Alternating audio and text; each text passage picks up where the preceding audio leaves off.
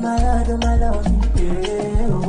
Anybody, I'm a make I no catch anybody. Yeah, you cause I think collapse anybody. I no call ya, they do Teletubbies.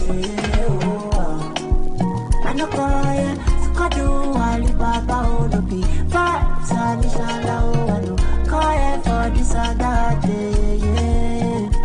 I know these small boys, they could December. Cause now, koto, skitty, pepe, dede, asenami, they do me. Some more boys they do me. Share you walk over there for some like to my baby. We go spray more milk. All I am is the Nicky more. Coconut oil, no fit to fry or do my no baby. My darling, my darling, oh my darling, my darling, my darling, my darling, oh my darling, oh my darling, my darling, oh.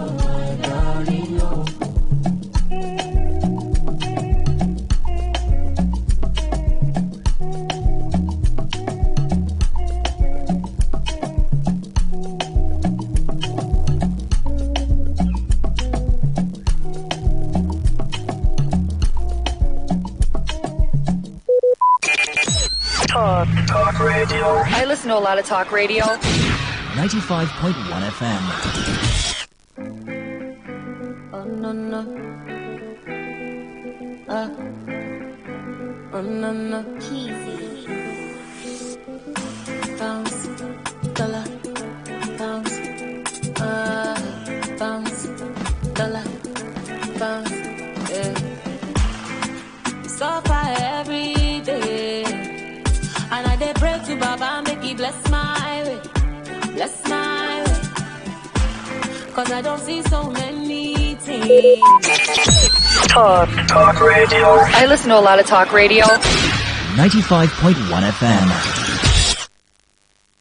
Every day, every hour, when the big stories break, depend on our 24-hour news team to bring you the latest. Today, 95.1 FM.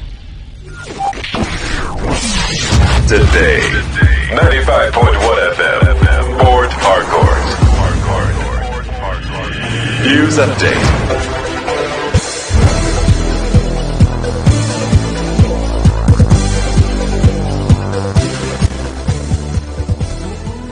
Hello, good afternoon. Here's a news update on Today 95.1 FM. I'm Rona Agbara. The Nigerian government, through the Accountant General of the Federation, Oluwatoyin Maiden, has issued fresh guidelines for the exclusion of third-party research grants, funds, of federal universities and research institutions from the Treasury Single Account, TCSA. This was disclosed in a statement by Bawa Mokwa, the spokesperson of the Office of the Accountant General of the Federation. The Accountant General Maiden said the new guidelines will be implemented immediately.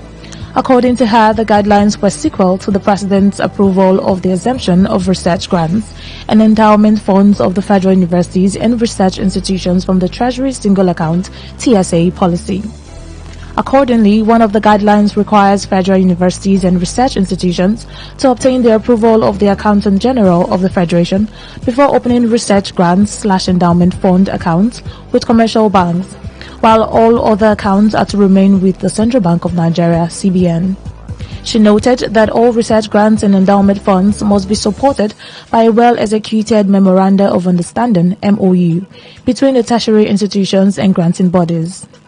She further stated that the Office of the Accountant General of the Federation, OAGF, shall maintain a list of all research grants/endowment fund bank accounts opened by all federal universities and research institutions under the presidential approval.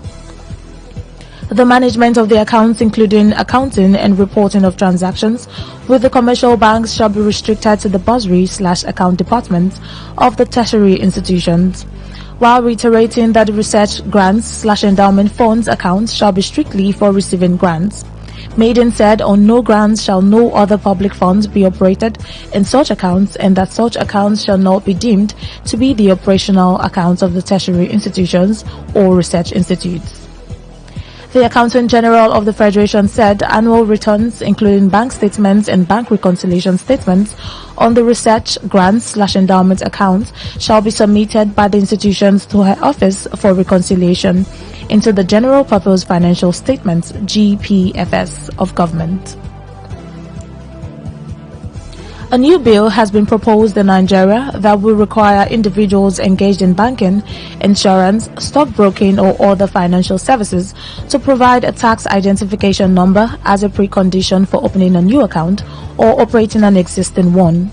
According to the bill titled A Bill for an Act to Provide for the Assessment, Collection of and Accounting for Revenue Accruing to the Federation, federal, state and local governments, prescribe the powers and functions of tax authorities and for related matters, this legislation aims to enhance tax compliance and improve country's revenue collection process. The bill obtained from the National Assembly and dated October 4th, 2024, stated that a person engaged in banking, insurance, stockbroking or other financial services in Nigeria shall make the provision of a tax ID, a precondition for opening an account or operating an existing account. This requirement is part of broader efforts to ensure that all individuals and entities are properly registered for tax purposes. The bill also outlines that any non-resident person supplying taxable goods or services to any individual in Nigeria or deriving income from the country must register for tax purposes and obtain a tax ID. However, non-resident individuals who derive only passive income from investments in Nigeria will not be required to register, although they must provide relevant information as prescribed by the relevant tax authority. The proposed legislation also empowers the relevant tax authority to automatically register and issue a tax ID to individuals who should apply for one but fail to do so. According to the Manufacturing Association of Nigeria (MAN), the outlook for Nigeria's manufacturing sector in the fourth quarter of 2024 looks bleak. The Director General of MAN, Segun Ajayi Kadir, has expressed concern about how current economic realities presented no relief in sight for manufacturers who had been struggling with rising cost of production and decreased sales. Ajayi Kadir painted a grim picture for Q4, going by the sector's performance in the third quarter, stating that earlier in the year, they imagined that the second half would be better, but rather than experience an upswing, they have continued to have a depression. He identified rising interest rates, high diesel prices, and electricity tariff hikes as major obstacles for the manufacturing sector, contributing 8.46% to the real gross domestic product growth in Q2 2024. The sector's contribution to real GDP growth dropped from 80.2% in Q2 2023 and was weaker than its 9.98% contribution in Q1 2024. He further stated that interest rates are still on the rise, the exchange rate hasn't improved, and they had an increase in electricity tariff, emphasizing that those factors had combined to depress the sector's growth. He added that they may be looking at a repeat performance, if not a worse performance, of the sector in the last quarter of the year. MAN had earlier documented its members' challenges in the Manufacturers' Confidence Composite Index report for H1 2024, where it decried the adverse impacts of the interest hike. The MAN DG also identified energy costs as a major concern for the sector, as he noted that while there had been a slight reduction in diesel prices, largely due to the Dangote refinery, the cost remained burdensome for manufacturers. The Nigerian Customs Service (NCS) has stated its commitment to the growth of non-oil exports in the country by enhancing trade facilitation. The NCS said it would continue to support manufacturers in the non-oil export sector through reforms and initiatives at the 7th Annual General Meeting of the Manufacturers Association of Nigeria Export Promotion Group held on Wednesday in Lagos. The NCS Lily Pond Export Command Controller Ajibola Odusanya stated non-oil exports' role in driving Nigeria's economic diversification, especially through the Lily Pond Export Command, newly established by the service. Odusanya said the Lily Pond Export Command had been instrumental in facilitating trade, particularly through its processing of non-oil export goods valued at over $600 million.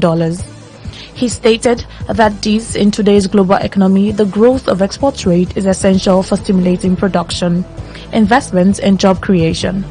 The Nigerian Customs Service has streamlined its export procedures to reduce bureaucracy, ensuring quicker processing times for exporters. The Lily Pond Command, for instance, processed over 300 containers of manufactured goods valued at over $200 million in just 1 year. According to the Lily Pond Export Command boss, customs have initiated some reforms, including the time release study, which measures the efficiency of custom clearance processes, and the Authorized Economic Operator Program, which provides compliant manufacturers with faster export procedures.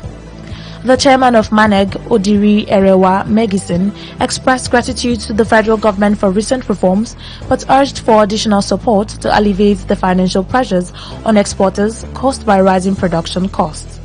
However, she noted that the removal of fuel subsidies and the increase in energy tariffs had exacerbated the challenges facing exporters. The MANEG chairman also appealed to the federal government to reconsider the exclusion of 34 exporters from the promissory notes program. And on the foreign scene, Boeing announced yesterday that it filed an unfair labor practice charge with the National Labor Relations Board against the striking union, claiming that the leaders of the union were not bargaining in good faith. The strike of about 33,000 union members from the U.S. West Coast factory of the company has already entered its 5th week, causing more financial pressure to the plane maker, which was previously reported to be losing millions on a daily basis amid the strike. In its complaint, Boeing accused the leaders of the union of misrepresenting the terms of its proposal to the union members. The company also alleged that the union did not bring to the table people who were authorized to make a deal with the company.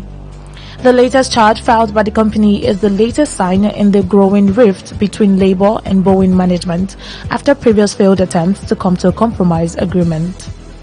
Boeing already withdrew its latest pay offer to the International Association of Machinists and Aerospace Workers. This came 2 days after the company and the union had talks with federal mediators. However, the company alleged that the union refused to seriously consider its proposals.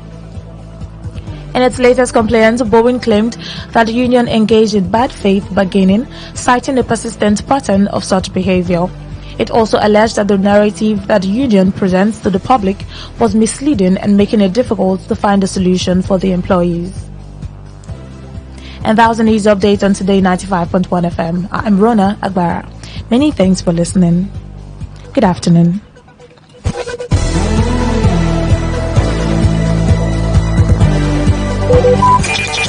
Talk radio. I listen to a lot of talk radio. 95.1 FM. You may not realize it, but do you know you can always show your love for others with simple gestures?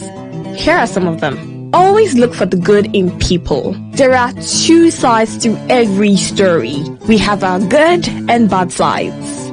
So, look for the good in people. Focus on people's potential. Everyone has potential. So, rather than put them down, help them realize it. Choose to love.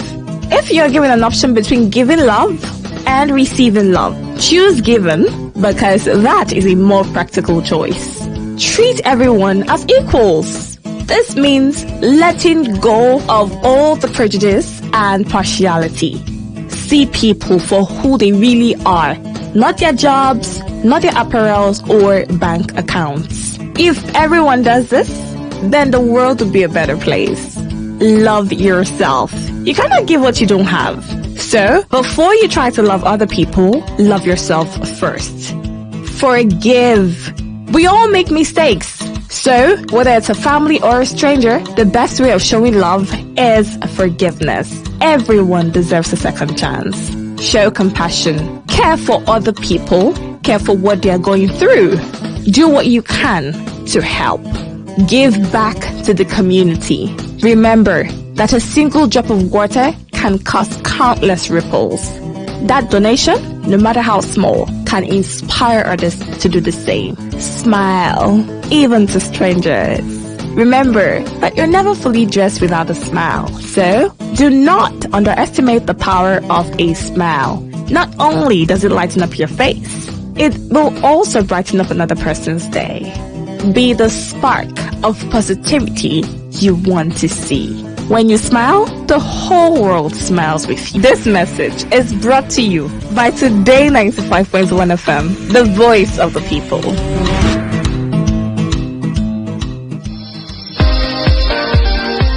Get ready as we take you through a journey of discovery, exploitation, and essence of natural resources on your premium talk and news and sports station.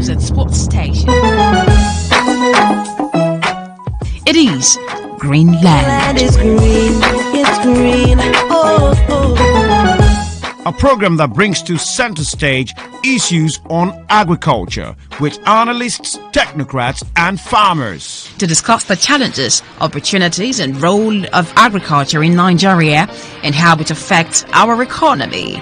Every Friday, 1 p.m. only on Today 95.1 FM, Port Harcourt.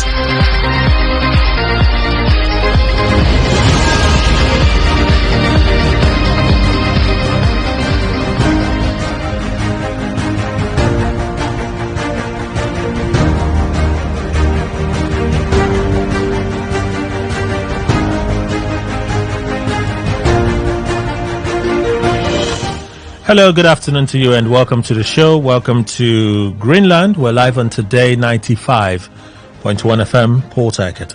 Fridays from 1 p.m. we talk agriculture, development in the agri sector. What can we do? What should we do? What are we doing to improve our food security as a people in this nation? And today will be no different. All right. Kelly Kemenjima is my name. Time check in our studios, 14 minutes now past the hour of 1, 11th October 2024. So it's difficult for me to resist this urge right now. So much happening in the country today. Fuel increase, the PDP drama. You just have breaking stories here and there. So I'll just mention some of them before we jump into our core area of focus today on Greenland. So I heard the Federal High Court Chief Judge has denied Nnamdi Kanu recusal request on Justice Yaku. Recall the last time at the Federal High Court, Justice Yaku had recused herself from the case on the request of Nnamdi Kanu, accusing her of alleged bias in that case. Well, the Chief Judge of the Federal High Court, which is John Soho, has rejected or denied Nnamdi Kanu that request, which would mean Justice Binta Nyako would continue to preside over that matter. I'm sure a lot of persons may not like it, but that's the headline we're seeing. And we hear a faction of the PDP has now gone ahead to appoint Yayari Ahmed Mohammed as the PDP acting national chairman. And of course, this is coming after that faction suspended the acting national chairman, Elia Demagum, from marching and carrying on the activities of the PDP, all right, in the country as its acting national chairman. And then moving on from there is perhaps the big news happening in the country. The Federal Ministry of Finance, the Minister of Finance is the chair of that special committee set up by the federal government of Muhammadu Buhari to negotiate terms of selling crude to Dangote in Naira and Dangote selling petrol and diesel in Naira, right? Initially, this same committee announced the sole off-takership of the NNPCL, all right, at the time. Somewhat around September 15 was that announcement, and it caused a lot of uproar. We've been hearing gossip, hints here and there that policy has changed. Well, this is the latest update. New direct purchase model. The most significant change under the new regime is that the petroleum product marketers, maybe it's Ipman or it's major marketers, can now purchase PMS directly, PMS is petrol, from local refineries. It marks a departure from the previous arrangement where the Nigerian National Petroleum Company Limited, NNPCL, served as the sole purchaser and distributor of PMS from the refineries. This direct purchasing mechanism allows marketers to negotiate commercial terms directly with the refineries, fostering a more competitive market environment and enabling a smoother supply chain for petroleum products. So this is the update. this is just the update. The update now is, marketers have been complaining they were finding it difficult to get access to Dangote. So with this development now, Ipman will now have access to Dangote to buy directly from them. All right, to buy directly. I just read, raised by Wale Edun, OFR Chairman, Implementation Committee, Honorable Minister of Finance and Coordinating Minister of the Economy. There you have it. Okay, so let's get into our conversation for Greenland today. About 3 weeks ago here, I had a conversation with Dr. Okedim. Okay, I had a conversation with Dr. Okedim. He has, I should mention it, he's a regular here. The regular guest here contributes on Greenland, and that conversation was about price gouging some 3 weeks ago. When we had the conversation, I was unable to take some of your remarks. So Dr. Okedim Ibo Andrew, member, governing board, Ignatius Ajuru University of Education, is also associate dean, Faculty of Entrepreneurship, Rivers State University, head of department, Agribusiness Entrepreneurship, same institution, head of department, Agricultural and Applied Economics, same institution, former head of department, Agricultural Economics, same institution, and agribusiness consultant. Okay, so we had that conversation 3 weeks ago, price gouging, where we're supposed to look at the overall implication, but apparently Dr. Okedim is a producer. Okay, he's a producer, and he complained about the cheating that happens from the people that buy from him and the markup they put on their price for sale to the public, and he described it as a problem. We had that conversation, and the past week I've been thinking, how can this be checked? Are they some weeks ago, about 3 weeks ago? I'll take you back to that conversation so you can listen, and then we'll talk when we come back. How about that? So stay on this dial. Today, 95.1 FM. Take a listen. Price gouging. I think that's the right word. Food price gouging. Price gouging is similar to profiteering, but can be distinguished by being short-termed and localized, and by being restricted to essentials such as food, clothing, shelter, medicine, equipment needed to preserve life and property. This is what we're looking at today. That's our first conversation, and we're looking at it in with respect to what happens at the farm, how it moves from the farm and it gets to the market. Is the disparity in price so much that somebody is losing at the expense of the other? Can it be checked? Are there consequences? These are the things we want to try to establish today. Is this a big issue around here? Yes, it's a very big issue. It's a very, very big issue that I want the government to look into. I want people to have conscience. You see, we do farming. Okay. I do vegetable, I do tomato and several other things. The farmer at the farm gate don't really make much profit. But those who sell, who retail, are the ones killing the economy. For instance, you buy a catfish from the farmer, catch producer, and the producer in 4 months, I'm saying in all sense of modesty, those who are producing fish can call and say, no, you're not correct. Or those who are buying can come and say, you're not correct. We raise fish for 5 months, and the highest you get is 300 naira or 200 naira per fish after 4 months. As profit. As profit. Now the person who buys from you to go to the market and sell in one day makes 400-500 naira per fish. That is gouging. Sorry, they buy from you, you make a profit of say 300 naira. Sometimes 200 per unit of fish. Sometimes 200. Yes. They make double that amount. That amount. Okay. Now, yes, that is what is happening. Now the people feel that when we sell, we want to go and buy other things. the price markup, the difference in price, the margin they make, is not human. When I say human, they're looking for abnormal profit. They're looking for abnormal profit. So at the end of the day, it is the farmer who produce that goes on with nothing. Then the person who retail, who don't have even almost zero inputs, goes on with all of the profits in one day. Now, check those who produce pure water. They will tell you the same thing. Those who retail pure water to sell in containers, those who hawk pure water, they make more money than the factory. I am telling you, go and verify. Okay. But it is worse. Sometimes the pure water stuff is sometimes you can do without. Let me put it like that. Sometimes, not all the time. But food like Gary, you cannot do without. You can starve yourself of water for a few hours and say, okay, let me go to the house, I'll drink water. Or I'm going to office, let me carry container and carry water for my house. Yeah. Or you're going to the farm. But you can't do that with all the food stuff.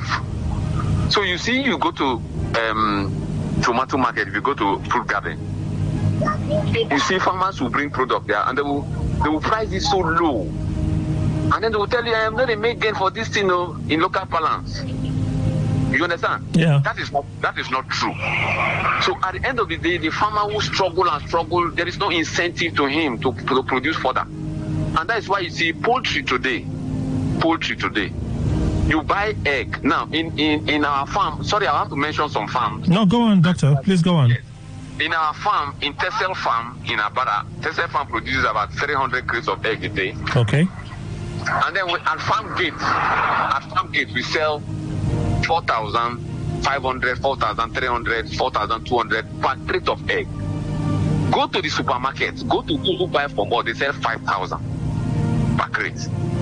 Just because you bought egg from us and transport to your shop, you're making 500, 400 naira per crate. Have you asked how the person who produced eggs for 6 months before they start to lay, how much the person is making? So these unfair prices you see in the market are artificial. They are not natural prices. They are artificial. They are caused by retailers. Okay. They are caused by unnecessary middlemen. A product like eggs, they're not supposed to have wholesaler. Okay. There are products that they're supposed to make wholesale. Unnecessary middlemen increase prices. So sometimes we'll tell the retailer, the consumer, go directly to the farm and buy.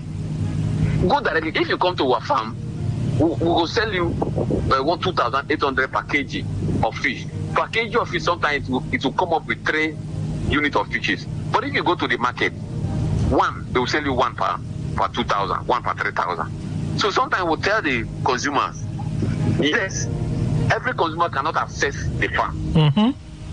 Now, when every consumer cannot access the farm and you're going to the retailer to buy, the retailer should have a human face. I had a situation where these people bought fish from my farm. I trailed them to Rumokoro market. And they didn't know I was the one who sold them the fish from the farm. Okay. And I priced one fish. The way they shut me down, okay, go, they said, go, I bet nobody saw buy them.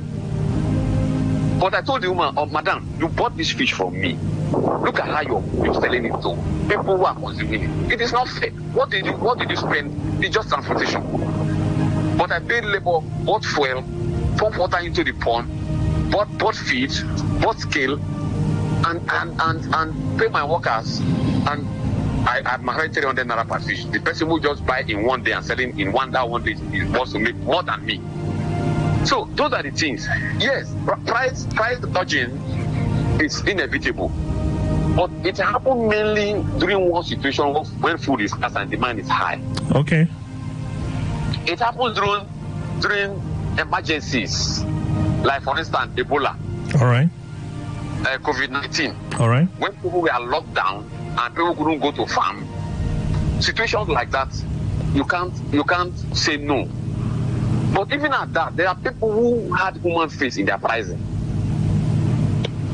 Are you getting me? Which would be moderate here? Because it appears your concern is the almost 100% profit that they are making from their actual cost price. That's the price you sell to them, the price they buy from you. What you declare as gain per fish, like for instance 300 naira, you say they make like 500 naira or 600 naira. What will be fair? What will be moderate here? In fixing costs, sorry, fixing prices, not costs. We consider our cost of production. So, if we can cover our cost of variable inputs, okay, that is cost of feeds, cost of labor, cost of water, cost of medication, we can cover that and then add a margin that is comfortable for the consumer. We are good to go. These people who buy from us and go to sell, they don't consider all of that. They consider what they will buy when they finish selling your fish. When they finish selling their fish, what they will buy. Well, at the end of the day, when they finish selling their fish, then, for instance, I'll pay my children's school fees from here. For instance, I'll pay rent from here. For instance, and I have medication. So they will put every of their problem inside that one transaction they want to do. Okay, doctor, yes. I do understand. Well, let me not say I understand. Perhaps I have an appreciation of where you're coming from, because you are a producer. You're one in the value chain, and that value chain has a lot of players. You produce, they buy from you. You know your issues and your challenges, which you have highlighted, and all of those things aggregate together got you the price at which you're selling. But can we also say that these buyers do not have their own cost of production, which they factor in?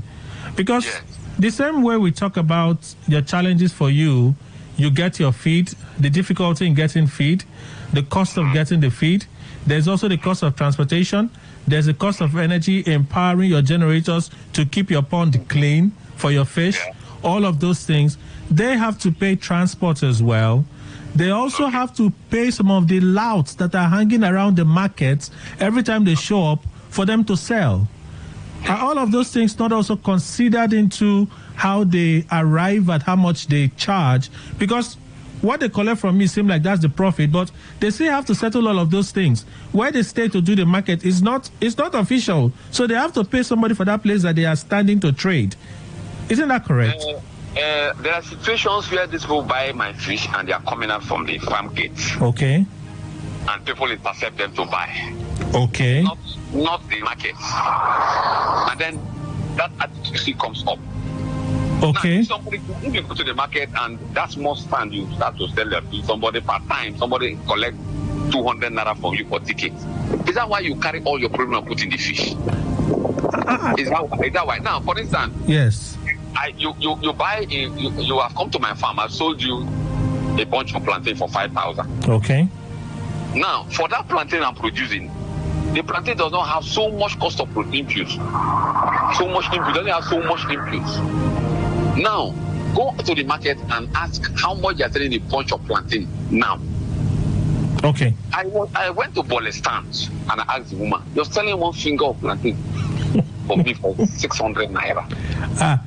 Your own is good though. I've seen 800, 900. Okay. And then I begin to count and I ask her, "How much did you buy a bunch of plantain?" Okay. How much? That sometimes you have 30 fingers, 40 fingers, and you multiply that 600 that time. The only thing is you buy is firewood or maybe charcoal and then your gravy or something. Now, should you put all of that into the bole you're selling? Okay, so doctor. Sometimes I'm saying I will refuse to eat and will just walk away because I know how much I sell plantain for my farm. Okay, doctor. You don't also agree that there may be unseen charges that these people pay that makes them... Hello? Can you hear me, doctor? Hello? Can you hear me? Yes. Can you hear me now? Yes. You don't also agree that there may be unseen charges that these people pay that makes them peg the prices where they peg them. You don't agree with that, or you don't think? Agree. Of course, if you're selling a product, you must have a cost to incur. Okay, but you don't. It's because they're incurring commensurate with the price they're giving to the public. No, because when we talk about commensurate, that's where I'm trying to perhaps just be in the middle to understand. Because unless I hear from those persons selling that they tell me this is what we pay, we have cases of multiple taxation, illegal taxation in our markets. You mentioned the cases of people that are intercepted as they leave your farm, but how many do they sell at those points? Do they still get into the open market to sell majority of the products? What I'm saying is that situations like that, do you also consider that, today that I'm not paying so much taxes, let me reduce your price? They have a fixed thing. They're telling you, this one, if I sell this one, I'm not going to buy rice. I'm not going to buy beans. Okay. So that is that is the mentality. Okay, I feel this thing is not only in food prices, but I'm concerned with food prices because food is a necessity. Yes. There are people who will not buy fuel; they will choose to trek. Okay. If I don't have a car, I can trek. But we're talking about necessity. True. Look at the filling stations. You still go to a filling station, 1,350. You go to some, and then you begin to wonder. If you sit down and you do calculation, somebody who is making 15 naira per liter of fuel can make a whole lot of gain. Kelly, I am telling you, somebody making 15 naira, even 20 naira per liter. Let me give you an understand. Okay. I referred somebody to Aquapet in Ibadan to buy pangasius fish. Aquapet called me and told me, if I make a referral to their farm, they pay me 20 naira per fish. Okay. Initially, it was discouraging. Initially, I said, how can you spend what about the 20 naira? But when it's in volume, high volumes, the return is good. That's what I'm coming. That's what I'm coming to. I refer somebody who buy 15 million naira unit of fish. Okay. And then we calculated 20 naira, and I got 300,000. Okay. Now, if you take 33,000 liters and you're making a gain of 50 naira, do you know how much you will make for 2 days, 3 days when you sell that? People want to make 150 naira, 300 naira per liter of oil. Okay. Go and investigate and tell. That is what is killing us. Okay. The same thing with this market women. Doctor. Yes, they have their little payment they make. It's not enough. We are killing ourselves because when you sell like that, you can buy another thing. But the thing is, we can't from our own view conclude that they are the ones they are arbitrarily doing it and taking all the profits. I think so. They are doing it. I have my reasons. So, doctor, you have said that's your thinking, but we cannot summarize that that's the case. And since we cannot summarize that that's the case, because you go to the market, even the independent marketer you talk about, when you have conversations with them, they tell you the difficulties they incur on the roads. The things they face on the roads. Doctor, one moment. They tell you some of the difficulties they face on the road. We have things that we call peculiarities, which are strange, really. We have things happening in our roads, in our markets. Some are by state agents. Some are by non-sanctioned, backed by illegal persons inside government, doing a lot of illegal things. Nobody decides to set a standard. People set their own standard to survive. Why should we necessarily feel like the man that sees a weakness, that lacks the moral rectitude to say I shouldn't do this, necessarily we should blame him and hang him because of the failure of a system to put measures in place to see that there is standards across board? Should I respond now? Yes, please. Kelly, I agree with everything you have said. The system has failed. I agree with you. Now, when demand and supply fail to allocate resources, we have what we call market failure. You understand? Yes. And that's what is playing now. I agree with you. The system has failed. There's market failure, government intervention. The moment you see, even in petroleum sector, the moment you see government intervention, know that the forces of demand or supply have failed to allocate prices. And that's what we call market failure. Let me tell you, go to the area where nobody pays rent, where nobody pays for shade, and somebody goes to fishing and comes out and is selling that fish to you. You put all their problems. I am telling you a situation where no extortion. Kelly, don't laugh. What is he doing? He's telling you that if I sell this fish, oh boy, I go buy rice. That is it. I'm trying to take a situation where people don't pay charges. Okay. Go directly. Now, the same people who come with doggers from the river to sell fish to a wholesaler. Somebody is not supposed to increase the chain. Okay. A wholesaler going to buy fish from a fisherman in the water size. You understand? Breaking bulk. What is bulk there that somebody wholesaler can break? Because the wholesaler breaks bulk. That this fisherman is supposed to sell this fish direct to the consumer. And so in two segments you have added a markup. You have added, the wholesaler has added his own markup, and then you're selling to the retailer. So the difference between the producer and the retailer is so much. And that is why I tell people, take a step. Move. That's why you see some women when they go to the market, they walk, go and through. They're looking for a better place. Because some people still have human face. And they are very few. They are few. So you'd have walked the entire length and breadth of the market to find one person that will sell you 10 naira cheaper than every other person. That have human face, that didn't carry all our problem or his problem into the market. Is there I agree that government have failed. If you allow me, I will tell you. Now, government can create farmers markets. Now, in this farmer market, it will take care of all these problems you have created. Now you have told us. No, but doctor, let's not even go too far. You're talking about mediation, intervention that government can intervene. Can't we check our policemen that are standing on the road, extorting drivers with different charges on a regular? That also is factored into how much they charge. Can we check the number of illegal tax forces in our markets that gather Agbero boys? Madam, you never drop 100 naira every day, 200 naira. Can't that be checked? Can we see that street trading stops? Market women, take your shops. These shops have been built by the government. We are renting them to you at a subsidized rate. Take there. Can't we see that bad roads are put in order so that when the person who is going to buy goes to the farm to buy, he will not factor in the state of the road. Energy cost is another one. Can't we do these things so that when all of these variables are put in check and the government says, now we can check price, the government can come out and say, the things that allow you to make losses, we have checked them. At this point, we can set price. Can't we do that? Kelly, you have provoked me. Let me go on. Let me use my local government as a case study. My local government has local government bosses that apply there. Maybe you've been seeing them. Okay. Those local government bosses have government police number. Police don't harass them. Okay. Put one basin of garri in that bus.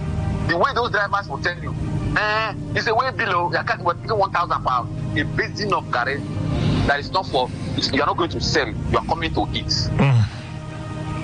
People don't have human face. Go to that address. Send an envelope of 5,000 to a driver to deliver somebody in Abua. Envelope of 5,000, Kelly, to deliver to somebody in Abua.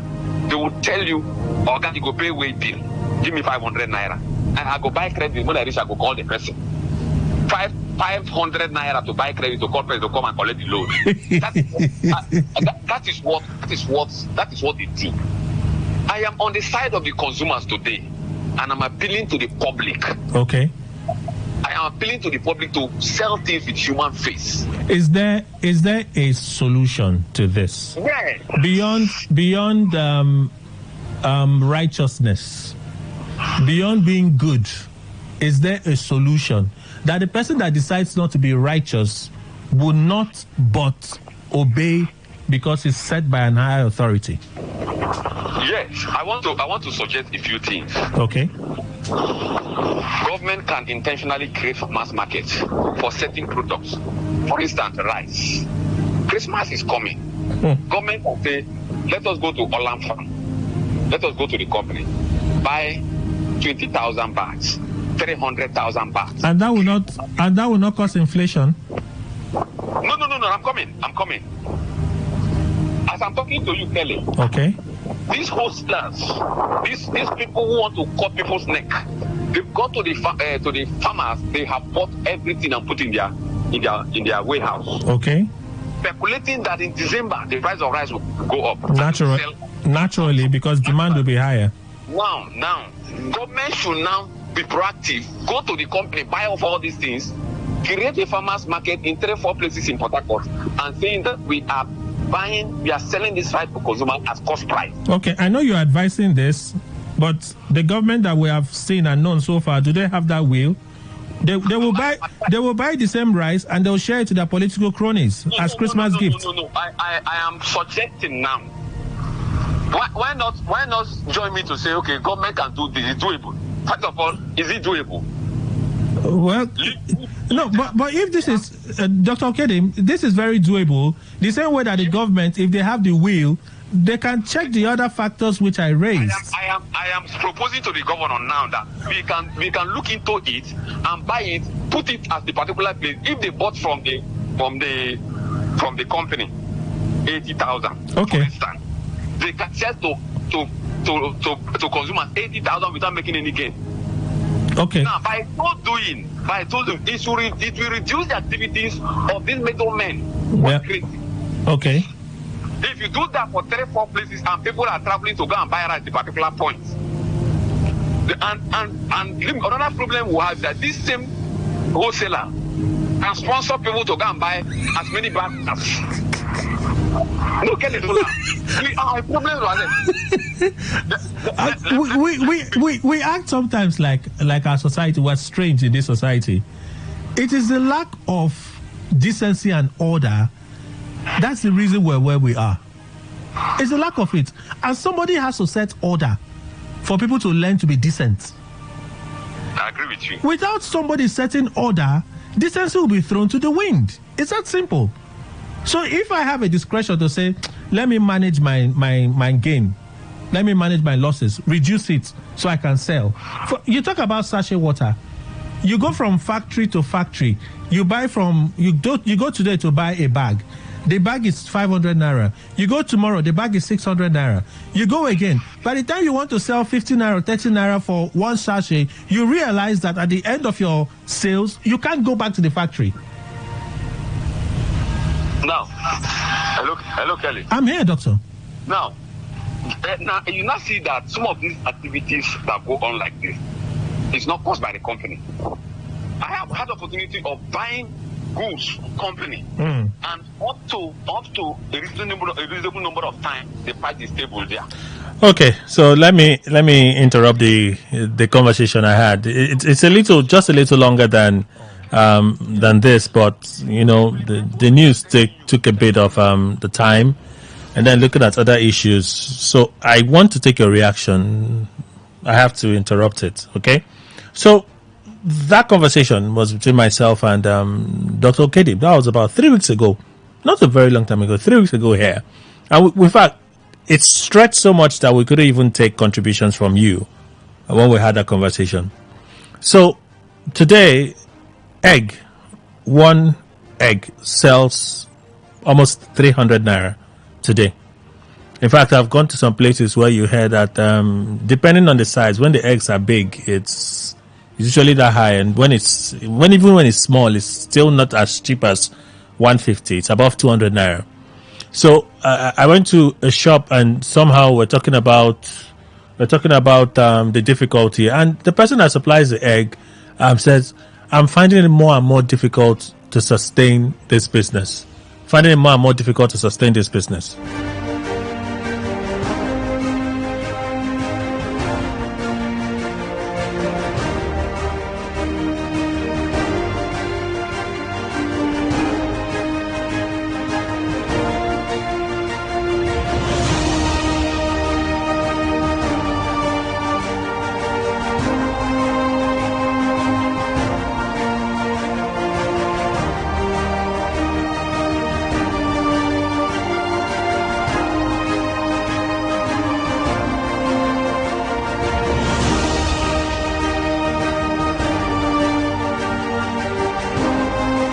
Sorry. So yes, the person that supplies the eggs, she has a poultry, and then she complains that it's becoming too difficult for her to sustain it. And for some days, she was unavailable. And later I heard, the lady that supplies eggs, she's come back, but the price has gone up now. I'm like, okay, 300 naira for one egg. I'm like, that was the reason for the delay now. She's been complaining for a while, so that was an indication that it was going to get to this point, right? So the woman struggles to get her products. She struggles to feed her birds and the rest of them so she can continue to get the big eggs. Even with that, she's still struggling. And then she manages to put the thing out in the market at the price that she feels is the crate. You buy the crate, and by the time you break it down into units, you realize that if you don't sell at this amount, there's no way you can make any gain out of it for you to go back to the market. So that is one situation. And there are many situations like that. So Doctor in that conversation actually was our guest. But he's also a producer. So when you listen again, you realize that Doctor was actually complaining of something that he sees, and he sees it as a problem, right? He feels that those buying are exploiting the situation to make gains. Do you agree? Do you agree? Do you agree that that may be the case? Are they the problem? Are they the problem? They buy at a cheap price, and then they mark it up more than they should so they can make the profit. So possibly why we have the prices of food items as high as they are in our markets. Is that possible? And then, can it be checked? We talked about certain things that can be done in light of our peculiarities. Can it be checked? Can we check this practice? If it's so much of a problem, can we check it effectively? Is it possible in Nigeria? Because if we had measures in place, structure set up, systems in place, like one of the suggestions you made towards the end of it, perhaps you didn't even get to that part, but when we had a conversation, he said, go to the markets, go to the farms. The government gets to the farms, they buy the produce off the farmers. Buy the produce literally off the farmers. When you get it from the farmers, you bear that burden. So the issue of transportation, all of those things will now rest on the government, and the government can now set price. But if you're not doing nothing, the roads are not in good condition, the market conditions are not placed by you, what do you want people to do? Anyway, so the questions I have asked already. Can we effectively check this phenomenon? Can it be checked? That's one. Do you also agree with Dr. Okedim that indeed those that buy from the producers are the problem? They are being greedy. In fact, they are being too greedy. So they set the price so high because they want to make profit. Is that entirely the case? 0817 00 00951 0810951091. Again, 0817 000951 0810951091. Good afternoon. Welcome. Good afternoon, Kelly. Once more. Happy weekend to you. Robin Mejo, the farmer. Welcome, sir. God bless you and greetings to our guest, Dr. Kedu. Please go on. I listened to you the other day, talked about 3 weeks back. Mm-hmm. And he repeated himself today. No, I just brought back that conversation. Okay, good. Now, I agree with him. It's a big problem. And like I have highlighted, illustrated, the problem is the government. Because those who want to the farm to buy, like, you are right to analyze the harassment by monthly taxation by the boys on the junction in every market. You don't expect a woman who lives at home, leaves her husband, leaves the children for money to return back home, telling the wife cannot get other things for the family. Because this poor woman, the Senate president who said he will be eating, he will be protesting. The poor market woman says that a senator is having a vessel of 116 million that his entire family, the grandfather, great-grandfather has never seen. So everybody's run back home. Okay. It's government failure. Government must rise up. The fact of, you are aware that day, a new commissioner for commerce and industry at the Sunny River State. Do you have any industry in River State? I guess you would have to create one then. You would afternoon. Okay, I'll remind you the family. Thank you so much. So if government doesn't step up, it can be checked. It can be checked. Today 95.1. Good afternoon. Hello, good afternoon. My name is Stephen Nido. Welcome, Stephen. Please go on. I think what that the previous conversation that you have with the doctor, I think what that man is saying is right. That the aspect that we need to check on is the aspect of the marketers transporting their goods from where they buy it to the market, and the government need to regulate the price of goods and commodity. I can tell you for free, since Tinubu assumed the office as a president, have not been taking milk because I can't afford it to buy milk, because the tin of milk is up to like 700. So my brother, even Gary that we are debating on now, if your pocket is not deep, you cannot buy it. So I need I like let the government regulate all this stuff. No, but that's the question we're asking now, Stephen. How can the government regulate it if the government is not helping to push down the cost of production for the persons that are producing and the buyers? Because it's their duty to come down and regulate it, because that is what makes them. That is why we elected them to be in the office, to solve most of our problems for us. Okay. They are busy playing politics and forgetting of what to do for the masses of this nation.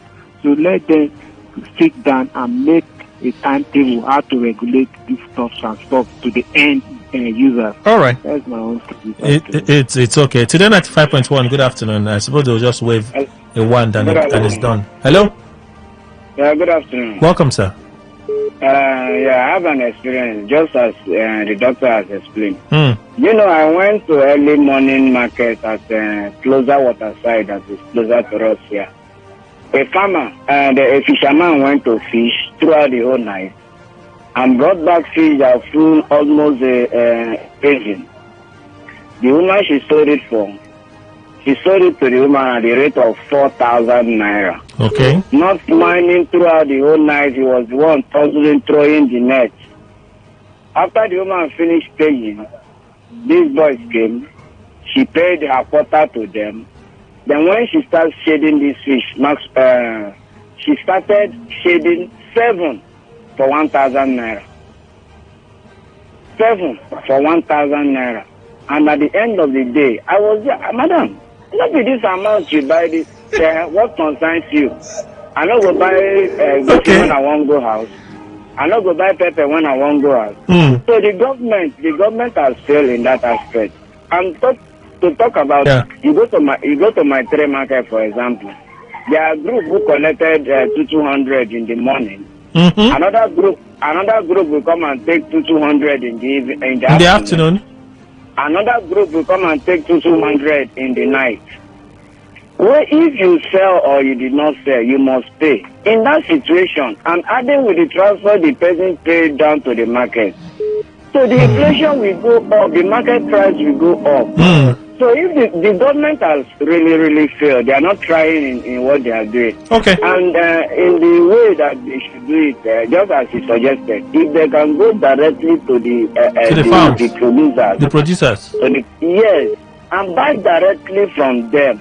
And say, okay, this is the particular point you can go and buy this thing. Okay. It will be good. Okay. Thank you. It will be good. Thank you so much. Let's see if we can take a final call and close. We say it's two ways. That's what we're establishing here. Somebody has to be in the middle. Somebody has to be in the middle to correct and check the excesses. If that person in the middle is sleeping, the trend will continue. Our final call today, 95.1. Good afternoon. Good afternoon. Welcome, sir. Please go on quickly. My name is Mike. What Dr. Kelly said is nothing but the truth. He's on the side of the consumers. Okay. I was a farmer in poultry and fishery. 3 years ago, I stopped farming because when I brought my chickens to the farmers to buy, to the sellers to buy, because they complained my farm was too far. Oyibo. When I even brought them to my free market, they still insisted on the price they were giving to me at Oyibo. I sold. When I finished selling the fish, the chicken, I had nothing to start the following year. The same thing happened to the fish. I have a fish farm in Oyibo. By the time the market women came to buy, they were pricing me a kg of fish less than 500 naira. So, my dear, ever since then, I have decided I'm a retiree. Okay. I just wanted to help the consumers. Okay. So, what you will help us to do is to advertise the names of these farmers. All right. I go to as far as I have to go. Sadly, I'm out of time. Sir. So again, it's two ways. Depending on where you're looking from. That's the reality right now. The person in the middle, would they step in to fix this problem? Only time will tell. Kelly Kemejima is my name. That's Greenland for this week. The news updates at 2 and more to come. Today 95.1. Good afternoon.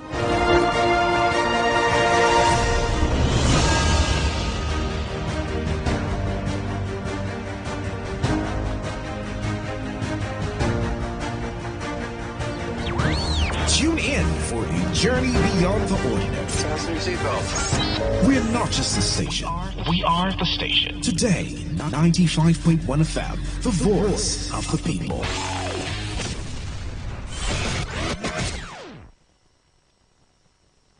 Whether it's happening in Port Harcourt, South, Nigeria, or around the world, we've got you covered. On air, online, delivering balanced news and unbiased analysis. Today, 95.1 FM. Today, 95.1 FM, Port Harcourt. News update.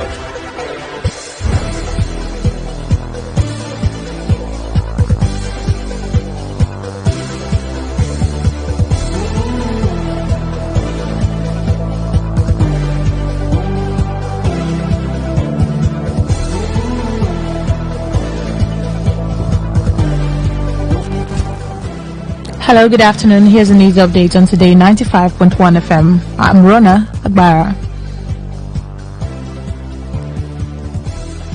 The Federal High Court in Abuja has restrained the National Executive Committee, NEC, and Board of Trustees, BOT, of the People's Democratic Party from removing Iliya Damagum as the acting national chairman of the party. The court ordered that no other person must be recognized as PDP national chairman other than Damagum until the national convention of the party scheduled for December next year.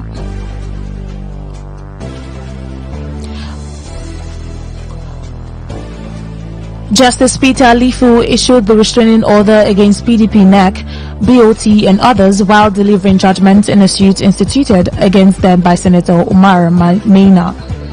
The judge held that in line with the Articles 42, 47 and 67 of the PDP, it is only at the national convention of the party that national officers can be elected. Justice Lifu said the PDP members are bound by the constitution of the party and as such must always act in line with the provisions and obedience of the party's law. The plaintiff, who claims to be chairman of the PDP in Yobe State, had instituted the suit against PDP and 8 others, alleging that some stakeholders of the party have been holding secret meetings to forcefully remove Damagum from the office in gross violation of the party's constitution. He said that a former deputy governor of Kogi State, Philip Salawu, was being pushed forward as replacement for Damagum by the stakeholders. Maina claimed that upon becoming aware of the plan, 2 separate letters complaining against the secret meetings were delivered to the National Secretary of the party, Senator Samuel Anyawu, and that despite the acknowledgement of the 2 letters, the National Secretary and BOT members have never deemed it fit to act on the letters and their claims. Meanwhile, following the suspension of Iliya Damagum as the acting national chairman of the People's Democratic Party, the Debo Ologunagba Group of the National Working Committee, NWC, has approved the appointment of Yayari Mohammed as the acting national chairman. The development is contained in a statement signed by the just suspended National Publicity Secretary Debo Ologunagba. The appointment, which takes immediate effect, is pursuant to the provisions of the Constitution of the PDP as amended in 2017. The development comes amid a worsening internal crisis in the PDP. The Federal High Court of Nigeria has rejected a request by the detained leader of the proscribed Indigenous People of Biafra, IPOB, Nnamdi Kanu, for Justice Binta Nyako to rescue herself from his case. Chief Judge of the Federal High Court of Nigeria, Justice John Soho, returned Kanu's case file to Nyako to handle, saying 2 other judges were previously recused from the case. Justice Soho stated that Kanu's case was reassigned to Justice Nyako due to its prolonged nature as far back as 2015. Since she had handled the case for the most part, she was deemed the most suitable judge to see it through to its conclusion. However, the Chief Judge directed that if at the next hearing of the case, Kanu still insists on recusing Justice Nyako, he must file a written motion on notice with an affidavit stating all the grounds for requesting the recusal. And on the foreign scene, Nihon Hindakyo, a Japanese group of automatic bomb survivors, has won the 2024 Nobel Peace Prize. The organization, made up of survivors of the bombings of Hiroshima and Nagasaki, was recognized by the Norwegian Nobel Committee for its efforts to rid the world of nuclear weapons. Nobel Committee Chair Jørgen Frednes said the group had contributed greatly to the establishment of the nuclear taboo. Frednes warned the nuclear taboo was now under pressure and praised the group's use of witness testimony to ensure nuclear weapons must never be used again. Founded in 1956, the organization sends survivors around the world to share their testimonies of the atrocious damage and suffering caused by the use of nuclear weapons, according to their website. Their work came almost a decade after the devastation of Hiroshima and Nagasaki. And that's the news update on Today 95.1 FM. I am Rona Agbara. Many thanks for listening. Good afternoon.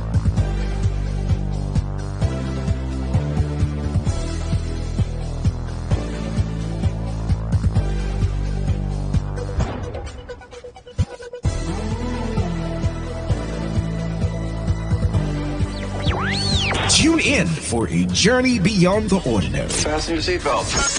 We're not just a station.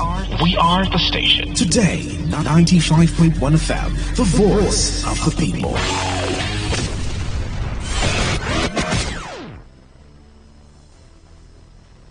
Say no to the ordinary. Embrace the extraordinary, because we are the voice of the people. Today, 95.1 FM. Today, 95.1 FM.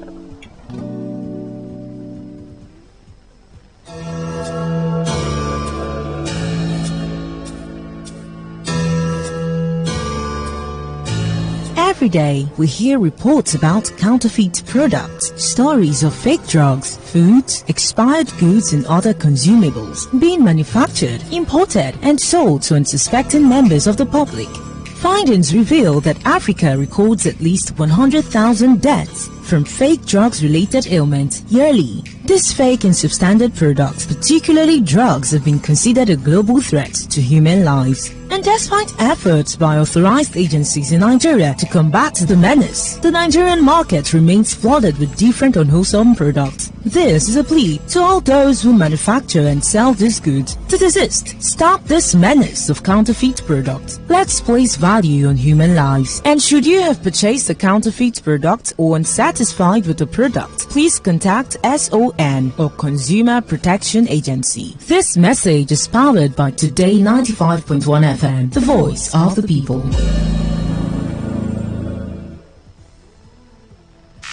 Unleash the power of the airwaves with the ultimate radio experience. Tune in to Today 95.1 FM, the voice of the people. Don't just listen, immerse yourself. That is 100% true. Jules, baby. My darling, oh.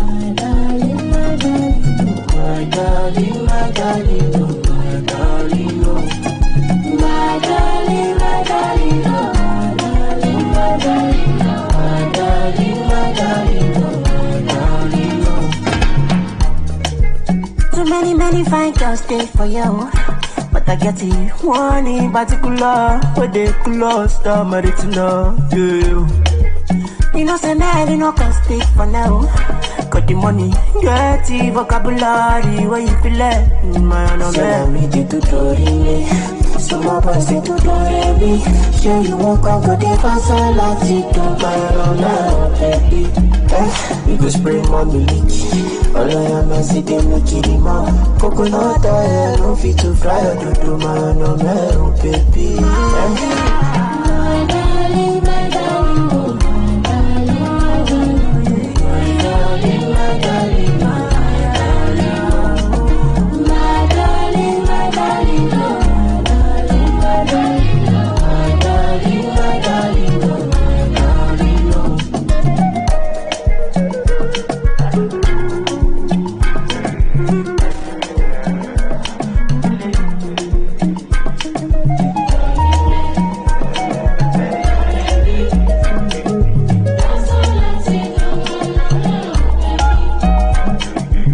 seriously, I wish I could go fight for divorce if you go. Follow me to my heart, oh my love. Follow me to my heart, oh my love. Yeah, oh. Anybody, I'm a make I no catch anybody. Yeah, you cause I think collapse anybody.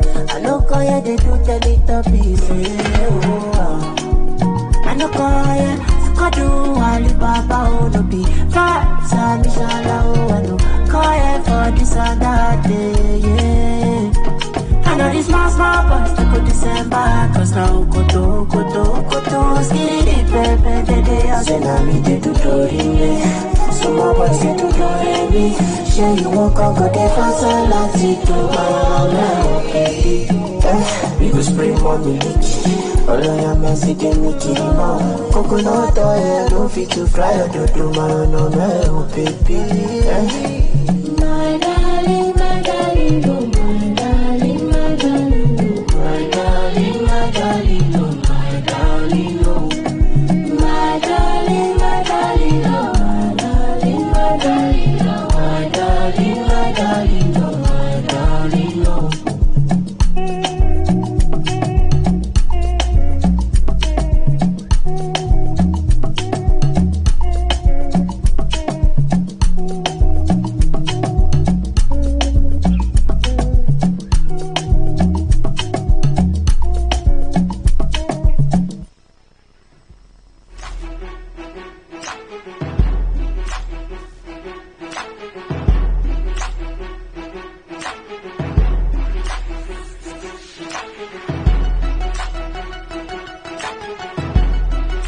All right, welcome to Talk That Talk on Today 95.1 FM. Yeah, Queen is here, smiling and sitting pretty as always. Story. I'm going to get at you. I know. Sitting pretty as always. That's the truth. You know, you were asking me questions just some minutes ago. You know, very pertinent questions. What's the question? Yeah, you're asking. You know now. Talk the question. Should I say? Say it. The listener. Should I say it? Makes it and shame. No. Let's just leave it for our ears. No, say it now. Which ear? Right. Let's just leave it for our ears. Don't want to say it. I don't want to remember that you still owe me. And you don't want to pay me what you owe me. I've told you, and that's okay. I've told you how I'm going to pay you. I know that you are doing shakara. Sometimes you want to, maybe you just want to keep it so it gets it takes time, so that when you give me it becomes a lot. It means a lot. Are you waiting for my birthday? When I give you, are you waiting for my birthday? Is that what you're waiting for? Or Christmas package? Are you ready to take it? Christmas package, is that what you're waiting for? Wait now, are you ready to take it? What do you mean by ready? Explain. Which one? What do I need to explain? Take something now. What do you mean by being ready, Maxwell? You need to be ready now. Ready how? How do you define readiness? To come and take. How do you define readiness? How do you define readiness? You don't want to say it though. How do you define readiness? Readiness is to be ready. It's to be Body, soul, and spirit. It's defined as a system whereby you're ready. Body, soul, and spirit. Oh, okay. To accept. Body, soul, and spirit. To accept whatever is Mine giving. Is to give. Yours is you to will give. Accept. You know what? I'm not going to take again. I want to give. You want to give? I want to be the one to take you out. No problem now. I changed my mind because this thing has lingered for too long. What is this? No problem. I don't like it. What do you want to give me? What do you want to give me? I heard you say you like plantain, so I think you said you like plantain. No, I will tell you what I like. No, I remember you said I don't like want plantain. Edible. Okay, you don't want edible. What do you want? Money? In kind. In cash? No, not in cash, in kind. So I only gift people cash or food. Or food? Yes. Take my account number. All right, call it. You give me later now. No, let me give you now. Okay. In the presence of everybody. Okay. Now the local government elections have come and gone, and unlike every other elections, also once they are done, litigations upon litigations. It's not as though we don't have that in other climes, but I think it's a little bit less over there. Yeah. But here in Nigeria, hey, litigations. The only difference is that post-election litigations have a time frame. Like the presidential election and other elections came and they are gone. Though I've done theirs, they are going to court. In Nigeria, once you hear go to court, you know, it became a street. It's now language. part of our lexicon. Yeah, go to court. Go to court. If you're not satisfied, go to court. Just the way I've been asking you to buy me ice cream. Go I to court. should go to court. Yes. I'll sue you. Go to court. So you hear that a lot, and the judges are stretched. Yeah. They have a lot of work on their hands. And I've asked this question, like you've asked. Can't we just have an election where, after the elections, everybody will say, yes, he won it. I mean, the participators now, all other parties will say, yes, he won. Is it possible for us to have that kind of election so we don't have this post-election litigation that will keep on dragging? Because sometimes... And the effect? Yes. Because when the man is sitting there, the man is also looking for a way to tighten his corners so that they won't boot him out of office.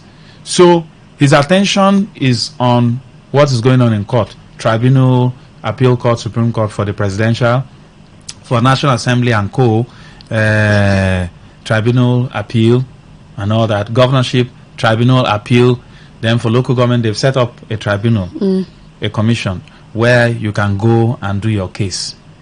Now, is it possible for us to have no post-election litigation? As in, after elections, all parties will say, yes, indeed. We accept this leader. We accept him. Yes, we contested, but from what we are seeing, not the result, the process. Yeah. Because if you take a listen at what Peter Obi have been saying, he's saying it's not even the result that is the thing. It's the process. I gave you an instance. If they were to share plate of food with a lot of meat, and we are 5 in number, and they kept 1, 2, 3, 4, 5 plates, and then they, did piece of paper, you have label 1, 2, 3, 4, 5, and the piece of paper have these numbers, and then they shake it in the presence of everybody. A lot. Throw it on the floor like the lot. You pick. If you pick number 2, that's plate 2. You see that there's a level of transparency. Everybody, if your own has 2 meat, you know that now you choose that one. If your own has 1 meat, you won't complain. But if they kept those 5 plates of food and say, everybody go out, then somebody will now come and say, Queen, come and take this. You're my friend. You're my friend. Abel, come, carry this one. You see, there will be problem. Yeah. And people will protest. Yes, and raising this questions like process that you mentioned, especially for gubernatorial elections and presidential elections, they begin to ask questions from primaries. How did the person who's going to carry the flag bearer, how did the person emerge? You notice that from primaries in the electoral process, there are already complaints. This person was not supposed to be merged from this party. So you see them go to court too. Yes, from in there, their own family. Yes, from there it just begins from there, and then somehow the public recognizes that this is the flag bearer for this party. After that, parties begin to hustle and bustle again, litigations here and there. The process. You talk about stakeholders, INEC. A lot of people have questioned the promises that INEC made in 2023. IREV and all. The results were uploaded in real time. Yes. In real time. So you begin to question also these bodies. You begin to question the people too. And you look at all of this and you say, oh, is it possible to just have an election and then everybody moves on? Move on in a situation where they also know that the process was transparent. When you say move on, there are people who know that, no, this thing was not properly done. I will fight to the end. Yeah. This is my right. I got from the result I got here is different from what they are announcing. If the 2023 elections, if they were putting the result in real time, like you could log in, do you know to a large extent, and someone won, people will say, now I've voted. You guys voted now, so why are we complaining? No need. If it was seen, because in as much as you have internet, you could just log in, but we didn't see anything. Later we had glitches. But the UK election that brought in Keir Starmer, Rishi Sunak's party lost. The whole thing, people were seeing it. You could stay in your bedroom, vote. You're at work, you vote. We didn't even know election was taking place. And then you hear questions like we're still developing, but another important question is how many years would it take for this sort of development to occur? We are 64 now. Yeah, we're 64. With the amount that's being channeled into these courses. The 2023 election, the billions, INEC. 350 billion. Yeah, with assuring that, this was going to work. And they said the game changer was going to be the beavers. Now the local government elections have come. Oh, I said IREV. Sorry for what I said. IREV. Beavers, rather. The local government elections were held last week Saturday, and some other political parties are already complaining. They're already complaining. So we're asking, is it possible for us to have an election where at the end of the day, even other parties will say, yes, indeed, whoever emerged through a process that we know was transparent to a large extent. It might not be 100%, but at least 70, 80 something percent. People will say, okay, yes, no, wahala. It's good. He has emerged. There's no need going to court. We were there now. We saw how transparent the process is. What they wrote, what I got in my word is what was announced. Yeah. What did you get? Is it the same thing that was announced? Yes. By the time 80% of the people, or 80 something percent, both observers, other political parties, and all that say, yes, actually, this is transparent to a large extent. Yeah. Maybe we will not have litigations. Maybe we will not have complaints. Maybe we will not have, other political parties feeling, that they've been cheated. Yeah, because as much as the judiciary is there to, interpret, apply, and enforce laws, and last hope of any man, sometimes we say common man, right? But at the same time, we see the system talk about the challenges that they face. And then you look at all of these litigations and then the burden it puts on that system because of how maybe not so well equipped it is up to standard and the progress it has made as an arm of the government. And so you begin to wonder how it will stall judgments, not just stall, take a lot of time too. And then people who are in political offices, how it also affects governance. Because if these processes you just let go of those litigations, let go of these processes, and then this person just comes as, winner, choice, this is what the people wanted, or this is who, rather, the people wanted, and begins to just, go on with democracy, as they call it, as we call it, rather. And we see that people can begin to hold their leader responsible and accountable for what the leader is supposed to. But you can sometimes you hear on the streets, they say, that man is going through a lot. There's just so much. His attention is divided. He can't even concentrate. Because 1 year after, 6 months after he assumed office, there's still litigations here and there. Is it possible? So what are the systems that we need? What are those systems that need to be put in place to ensuring that, okay, you know what, after election, at least to a reduced extent, like you said, not that it should not exist, because if you're not comfortable with something, then you should go to go to court or go to the judiciary, where you know that evidences will be brought forward, and if it's duly yours, exactly, it comes to you. But we have seen, or you can also tell us, the disadvantages that this has caused governance in terms of the work that is put in. The disadvantages, they might be termed as enormous, really. So is it possible for us to have a system where we have no post-election litigation? So we can just go with what you call it now, development, real governance after the elections, so that there won't be issues, because that will also help the court. You will have less issues. You know, I've always said this, that if we sanitize our society to a large extent, the judges won't be overwhelmed.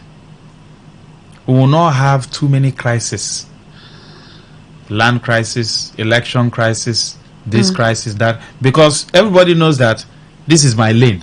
This person knows that, yes, we will have court cases, but from what we are having, especially, you know, from even the primary elections, after primary elections have held, you hear this one say, oh no, this man is not the rightful candidate. Maybe stakeholders sat and they did their mago. So even within the party, they don't even have internal democracy. That's where it starts from.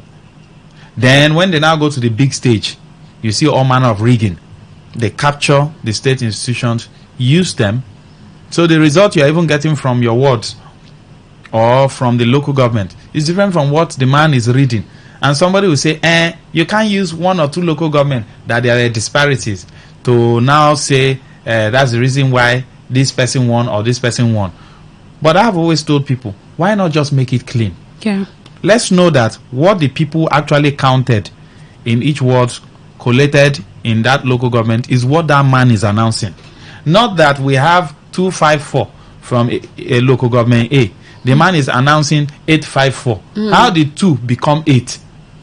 So even if it's one LGA, correct it first. If the other person eventually wins, thank God, no problem. Because we will now know that, okay, it is actually 254 from LGA. And 254 was what the man read. And then 254 was what was uploaded online. So everything corresponds. If they do that in 70 to 80 LJs, even if there are small discrepancies in other LJs, people will just say it's negligible. Like in math, there's what they call infinitesimal. You can neglect some certain figures, you just let it go and then do a roundup and say, okay, this is the answer. But in this case, the thing is so big. We saw in the 2023 elections in a particular state, they say, oh God, what you are reading is different from even what we are seeing there. See now. When he says stop reading, he said, no, we must continue to read. I think the 2019 elections, I was an ad hoc staff. I think I was a core member of something. 2019 was when was that not when Buhari was elected, second tenure, I think. Ad hoc staff. I was not a broadcaster then. I was not actively broadcasting, rather. I think I was still serving. And an ad hoc staff in Enugu State at the governorship election. Words on the streets. You already knew the people. You already know the people wanted to vote. And so as what's this person now who heads a polling unit, what do they even call it? Yes, as the presiding officer. I can't remember now, but I was the one who headed that polling unit, right? And you could just bringing out those ballot papers and showing the people, how transparent it is at the polling units and all, and you could see the excitement in people's face. And it was, everybody knew that this was who we wanted, and we came out en masse and voted for him. It didn't matter whatever you wanted to do. It was a very peaceful election. So you begin to see this process. Now that's for gubernatorial. Did they translate into what they read? Yes, it translated at the state level. Yes, it did. It translated. Yes, that election. So if like you said, the process is a huge concern because when the process is full of irregularity, so people can really come out and say, you know what, we have to defend this, or we have to argue this. Obvious irregularities. Oh, there are pictures, there are videos, we can see these things. Or can you prove, was this edited? Was the ballot box not stolen in this place? Are there no videos to this? And so people begin to say, oh, interested parties, you know what, let's go to court. So the process, whether they will get justice or not, that's a different ball game. That's a different because in Nigeria, once they tell you go to court, you need to pray hard. But they should get justice. They are supposed to. They should get justice. But so, we are seeing what is going on now. We are not dummies now. Even if I'm not a lawyer or you're not a lawyer, we are not fools now. We are not zombies. We are seeing. It wasn't like this 10 years ago. It wasn't like this 15, 20 years ago. No. Right now, court orders are like, my. You just go to the market and buy moi or akara. And the work, the burden it puts on the judiciary, like you mentioned earlier, where people are beginning to now think that the judiciary is getting too much work. A lot of people have labeled the judiciary as a supermarket. Yes. And so starting from the process. Is there or maybe we shouldn't be talking about the process. What should we be talking about exactly? You tell us, right? How really or truly can we avoid these litigations? And Maxwell, most importantly, the burden it puts on governance. The time spent on addressing these matters than doing what you're supposed to do as an elected official who should represent your people or govern the people. I'll give you a case study. When Omeha came in, that was in 2007. When Omeha came in, May 29, 2007, June, July, they were in court. The Amechi camp, they were in court. By October, there was a ruling that Omeha was not the rightful name right from the primary level. You see where the problem emanated from. So the party failed to adhere to internal democracy ab initio. That's where the whole problem started, though. The Amechi's camp is claiming that my name is supposed to be there, not the name of this other man. Hence, he's not the governor. And the Supreme Court ruled and said, we don't even know him. Yes, physically. We know that, Omeha was there from May till October. Can't remember the date now, 17 or 20 something, when he left office. But in the eyes of the law, Omeha has never been governor. When Amechi came, he just decided that he was going to run from that October. Else, we would have been having staggered election, because Amechi would have said, no, I must serve my 4 years. These few months, I must serve and complete. So let's do another election, or swear me in. Let's do a new, you understand? But he said, no problem. He will just continue. That's why you see Rivers is not having staggered election. So you see the problem from the primary election. The party failed to ensure that they give the right person. And even parties say, you ask, do they even do primary election, or they just do primary selection? The man who is there as governor wants to leave would look for one. Say no, this boy will not be loyal. Let me look for. And one would assume that every structure should have laws that govern it. So as a party, the laws, should there be some form of rejigging? Are we the ones who, if I'm not a member of your party, I'm a broadcaster, I just come here and talk. Should I be the one who come tell you how you should follow your laws? So most times you see what happens within the party structure, they bring up someone that the people who are not party members don't like. So they will now be forced to capture the state institution so they can rig to put because they see that this person is not even popular. People don't want the person. There are other people within that party that the general public actually want to.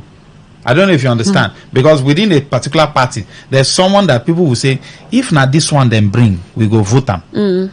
You understand? But because of pecuniary purposes, selfish interest, they will now bring up somebody that will not be accepted by the people. And because it's a big party, and the people have not accepted the person, they will now look for a way to push by force. This person must enter office.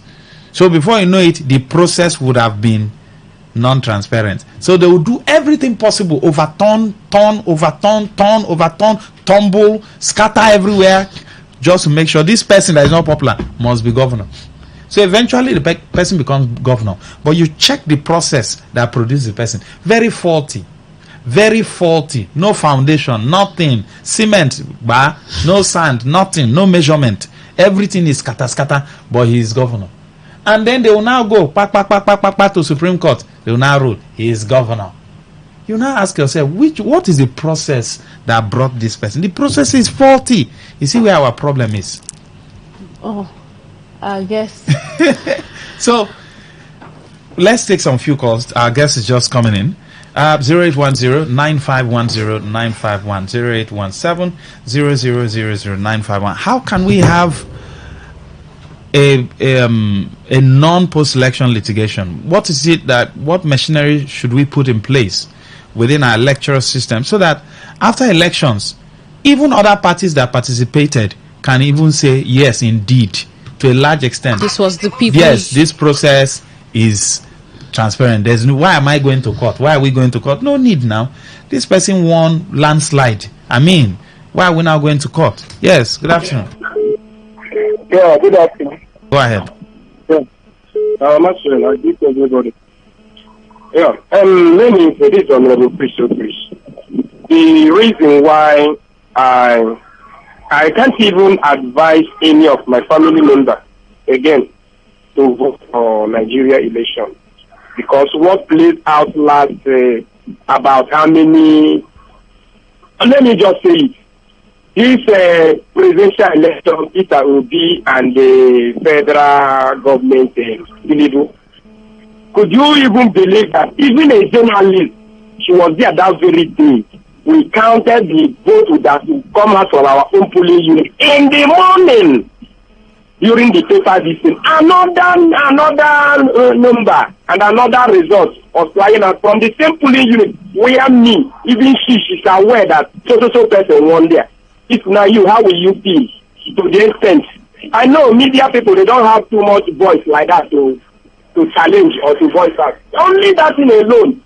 How can we do that kind of a thing? I don't like the way they play politics in Nigeria. Unless they will do it, Emmanuel, at the back. We count it 1, 2, 3, 4, 5. 1, 2, 3, 4, 5. Without that, election in Nigeria, all of them, I have polling units in that my company we have seen. Come there on the election, they come and see what is going on there. You tell me if that one is election or man no man. Thank you, Honorable Chris. All right, keep the calls coming in. 0817-0000-951 and 0810-951-0951. Barrister Victor, good to have you on the show. Welcome. Thank you, Lucky, as well. Is it possible for us to have an election, and after election, there will be no need for litigations? You know, looking at the fact that the courts are stretched, is it possible? What are those machineries that we can put in place, legally speaking? The best machinery is the court. You know, it's there. No, we don't want to have litigations. There is no, even anywhere in the world, that's the standard. What other machinery you want to put in? You know, people do these things for one or two reasons. Some people do it, go to court, not because they've won, not because they have a good evidence to obtain the election in their favor or otherwise, but they do this because they know that the Nigerian style are not one problem. I will just give you whatever you want. Some persons pop up during election just because they have a given interest, not the interest as to winning the election and serve, but the interest as to something must fall out. You understand? So, but the only way out is if we have a clean procedure where you know that if I've won, truly I won. And if the other man knows that if I go to court and the other person has a good lawyer, not to make some mistakes, you know, the other person has a good lawyer, I will fail. So I must have wasted my money, meaning suffering for the second time. That's the only way is having a free, fair, and credible election. How can we have that? Electronic A4 system? Of course. you know, the elections over there, which we watch from here in the Western world, you hardly find strong complaints. But we Africans, now we go there, they say, they're rigger, they're nearly hacker, they do this. But you see those who are actually the players, they don't often go in for it. So the only way is if we go into electronic voting, counting, accrediting. We are gradually going in there. But gradually. How long would it take we've not gone. We've not gone in. We can do it. Anything That's if we want to do it. But we don't want to do it. This man wants to come for a second tenure. He wouldn't want to make the system perfect. The man that wants to bring in somebody that will succeed him to cover the dirties. Therefore, he will not make it, a perfect situation. God has to give us a Messiah. That's just the truth. God has to give us a Messiah. Otherwise, the only way out is the people uniting together. But how will you unite when hunger there?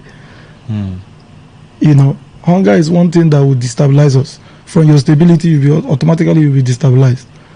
You know what I'm saying? So if we are united, like we tried within this area to be united, it was not easy. Even the rigging in River State. Of course, Tony Okocha said was there rigging in River State? I'm asking. I don't know, but I think there was. Yes, I think there was, because to say Obi lost in River State was visibly impossible. Why do you think so? I was of the SDP.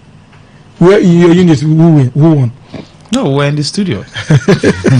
Although we're getting reports, you understand? Although like we're getting in my reports. Place, in my place, he did very well.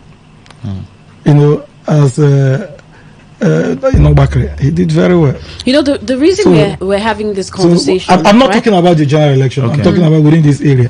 But because I was of the SDP then, but I stood. I said no lie, no bill. That's for federal. Yes, I volunteered to be the agent, even when my party decided to support Tinubu. My party decided to support Tinubu, but I said no. As a fair man, I did it. I made sure that at least that area, that point, went properly. Yeah, you decide who you want to vote and who should be voted for, right? But the reason we are asking this question is we are not just talking litigation. We are talking litigations. There's an S. Litigation. Of course, yes. And then we are talking. We're asking the question if it doesn't in any way stall democracy. No, it doesn't. You think so? Or governance. It doesn't. If someone wins as governor, the tribunal is there. Yes. He has entered as governor. Let us not forget, governor of River State is different from governor of Oklahoma. Governor of River State is different from governor of California. Yes, you might see it as US, but I can tell you that the governor or past governor of River State might be far richer than a governor in the US. You're correct. If that is the case, where even over there they know that the man knows that the House of Assembly can throw him out. Okay, you use the word might. Yes. You said might, because I'm wondering. They can throw him out. Why their democracy is different from what okay, how do you explain that Rishi Sunak, his party, lost? Do you understand? The party lost. Keir Starmer's party came on board. So, governor is there, tribunal. His eyes are on the ball. Won't he be distracted from governance? After tribunal, he goes to appeal. And you are a lawyer. You know some of the things within the judicial system.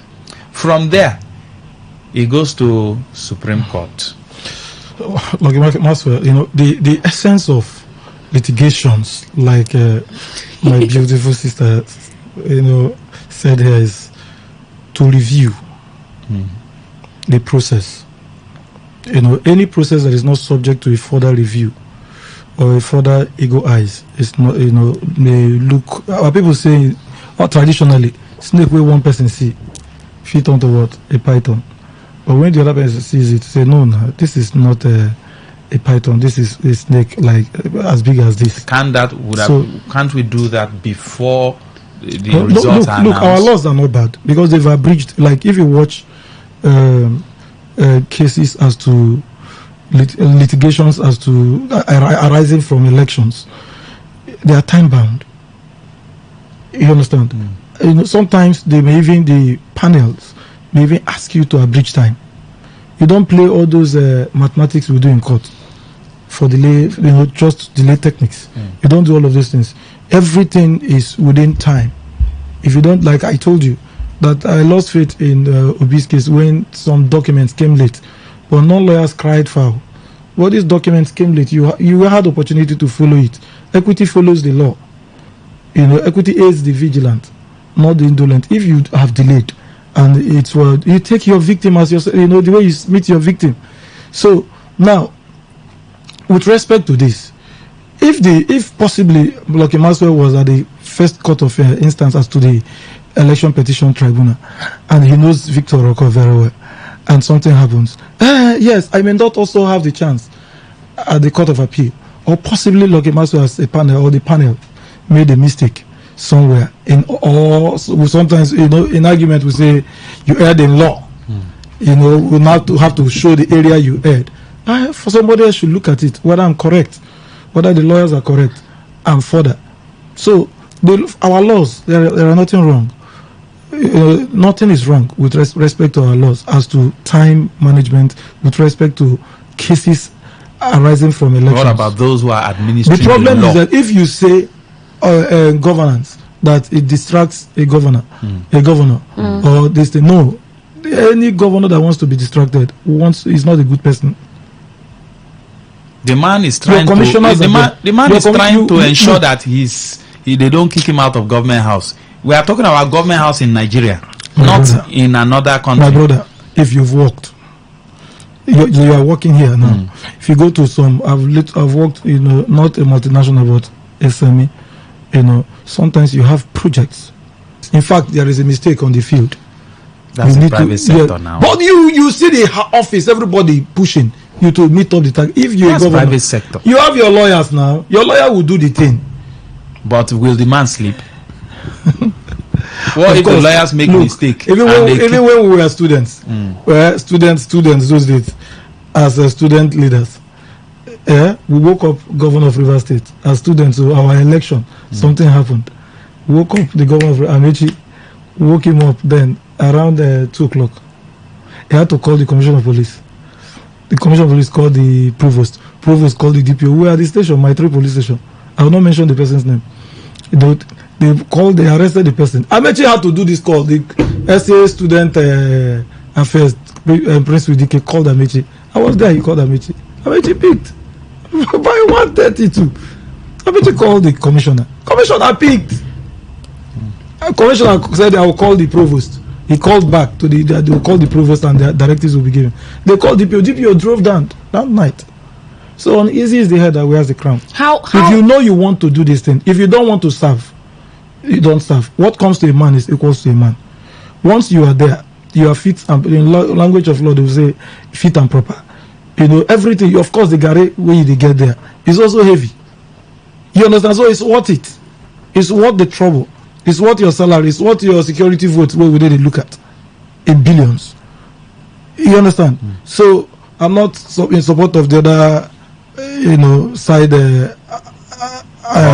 Yes, I'm not. But it's worth it. If you cannot, leave it now. Go and do your private business. Once you are for the people, you are for the people. You are a representative of God. God, will they pray, rhythm they cry, cherubim they cry, Ulumba they cry, everybody they cry to God. Allah, the Muslims they cry. At the same time, no night for God. As we are rising up, other people are sleeping, just like that. So if you want to represent God, accept it now.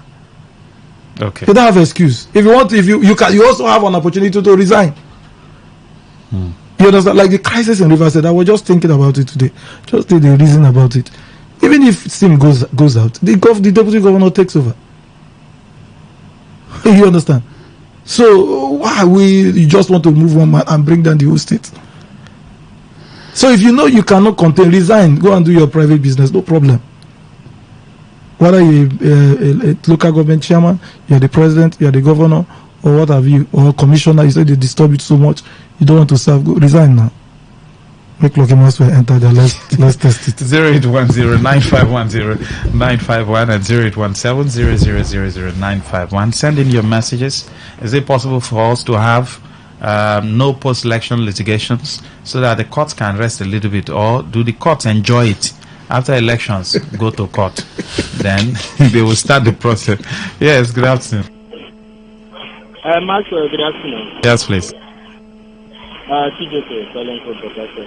Go ahead. The question is asked whether there will be any possibility of at least to commence reduce the level of complaint and the litigation. I want to say it's almost impossible given the problems of visa we have in this country. Because the level of manipulation, even when we are made to believe that the coming of BVN will help to some extent reduce the electoral fraud. But all to the greatest amazement of Nigerians, including me, we are beginning to hear that BV has glitches. It's not the same BVN that they used to test before the election, this pilot testing among the geopolitical zones. So we have powerful individuals who don't want the system. It's not that they don't know the right thing to do, but because we are beginning to grow a kind of strong individual above the institution. That is why, if you know, it's not going to economic issues and some other things that would have helped Nigeria grow, but we discover that some persons are sitting on our commonwealth just to suffer the individual in the name of policy reform and economic reform, which to me does not hold water. Thank you and God bless you. Thank you very much for your time. Text messages. The only way to stop litigation after election is for every citizen to stop bribery and lose hope in courts' prices. The process, you mean? Courts give fair judgment to the highest bidder. Let me go beyond River State. The former Senate President Lawan that contested presidential primaries with Tinubu, someone one senatorial flag bearer in his constituency. Lawan lost to Tinubu and court was used to collect the ticket of Senate from the right person and give it to Lawan, highest bidder. Do we talk of the constitution that says the presidential winner must win in Abuja? The same court said no, it is not true. Highest bidder played out. Michael Newmalt. Please always invite this your guest. I like him so much. All right. And Queen, I'm not the one you followed on Facebook who is wearing suits. I thought that's not the spelling of my name. Because you now have touch and follow. He said you follow me on Facebook and I'm wearing suits like a pastor. That's not me.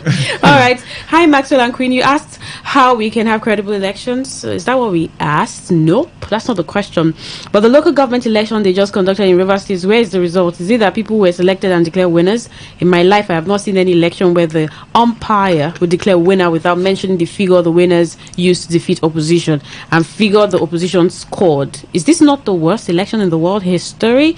Is it military election or democratic election? It's regrettable. Jerry. All right. Okay. Oh, you mean Maxwell? Okay. All right. This person says, hi, Maxwell.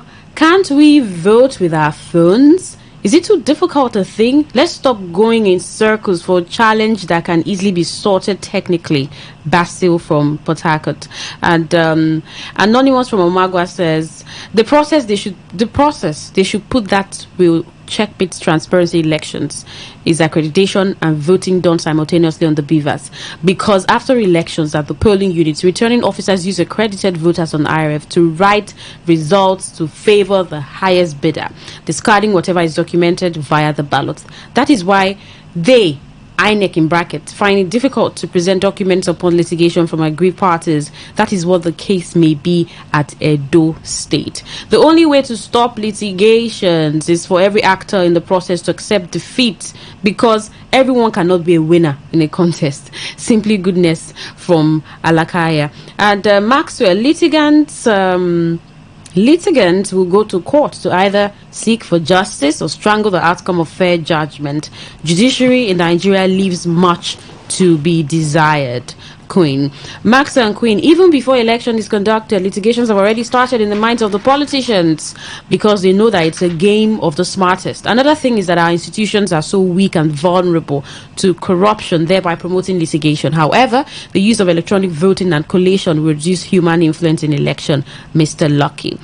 All right, we're building strong men and not strong institutions. Obuku Darlington.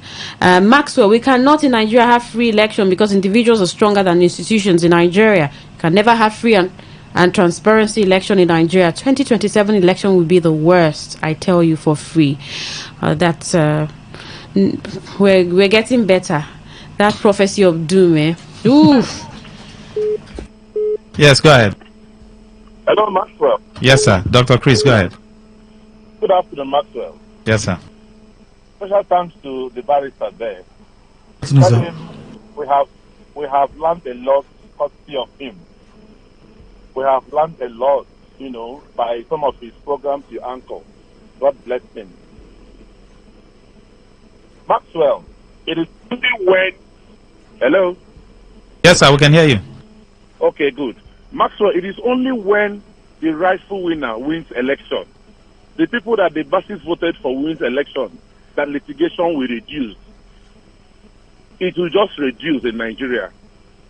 The main man winning the election, because some people, you see, Maxwell, if me and you go into contest and he defeats me, like this, what is his name? I remember, okay, well, there's no need to call him. Me and you go into a contest and you defeat me, and it's so glaring. Like the last NMA election we did in River State, it was so glaring, even though it was electronic voting. But when you defeat me, and to me, I know it's so glaring that you won. There's no need. I will even come and hug you and tell you you're a man. It is only when that happens, when our institution, when INEC is really INEC. Now there's no I in the INEC, it's NEC. So it is only when that is truly, truly, truly independent that litigation will reduce, but it will not go out completely. Thank you, and thank the lawyer and your uncle, the young lady. Thank you, Doc. We appreciate you. Yes, good afternoon. Hello, Master. Good afternoon. Yes, sir. Go ahead. Yeah, Master, in the light of the aspect of having the judiciary coming election issues, just like what your guest said, it's an international practice everywhere when it comes to democracy. The court has to weigh in to make sure the rightful person is being sworn in or given the position. But let me look at it in this instance. Why we are having issues as per the judiciary in Nigeria is that until, mark what I'm saying, until technicalities are being removed in some judgments in Nigeria. Because the word technicality has been a problem in Nigeria. Because they must find a way, just like what we're having in the River State issue and the rest of them. Look at what River State is doing to judiciary. You have another section of judiciary in River State here. You have in Abuja. That is how every other person has in their own different states. So what I'm saying in essence is, what are we talking about? People that has already what? People that has decamped from another party to another party are now rejubilating after swearing in as APC members in the so-called judgment they are enjoying today, and they are shouting. So what we are saying in essence is, judiciary has to wake up. Because just like what your guest has said, we cannot put them out from election decisions, but they have to wake up. So until they wake up, even if INEC does it, see, I don't even have any issues with INEC if you ask me.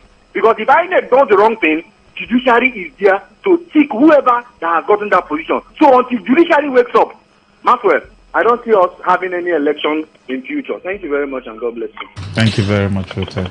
I think we're done. We can't take more calls. I think we're wrapping up.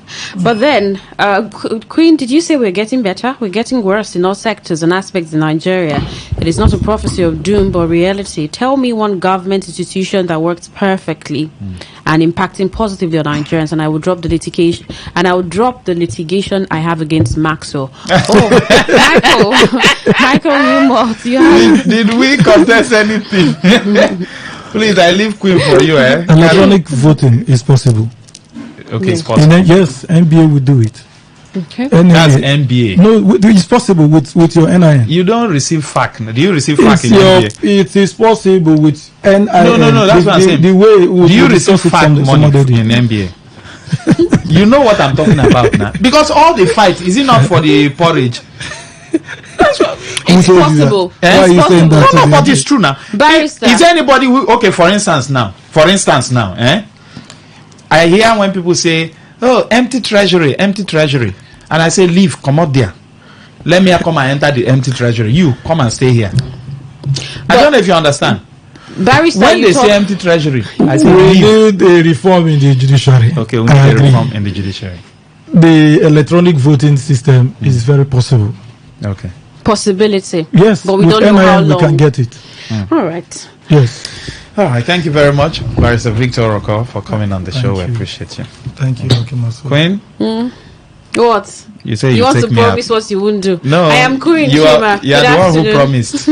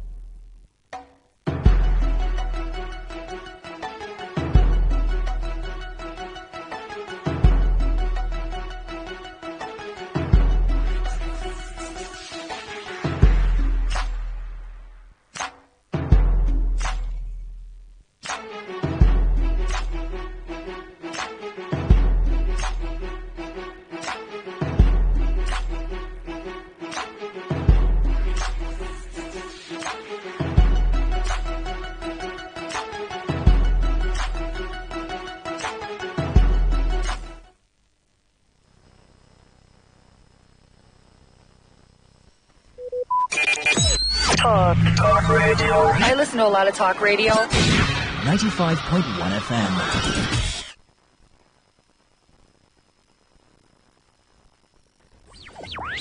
Tune in for a journey beyond the ordinary. Fasten your seatbelts. We're not just a station. We are the station. Today, 95.1 FM, the voice of the people.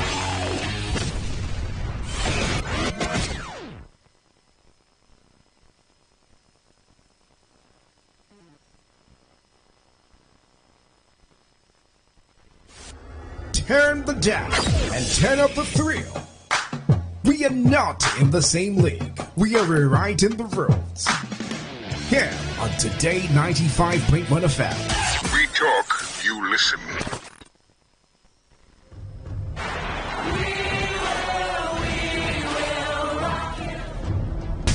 This is what we've waited for. Showdown. The fastest men in the world. Hearts racing. One light, two lights. They're backing off and backing. Pulse rising. Who will come out on top? Who'll take 3 lights, 4 lights. Who's ready to be the star? The anticipation. Powerful, strong, compact. Tyson Gay rolled all the way. The heart stops.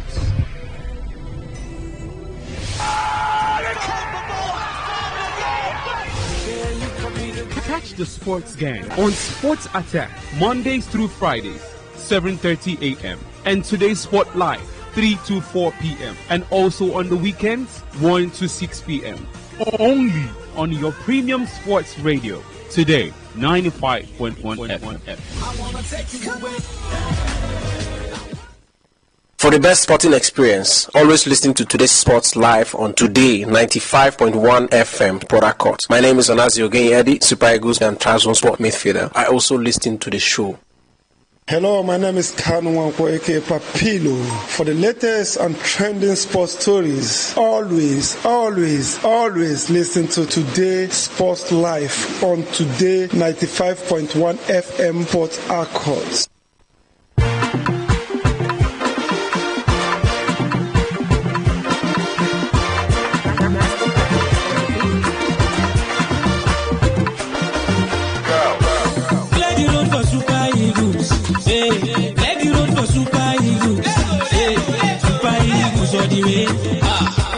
Green, white, green, the color. Glad you run for Super Eagles. I say glad you run for Super Eagles. Super Eagles or Diego. Green, white, green are the color. Sarah, anybody will we catch for road, Sarah. If you catch Argentina, no Sarah. Anybody will we catch for road, Sarah. Because we go teach them a lesson, no lie. I said people there, put them for Golo, Jara. If you know one come up for road, Yawa. People there, put them for Golo, Jara. If you know one come up for road, Nayawa. Clear the road for Super Eagles. Clear the road for Super Eagles. Super Eagles all the way. Green, white, green are the color. Clear the road for Super Eagles. I say clear the road for Super Eagles. Super Eagles or Diego. Green, white, green are the color. Well, it's today the Mediterranean Knights of Libya cleared the road for the Super Eagles of Nigeria as both sides are set to square off by 5:30 p.m. later Nigerian time at the Gospel Babio Stadium over there in Uyo for the first leg of the double-header African Cup of Nations qualifiers. Yes, we will be playing them today and subsequently next week. And victories in both games could as well, or might as well, seal Nigeria's place in the African Cup of Nations in Morocco next year. Well, good afternoon and welcome to today's Sports Live on your premium talk news and sports radio station, Today95.1 FM. You are listening to the voice of Henry Ogugo here with you this beautiful and lovely and some would say sunny Friday afternoon. The rains have disappeared for a while. Will they come back? Will they not come back? But that's not our business. Our business has to do with Super Eagles of Nigeria today. Well, I'm not in the studio alone to do all the talking as I've got the analysts here with me. And I start off with Nelson Odia. Nelson, good afternoon and welcome. Wonderful afternoon to you, Henry. I'm glad to be talking about sports once again. The Super Eagles of Nigeria trying to show us what they can do today against Libya. Well, let's not expect much from them because this is the Super Eagles. We expected more from them against Rwanda, and this is what they defeated Benin Republic. Benin Republic 3-0. So when you're putting Benin, Rwanda, and Libya side by side, who will you rate higher at this point in time? Okay, I'll rate Benin Republic high, but we expected more from them against Rwanda. But then when they collected a yellow card, came back with nothing, and now it's going to affect us in this game today because most of our important players are yellow carded, and how would they be able to go to the game with the right mentality? So we will expect more from them today at 5:30 in the Gospel Babio Stadium, 5 p.m. in the Gospel Babio Stadium, because the Super Eagles is a big name in Africa. But let us see if they can be able to secure that name and be able to go. Sports that actually unites the nation. It's that time again where we have to sing or drum our praises to the Super Eagles, and the Super Eagles are playing at home. I expect nothing less than victory in that game. Anything less than a victory will not be accepted, and that is what I know that the Super Eagles will deliver tomorrow. Look at the squad, team spirit very high. I saw the training, the clips of the training. I followed their training, quite intense, good, and then the players have spoken that they need to give all. The captain have spoken that they are here again to actually seal the qualification, to see how they can beat. And victory in both legs actually can actually seal Nigeria's participation in the Nations Cup. But one thing is, they come here, the opponent come here, see how they can play good football. How we get the points here. When we go away, we tend to struggle because of the bad pitches and all that. Look at the pitch against Rwanda, was quite bad. The officiating too was bad. I'm not making excuses, but that's how it is. So I think it's that time where Nigerians need that victory, something to give them that excitement once again. Because you look at Nigeria, what brings excitement apart from the Super Eagles at this point in time? So anything less than a victory will not be accepted. And I see the Super Eagles beating Libya convincingly.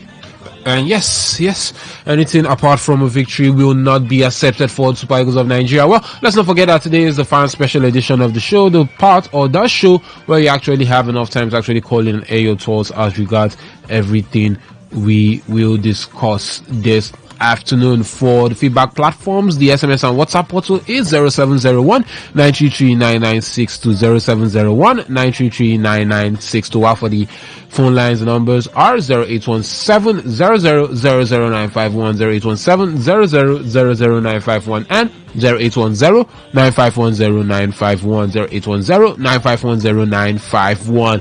On that note, I say take a seat, fasten your seatbelt, and let's get the show on the road. waiting they share, we want no.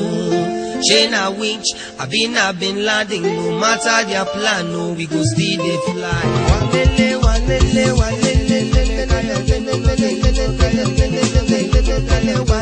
Where you do? And yes, let's get straight into the thick of the action. Well, before we do get to talk about Super Eagles of Nigeria, let's do the NPFL some justice, because there will be games this weekend. And tomorrow, yes, it will be match day 6 commencing in the NPFL. Tomorrow we have Abia Warriors welcoming Kwara United. We have Ikorodu City struggling. Ikorodu City welcoming Bendel Insurance, while Sunshine Stars will host Enugu Rangers on Saturday. While on Sunday we have Remo Stars hosting Nasarawa United in Ikene. Bayelsa United will welcome Plateau United. Academy Warriors will host Heartland FC, while Niger Tornadoes will be hosting Lobi Stars. Aqua United will welcome Kano Pillars, and Katsina United will host Rivers United. Unbeaten Rivers United, actually. Unbeaten. That's a nice feat. And Shooting Stars will welcome Eyimba, the Elephants. The Aba Elephants to Ibadan. Benjamin, which of these fixtures stands out for you? Rivers United against Castina. Is it because of his Rivers United? No, it's because they are unbeaten. I used to always follow Remo because of their unbeaten run this season, but since they lost, I want to see how closely. I want to see how Finidi George can actually not let the fact that he's unbeaten, the pressure that comes with being unbeaten and top of the table.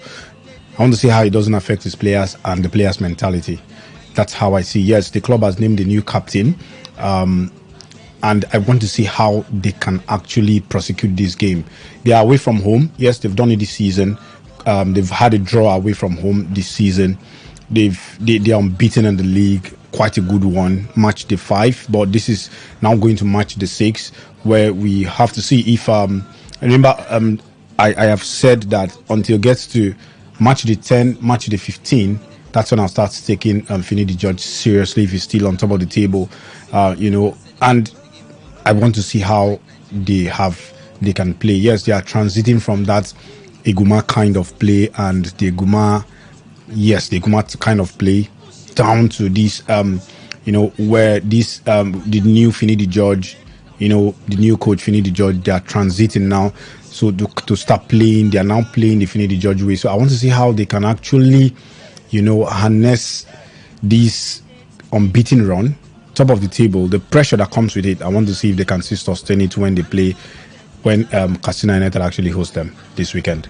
Okay, and for you, Nelson, which fixture stands out? Well, a lot of fixtures stand out for me in the MPFL game this weekend, but the one I look out for is also the Rivers United game against Katsina United and the Economics against Heartland of Owerri, because these two teams, Heartland of Owerri and Economics, are also fighting for a place in the MPFL. One does got promoted and the other two got promoted. We can say it like that.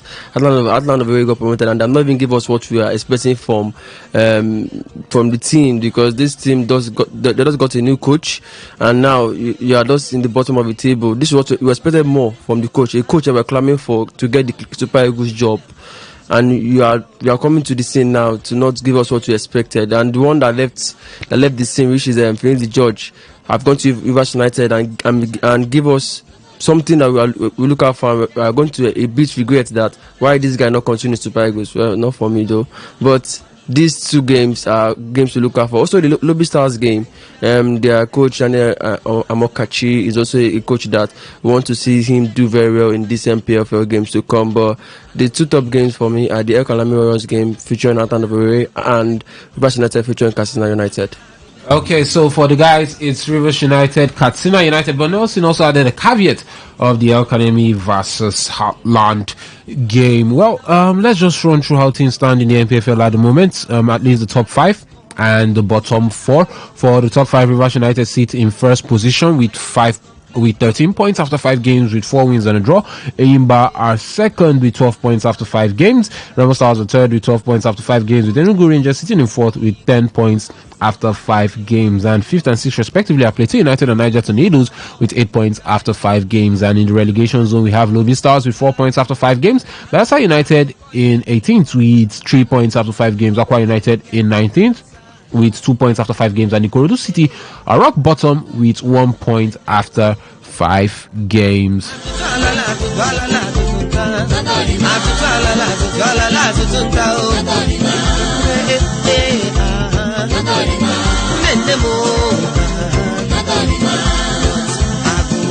your hand, I go hold your waist, I go hold you well, oh, fellow Nigerians, I no go let you down, oh my people, I go hold you. And now let's head straight into the main action for today, and that has to be the Super Eagles of Nigeria up against the Mediterranean Knights of Libya. Well, I will be asking you to actually drop what lineup or your proposed lineup for this game when the phone lines will be open, and also what you think will actually transpire or happen as regards the Super Eagles of Nigeria. But Benjamin, you know how it is when Nigeria are playing, lineup leaking here and there, lineup supposed lineup coming out here and there. But before we get into that, first off, what are your expectations for this evening when we face Libya? Well, expectations for me, the expectations needs to be high. The bar has to be raised high because, this is Nigeria, in as much as we've not been ourselves for a while now after the Nations Cup, the second place finish at Ivory Coast, the Nations Cup hosted in Ivory Coast. I think it is Nigeria. When you're playing against them, anything, it has to, Nigeria needs to be the favorite, going into this kind of games. So what I'm expecting is a victory. Like I said earlier in my opening speech, that anything less than a victory would not be acceptable by Nigerians. That's how it is. And Austin Iguavon have a point to prove at this point in time.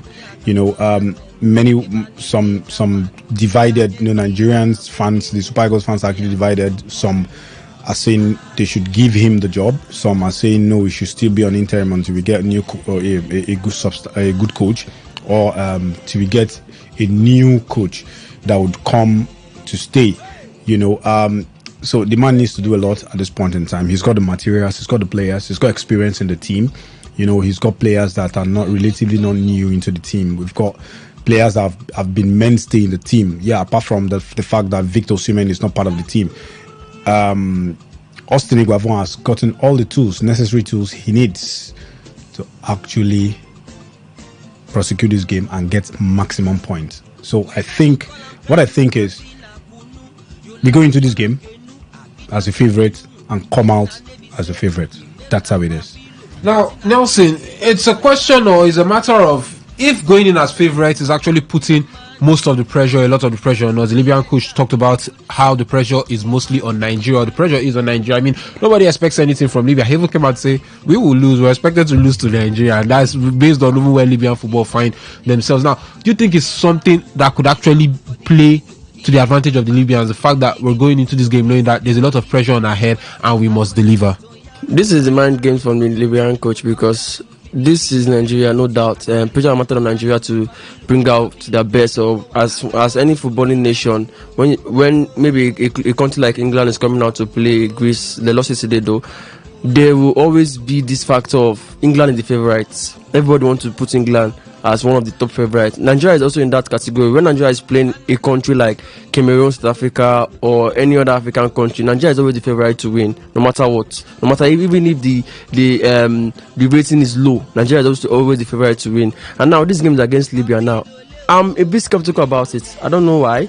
Maybe the fact that the Super Eagles of Nigeria did not give me what I wanted in the Rwanda game. I wanted a match that would have been an easy win for us, because look at the squad we went in that game with. We went with Victor Boniface. We went with a lot of squad. We went against Benin Republic, but could not produce a result. And I'm scared because this is the Libya game now. The Libya coach is coming out to say that a lot of pressure matter Nigeria. We are expected to lose. This is just mind games he's playing, because I feel that this Libyan coach, I've already told these boys that Mona go break people's legs, score goal and defend, because this is a Libya team.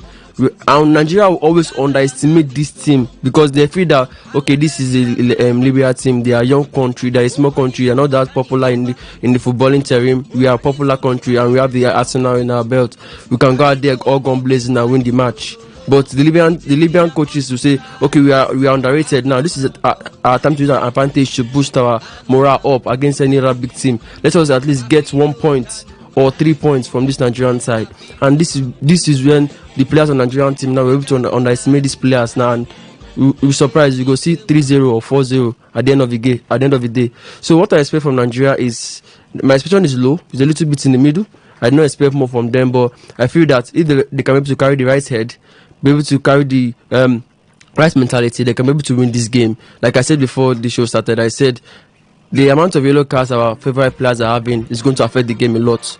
Online now is on yellow card, Bass is on yellow card, and then now they would like to trade careful against this Libya team, and this Libya team will use that as their own advantage. So if this Nigerian game can be able to pay off today, at least let them get 1 point from this game. It's your home. Pressure mounted on you, but you still have to carry your cool head there and let the coaches of this side, which is Egwabon, Ifeanyi Elechukwu and Daniel Gomode, they talk to these boys, find a way to push them right up and be able to at least get a point in this game today. Okay, no, Henry, sorry, let me come. What you're talking about pressure and being favorite. Our players, when Victor Boniface plays for Bayer Leverkusen, he's mostly favorite when he gets to playing in the Bundesliga. Leverkusen are mostly favorite since they won the league. Victor Boniface is no new to pressure. He's been playing since last season, unbeaten run. He's been playing. And Demola Lookman has been playing under pressure. So, which of our players are not used to playing under pressure? So, when you play in Europe, you play under pressure. I know objectives of clubs are quite different.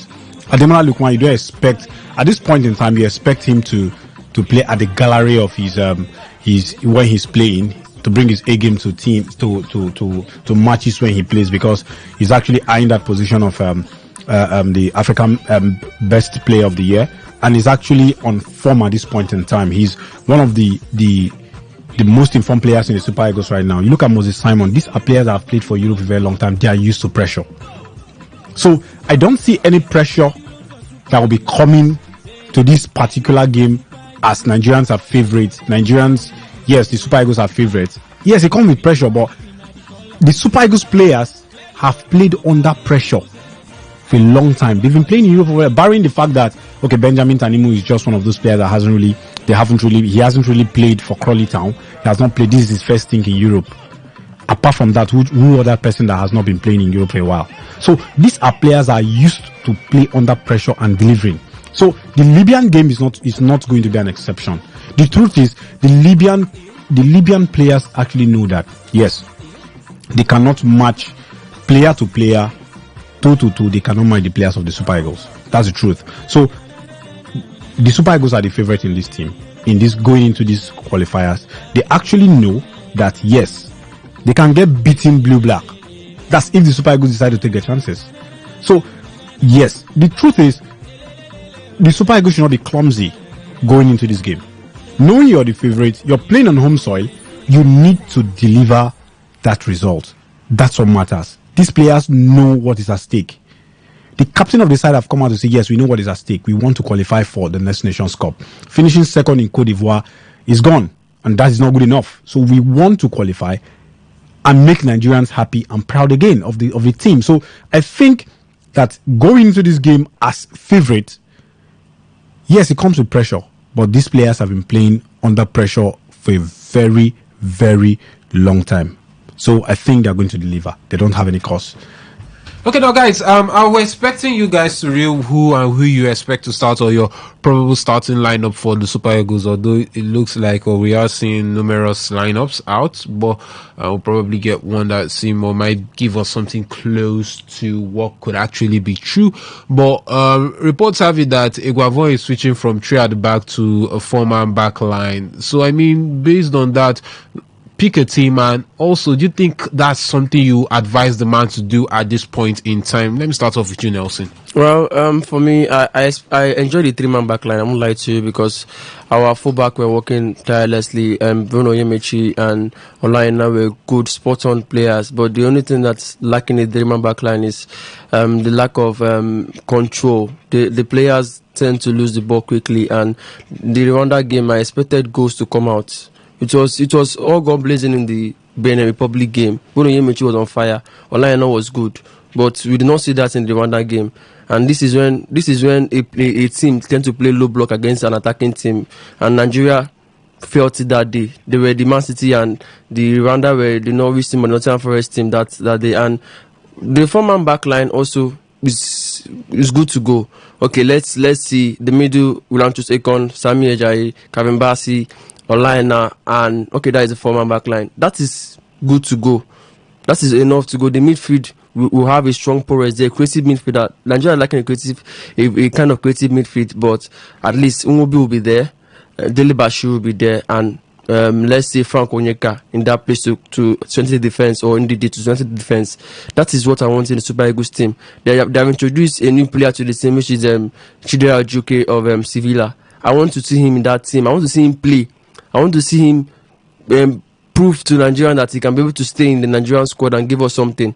Okay, Victor Osimhen is no longer there, but we have another striker that we look up to. Awoni is there. Boniface is there. What's the work of Boniface? We have seen him in Leverkusen a lot of times. When he's allowed to play in the free will, he will give you what you want. He's a kind of creative attacker or a creative striker that does not always stay in the box all the time. He likes to move around, be creative enough, and give you goals. So if I was a Vegan, what would I do? I will allow Boniface to have a free roll in the Super Eagles. Okay, you have a free roll now. You are either a striker or a winger. You have the chance to score goals or give assists. Okay, no doubt we have the likes of Ademola Lookman there, but this will be able to strengthen our attack a little bit. Osimhen is not there anymore. Injury has kept him out, but Boniface is our main striker, and I feel that if Ejuke, Boniface, and Ademola Lookman is in that lineup, I feel that Nigeria is going to win the match. At least it go to nothing or 2 goes to nothing. Okay. And for you, Benjamin, where and what formation, right? Who should start? Do you think switching from the 3-man backline is a big mistake? Well, it's what has been working for us, but the manager has probably tactically he'd want to change it. He has seen some alteration. He wants to make some alteration. Probably he has seen the way the Libyans have played in their previous games, so possibly he wants to change or try something new at this point in time. Before a manager decides to switch it, I think he would have consulted his both assistants and a couple of senior heads, the captain of the team too, to see if that would be suitable for the team. Well, he has decided that could be a new way to go for the Super Eagles, probably because we've played the 3-man backline and lots of coaches are actually looking at it and possibly finding a way to cage the players from exploring, the fullbacks from exploring. You look at the Rwanda game, we had a couple of chances and we couldn't score. Yeah, we scored 1 goal that the referee, decision best known to the referee, to cancel the goal. I don't know why he cancelled the goal. Nobody's saying anything about it. CAF is not saying anything about it. But that's gone. So I think probably he wants to treat it, maybe because, like I said earlier, maybe other coaches or other FAs or team are actually looking at it and saying, okay, Rwanda has done it, let's see a way we can cage it. So he wants to change it. So for me, if he wants to change it, well, as long as it doesn't backfire, it's a welcome idea. He can always change back to 3-man defense if he sees that the game is not going as planned. But for me, the 4-man backline I would want to start is, of course, Stanley Nwabali. For now, the man, he's doing his bit. Yeah, that Nations Cup spark has really given him that number 1 spot. But you should always be aware that Madeko Koye is actually doing his own at Udinese, and the man is actually in the spot. So any injury for Stanley Nwabali, Madeko Koye could step into the in between the sticks and reclaim his position. But for now, I stick with Stanley Nwabali. And you look at the fullbacks, I would play with Ola Aina on the right side, and then the left side I could play Bruno Yemechi on the left. 2 centre backs is going to be Ekong and Calvin Bassi, or Ekong and Ajayi. But Bassi is on the yellow. I'll play Bassi. Bassi will start. That's for the defense line. Then I'll play Wilfred Ndidi and Frank Onyeka, and then possibly and what's his name? I'll drag then Ademola Lookman, Ejuike, Victor Boniface, and remaining one. I could drag Victor Boniface down to the number 10 position and then play Taiwo Awuni up front. Okay, well, guys, let me read the lineup that looks like probably actually might be the line. This is not the substantive lineup, don't get me wrong, but this is what has been going around. It's actually whether you call it a 4-3-3 or 4-2-3-1 formation. In goal will be Stanley Nwabali, the former backline. We have Olaina from the right, William Trist Ekong and Calvin Bassey as the two centre backs, and Bruno Onyemechi playing as a left back. While in the midfield we have Wilfred Ndidi, Frank Onyeka and Alex Iwobi, while Dreamer forward line is Ademola Lookman, Victor Boniface and Simon Moses. Well, what do you make of this starting lineup? If this is the lineup that has been leaking and moving around. I'll actually get the thoughts of the guys when we do come back for this commercial break, but we do have to go to the market to pay some bills. When we do come back, we will continue talking about the Super Eagles of Nigeria and your game against the Mediterranean Knights of Libya, and also take a look at England and Bukayo Saka's injury.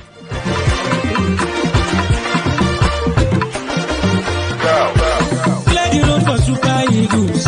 Leg you road for Super Eagles. Super Eagles all the way.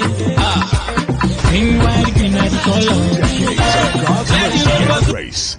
Join the King's Assembly for our 20th anniversary celebration. The 11-day celebration runs from October 3rd through 13th October 2024 at 58 Tumbia Road, GRA Phase 3, Port Harcourt, River State. Experience transformational worship at our anniversary services on Thursday 3rd, Wednesday 9th by 5:30 p.m., Sunday the 6th and 13th of October 2024 by 7 a.m., 8:45 a.m. and 10:30 a.m. Receive impactful ministrations with Pastor Jeffrey Iyanowa, music ministrations, Mercy Chingmo, Manus Akbanke, Jackson Jones, New Song, and your hosts, Pastor Chris and Yemisi Ugo.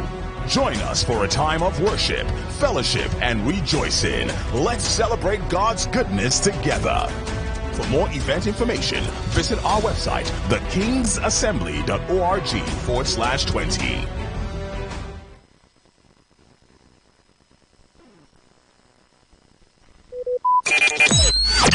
Talk radio. I listen to a lot of talk radio. 95.1 FM.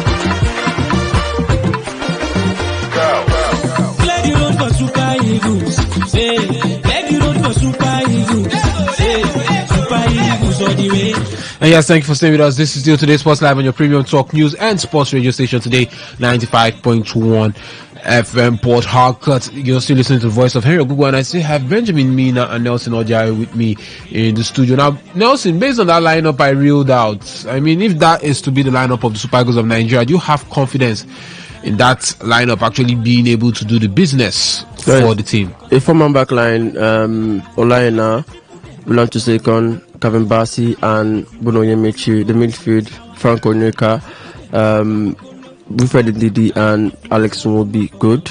And the attacking arrays, we have Daddy Simon, we have Victor Boniface, and we also have Ademola Lookman. Well, for me, I would say it's fair. I won't say it's good enough, but I'll say it's fair because creativity is still lacking in that midfield. Though Ndidi is there, but why do you bring in Frank Onyeka when you have Dele Bashiru in that mix? Why would you bring Frank Onyeka? Dele Bashiru has proven himself, and he's also a strong midfielder. He's also a creative midfielder. Someone like a creative midfielder. If we have two creative midfielders in that mix, it's going to be very good for us because let's not underestimate the Libya team. I'm saying it until 5 p.m. now. We'll see our scheme after every talk and every thing being said. We'll see we are losing 2-0. Please, if the defense line is actually good enough, but a yellow carded defender is the problem. Calvin Bassey is yellow carded. Why don't we leave Samuel Ajayi in that place and to second to partner together? Those two are good together, and we also leave Olaina and Bruno Onyemechi. Yes, let them be there. Then the midfielder race, let's take out Frank Onyeka. Let's leave Ndidi as a defensive midfielder. Let's bring in Dele Bashiru and Alex Nwobi in that mix. Those three are good to go. Then the attacking, you have Chukwueze. Why start Simon? It's not me to say, but I think for me, like I said before, I would like to bring in Chidi Ajuke in that mix. At least let him test the Super Eagles waters a little bit and see what he can give to us. You have to start Moses Simon because he's been playing regularly. And he's not just been playing; he's been contributing his quota to the Nantes team in the French league. The man has won the Player of the Month for Nantes' club. So why do you want to keep a player of that caliber that plays regularly week in week out for a player that hasn't played regular football for a while now? That's in person of Samuel Chukwueze. So everybody's time will come, but at this point in time, we are always saying play the people that have been playing regularly in their clubs. Players are on form. So I think, for me, in as much as Chidera Ajuke has been called up, yes, the man has been dazzling. He's the best dribbler in Spanish league right now in La Liga. So far this season, won the Sevilla Player of the Month for September.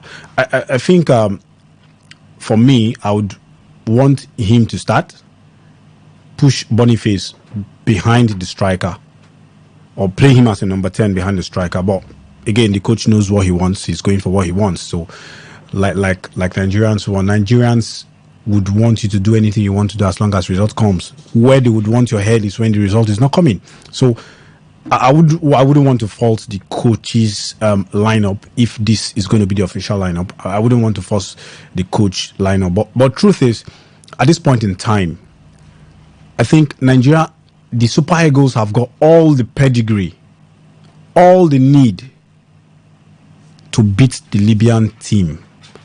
And without exception, I see them doing that. Anything less than that, like I said, would not be accepted.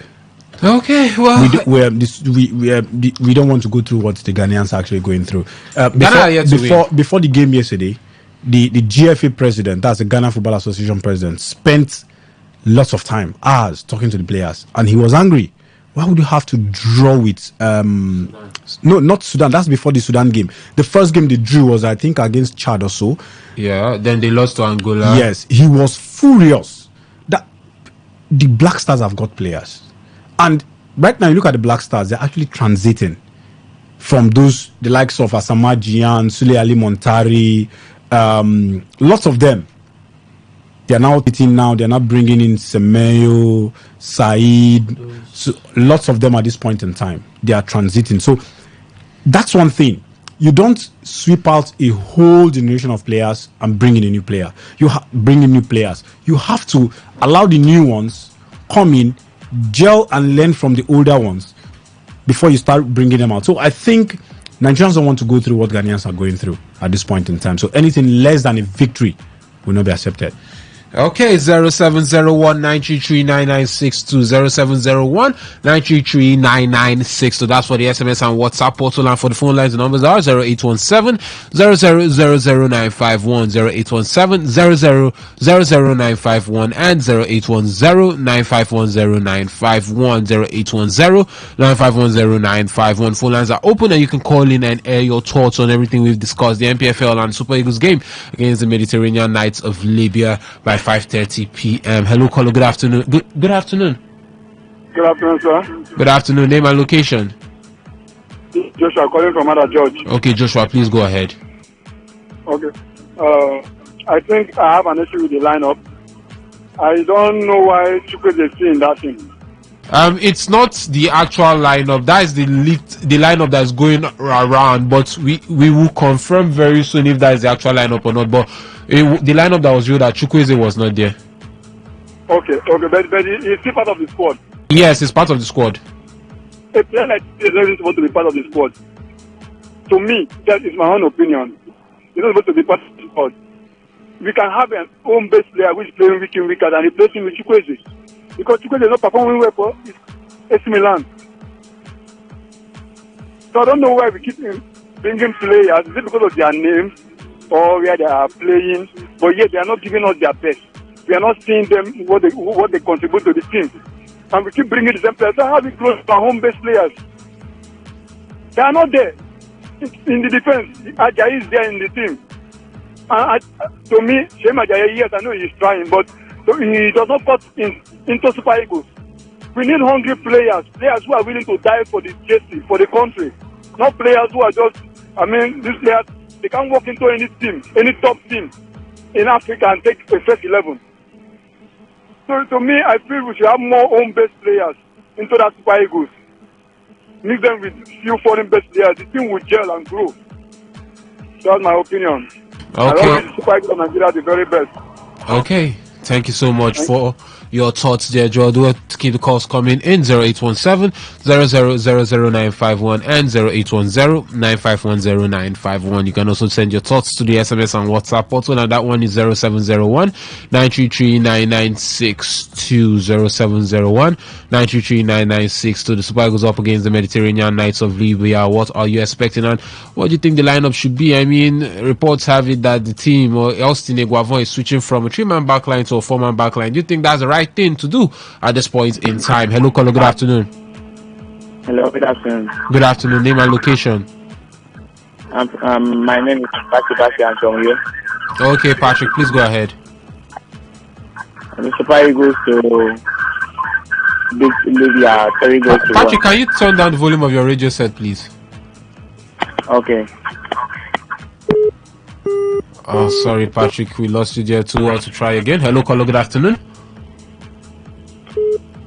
Hello. Anyone there? Okay, we have a silent caller there. Do well to keep the calls coming in as the phone lines are open, or you can send your thoughts to the SMS and WhatsApp portal. And this one from the SMS portal says, I wish the Super Eagles best of luck in today's match. And that's from Frank from Rumwakani in Obakiri. Yes, and from the WhatsApp portal, this one says, good day to the FM. Last Nigeria match goes still end draw, and that's from Wasiu from Rumo Parali. Do us keep the calls coming in 0817-00000951 and 0810-9510951. You can send your thoughts to the SMS and WhatsApp portal, and that one is 0701-933-9962. Yes, the phone lines are open. Keep the calls coming in. But Chooks, yesterday, two things happened. England lost and Bukayo Saka got injured. Let's start with Bukayo Saka's injury. Arsenal will probably be sweating wherever they are now. And Mikel Arteta himself will be sweating knowing that Odegaard is still out. And now it looks like Saka might be out. But just hold on that thought. Hello, caller. Good afternoon. Hello, good afternoon, everyone in the studio. Good afternoon. This sounds like Walter. I want to make a short sentence. This is her.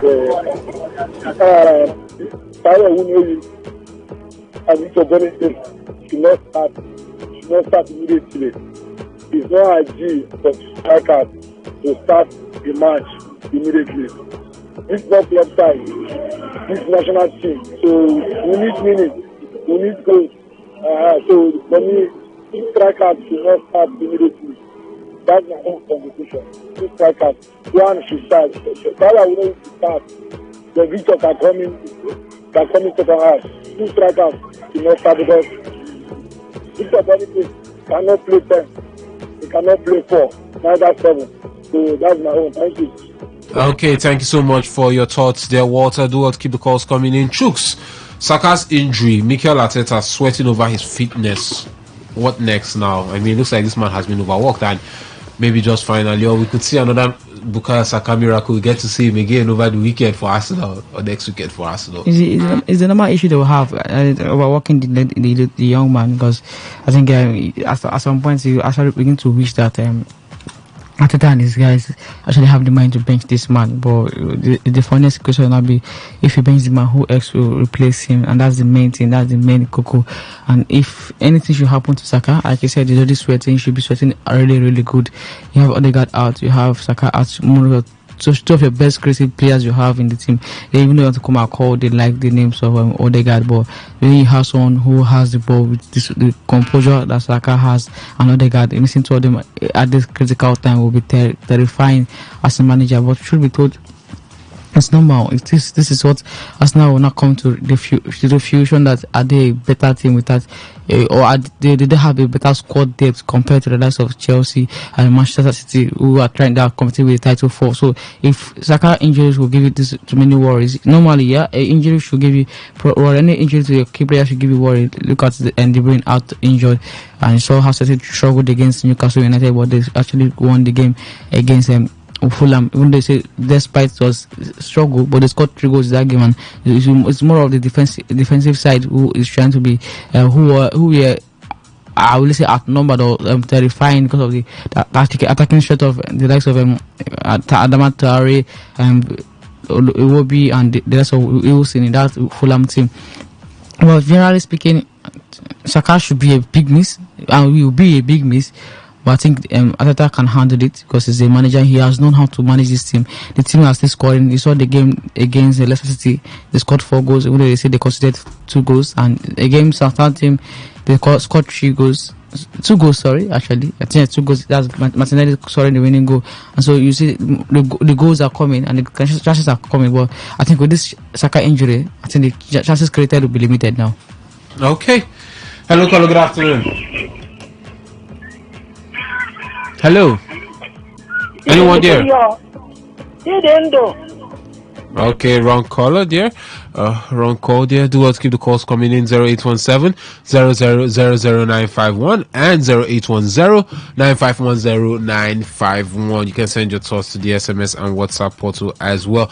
Now, Nelson, coming over to yesterday's game, Lee Carsley and his experiments with the Three Lions, it cost them a 2-1 victory against or loss to Greece, and now promotion back to Nations League Group A or League A doesn't really look too good for England because Greece are on top with 9 points now and they are second with 6, and they still have to go to Athens to play Greece. So I mean, Lee Carsley and his experiments yesterday, what was the man doing? But before you continue or you talk, let's hear from this caller. Hello, caller. Good afternoon.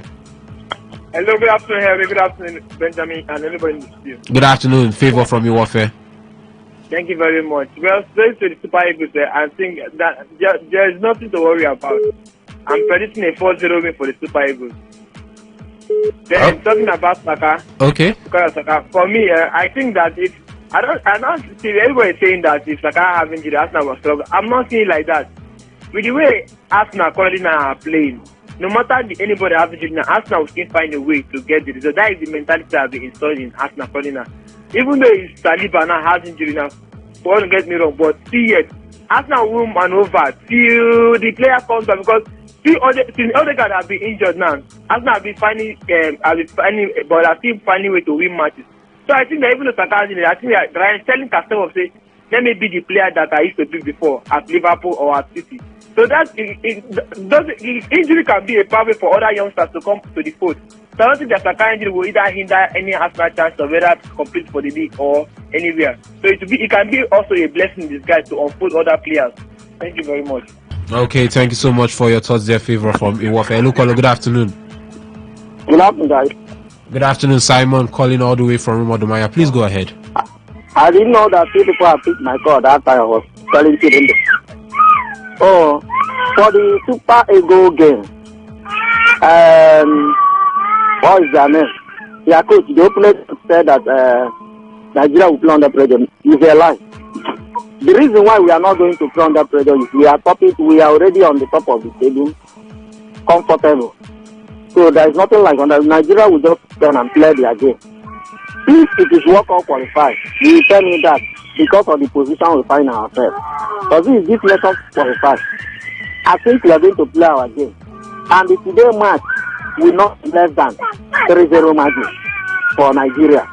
As for Arsenal my team, anybody that tell me that if Saka got injured, that it will not affect Arsenal is a lie.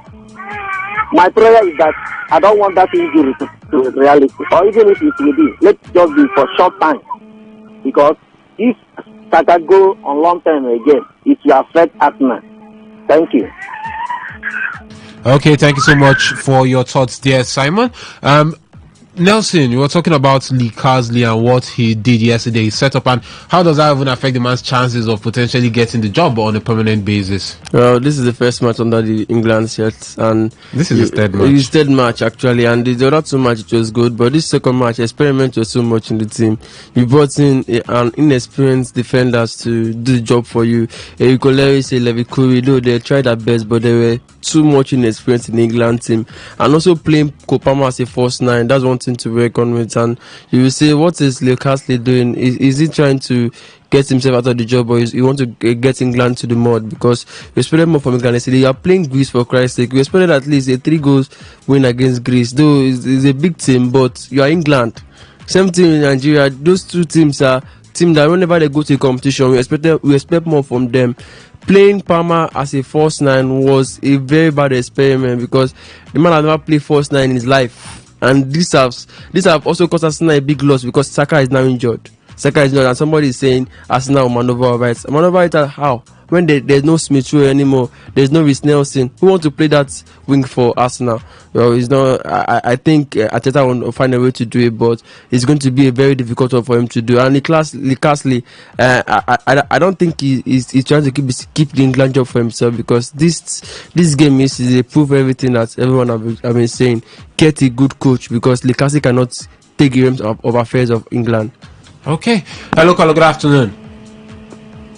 Good afternoon. Good afternoon. Name and location. I'm Emmanuel calling from Port Harcourt. Okay. Please, I want to ask, when the ball will start this Nigeria match, is it 5 o'clock or 6 o'clock? 5:30. Okay, 5:30. Well, it's actually 5 p.m. Beg your pardon. It's actually 5 p.m. Sorry about that. It's actually 5 p.m. Okay. Yeah. Thank you, sir. I want to say that we don't need to worry, because so far we play these people draw on their home. Me, I believe, I wish Nigeria will play them 2-0 here in New York. So God bless you, sir. God bless you. Okay, thank you so much for your thoughts. There, do well to keep the calls coming in. 0817-00-00951 and 0810-951-0951. Or you can send your thoughts to the SMS and WhatsApp portal as well. And that is 0701-933-9962, 0701-933-9962. And this one from the SMS portal says, "Good day, sports guy. For me, I have nothing against any formation or player the coach may like to use, but all I care for is winning, and all 3 points for this match.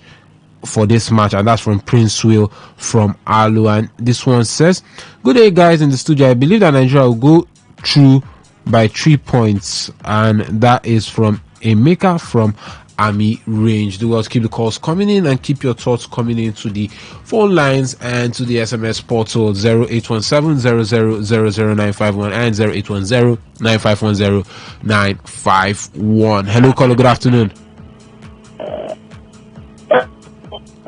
Hello, caller. Good afternoon.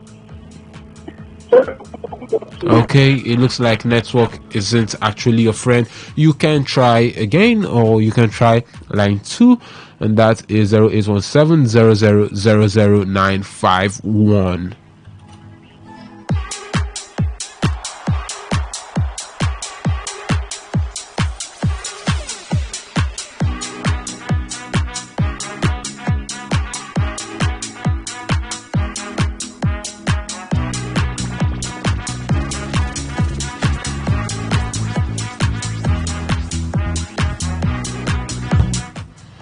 Hello, caller. Good afternoon. Okay, a drop call situation. Do well to keep the calls coming in. Now, guys, let's run through what is actually happening, or as regards the African Cup of Nations qualifiers, because there are some games currently going on the African continent as regards AFCON qualifiers. Well, we have Equatorial Guinea currently defeating Liberia by a goal to nothing, and that game is in the 90th minute. So Mozambique are playing out a 1-0 draw with Eswatini, and that game is in the 3rd minute of injury time or added time. Yes, 90+3. And Chad is currently playing out a goalless draw with Zambia, and that game is in the 90th minute. While Madagascar is defeating Gambia by a goal to nothing, and that game is at half time. Hello, caller. Good afternoon. Good afternoon. My name is Promise. I'm calling from Gediman. Okay, Promise, please go ahead. Okay, I want to talk that today match Nigeria will win by 2-1. And pertaining to Bukayo Saka from Arsenal, I believe that without Bukayo Saka and then nobody can play that week for now. So they will have a big problem because their coach will speak for Bukayo Saka. So it's not here in that way. That will be a bigger problem there. So I think for the Arsenal, I think for the Gunners, they will miss Bukayo Saka for some time. Thank you. Okay, thank you so much for your thoughts there. Do well to keep the calls coming in as we are getting ready to run out of the studio. So guys, last thoughts on this Nigeria versus Libya game. I'll start off with you, Benjamin. I think Nigeria will win the game. 2 goals or 3 goals to 0. Okay. And for you, Nelson? I don't know why we're underestimating Libya, but I think Nigeria is going to get at least a point or at least 3 points in this game, but I'm not fully putting my hope on them. Well, Nigeria did defeat Libya by 4 goals to nothing the last time they came to Uyo. Let's not forget that. Hello, caller. Good afternoon and welcome. Very good afternoon. Good afternoon. This is Eto from Rumaholu. Thank you, brother. Harry, I would say that it's a welcome development for the Saka injury. At least they will slow down their pace. They will slow down their pace for the running. At least the injury should reach like 6 months if possible. So that will slow down the pace. For Super Eagles game this evening, anything shorter than 3 points, I will not agree with Eguavon. Those over 2 legs, I want to see straight 6 points over those 2 legs with 3-3-0. Anything shorter than that, I will be among the people that say that they should not give him that job in a permanent basis because he cannot do it what he wants. Oh, it's Libya. He should beat Libya convincingly. I wonder. Thank you. Okay, thank you so much for your thoughts there, Eto. Well, let's see if we can take 1 or 2 more calls before we get to run out of the studio. Yes, 0817 0000951 and 0810 9510951. Hello, caller. Good afternoon and welcome. Hello. Anyone there? Is anyone on the line? Okay, we are struggling to hear you. Do well to try again, or you can try line 2. Hello, caller. Good afternoon and welcome. Afternoon, back to back. Okay, back to back. Please go ahead. I'm going to stadium to Warsaw. I wish Super Eagles love 3-1. Thank you. Okay, thank you so much for your thoughts there. Do well to keep the calls coming in. Maybe we can sneak in an extra 2 calls as well. 0817 0000951 and 0810 9510951. The Super Eagles of Nigeria up against the Mediterranean Knights of Libya. What are we to expect? Hello, caller. Good afternoon. Hello, good afternoon. Good afternoon. Name and location. David calling from Port Harcourt. Okay, David, let's make your thoughts count. I think Nigeria should win the game by 4 goals to nothing. Okay, so Nigeria to win by 4 goals to nothing. Is that all from you, David? And the injury on Saka, I think that should be a big step to Arsenal. He's not better to do his job as a manager. Anybody saying that Saka injury does not affect Arsenal is a big lie. Okay, thank you so much for your thoughts there, David. And yes, let's see what is actually happening. Still, the matches or the scorelines scorelines are the same across the African Cup of Nations qualifiers. Mozambique against Eswatini has actually ended 1-1. Hello, caller. Good afternoon. Hello, good afternoon. Good afternoon. Name and location. It is Henry calling from Port Harcourt. Okay, Henry, let's make it count and please try. Hello, Henry, are you still there? Hello, we can hear you, Henry. Please go ahead. Okay, so Nigeria to win by 3 goals to 1. Yes, 3-1. I'm speaking on Saka's injury. I believe it's nothing serious, but it's something that will keep him up for 20 days. Always in Gabriel.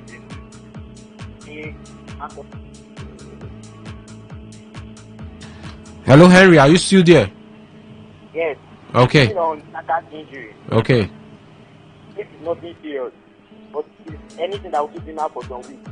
Gabriel Jesus is always there to back up for him, and we know that Jesus can play on that right wing very well, and a skillful player like Saka. Okay. Okay, thank you so much for your thoughts there, Henry. Well, ladies and gentlemen, that's much we can actually take on the show this afternoon. Has been exciting and thrilling being here with you. My name is Henry Ogugu. I did the show with Nelson Oja, Benjamin Mina, and also young Chuks Chukwuzite. Well, the Super Eagles of Nigeria will be coming up against the Mediterranean Knights of Libya by 5 p.m. So do well to, sit in front of your TV sets and get support the Super Eagles. But yeah, before that, still stay tuned and listen to Today 95.1 FM as we have the news update by 4 up next. On that note, I say stay safe, stay blessed, and enjoy the rest of your day. Bye bye.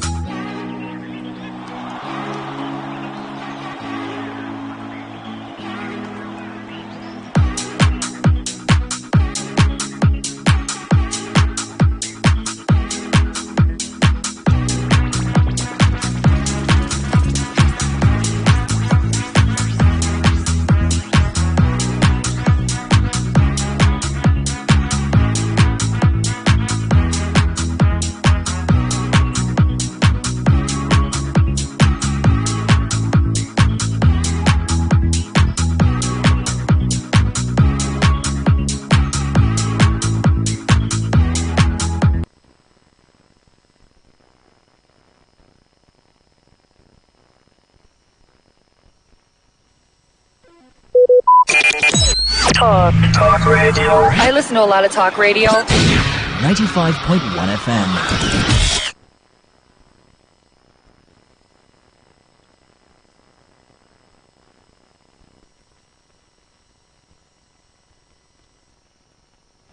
Whether it's happening in Port Harcourt, South South, Nigeria, or around the world, we've got you covered. On air, online, delivering balanced news and unbiased analysis. Today, 95.1 FM.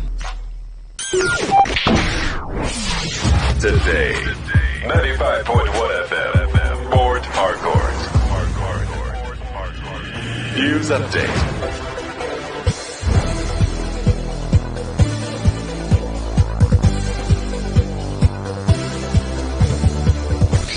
Good afternoon. Here is the news update on Today 95.1 FM. I'm Coin Chima.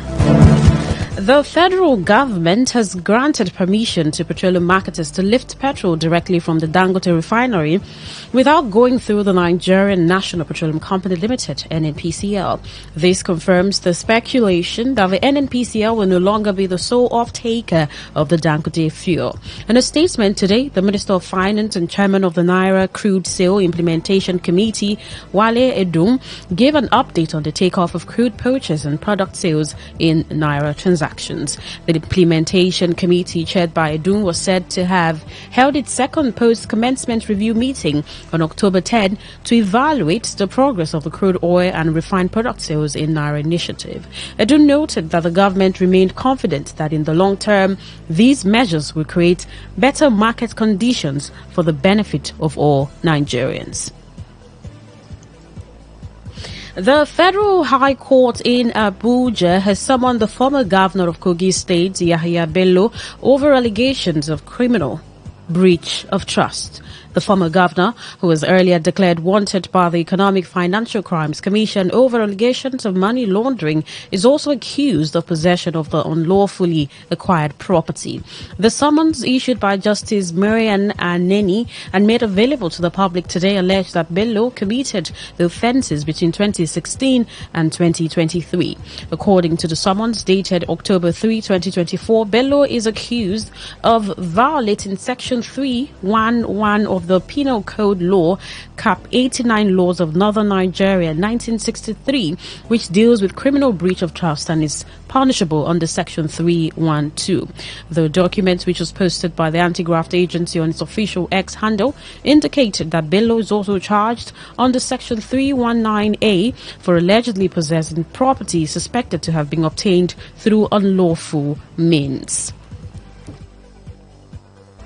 The Federal High Court in Abuja has refused the fresh bail application of the detained Binance Holdings executive Tigran Gambrian.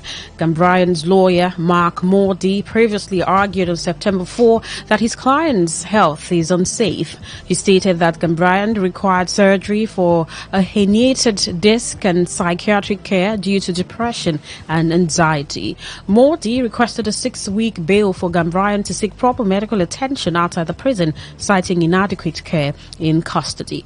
The Economic and Financial Crimes Commission's lawyer, Ekele Ihanacho, objected to the defense's claims, arguing that they exaggerated the severity of Gambrian's condition. He contended that the second defendant could receive treatment while detained at Kuje Correctional Facility, asserting that his health was not serious enough to warrant bail. In his ruling on the motion for bail on medical grounds, Justice Emeka Nwite rejected the request, noting that renowned Nigerian medical experts are already managing Gambrian's health. However, he ordered the Nigerian Correctional Service to refer Gambrian to a standard hospital in Abuja for treatment for 3 days to 2 weeks under security supervision. And on the foreign scene, Israel slammed the United Nations probe, which concluded it was deliberately seeking to destroy healthcare in the Gaza Strip and abusing Palestinian detainees, branding the findings outrageous.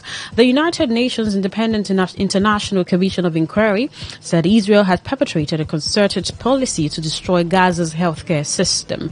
Israel said it firmly rejected the allegations in a statement from its mission in Geneva. Israel also rejected accusations of widespread and systematic abuse of Palestinian detainees amounting to the war crimes and crimes against humanity. The 3-person commission established by the UN Human Rights Council in May 2021 to investigate alleged international law violations in Israel and the Palestinian territories was publishing its second report since Hamas' October 7 attack a year ago, which sparked the ongoing war. Israel invaded the Gaza Strip after last year's October 7 attack by Hamas militants that resulted in the death of 1,206 people, mostly civilians, which include hostages killed in captivity. Israel's retaliatory offensive has killed more than 42,000 people in Gaza, according to figures from the Hamas-run territory's health ministry that the UN has described as reliable. And that was the news update on Today 95.1 FM. My name is Queen Chima. Thank you so much for listening. Good afternoon.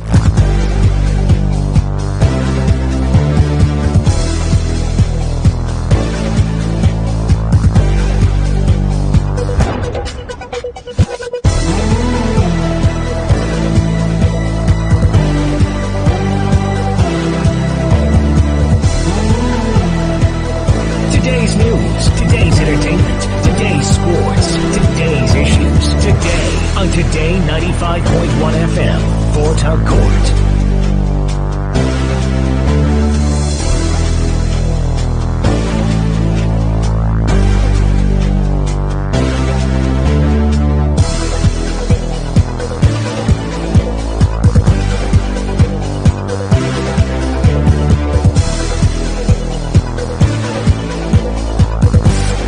Turn the down and turn up the three. We are not in the same league. We are right in the roads. Here on Today 95.1 FM. We talk, you listen.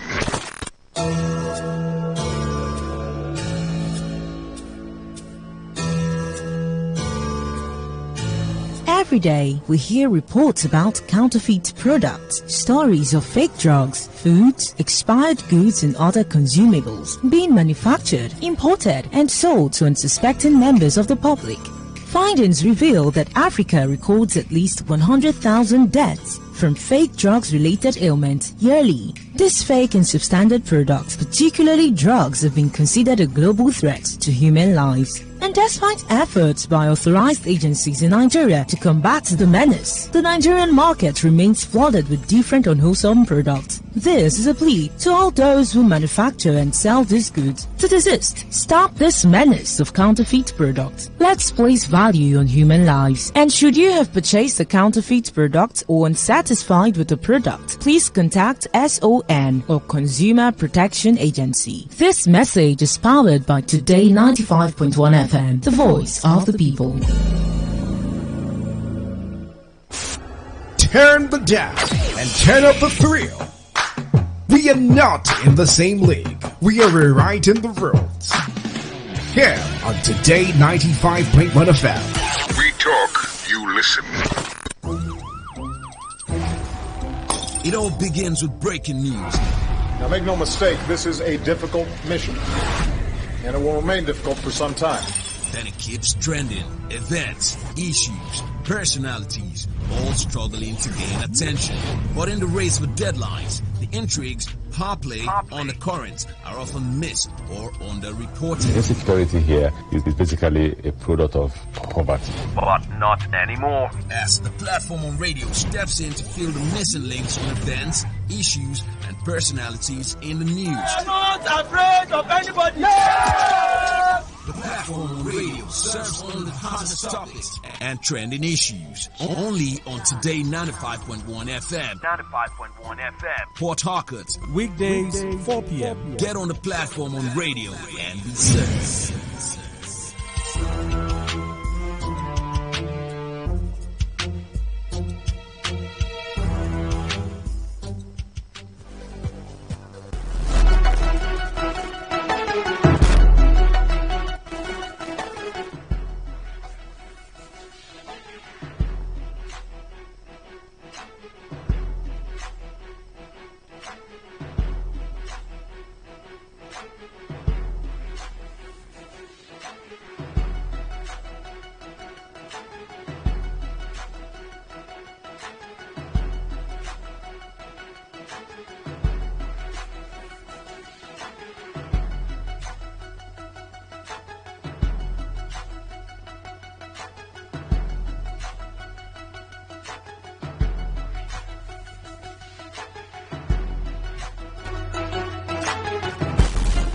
Time check is 12 minutes gone past the hour 4. I shall welcome you to another edition of the platform on radio on your premium talk station, Today 95.1 FM in the Garden City of Port Harcourt.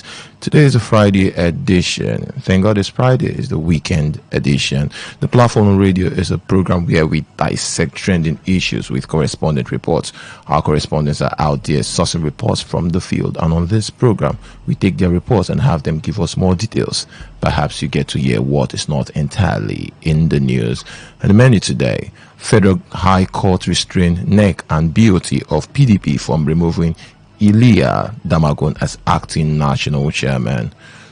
Tonye Cole again asks elders in Niger Delta to mediate between Governor Siminalayi Fubara and Nyesom Wike to settle complex rift between former political allies. And the last story, federal government grants permission to petroleum marketers to lift petrol directly from Dangote refinery without going through NNPCL. So we kickstart with the very first story for today. The Federal High Court in Abuja has restrained the National Executive Committee NEC and the Board of Trustee BOT of the People's Democratic Party from removing Iliya Damagun as the acting national chairman of the party. The court ordered that no other person must be recognized as PDP national chairman other than Damagun until the National Convention of the party scheduled for December next year. Justice Peter Lifu issued a restraining order against PDP NEC, BOT and others while delivering judgment in a suit instituted against them by Senator Umar Maina.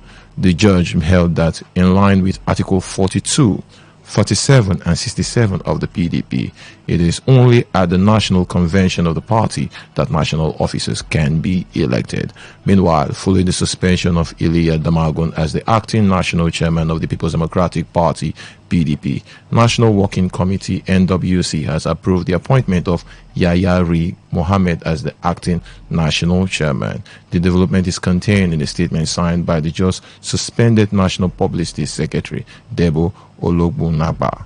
The appointment, which takes immediate effect, is pursuant to the provision of the Constitution of PDP as amended 2017. Now let's look at the very key issue. A lot of people will relate the issue in Rivers State with what is happening to the People's Democratic Party right now. That's bringing a sharp division between the two factions. What's your take on this? Do you think political crisis in PDP can be resolved? We've seen the chairman of the Board of Trustees try to mediate. You've seen him visit Governor Siminalayi Fubara and also the FCT minister.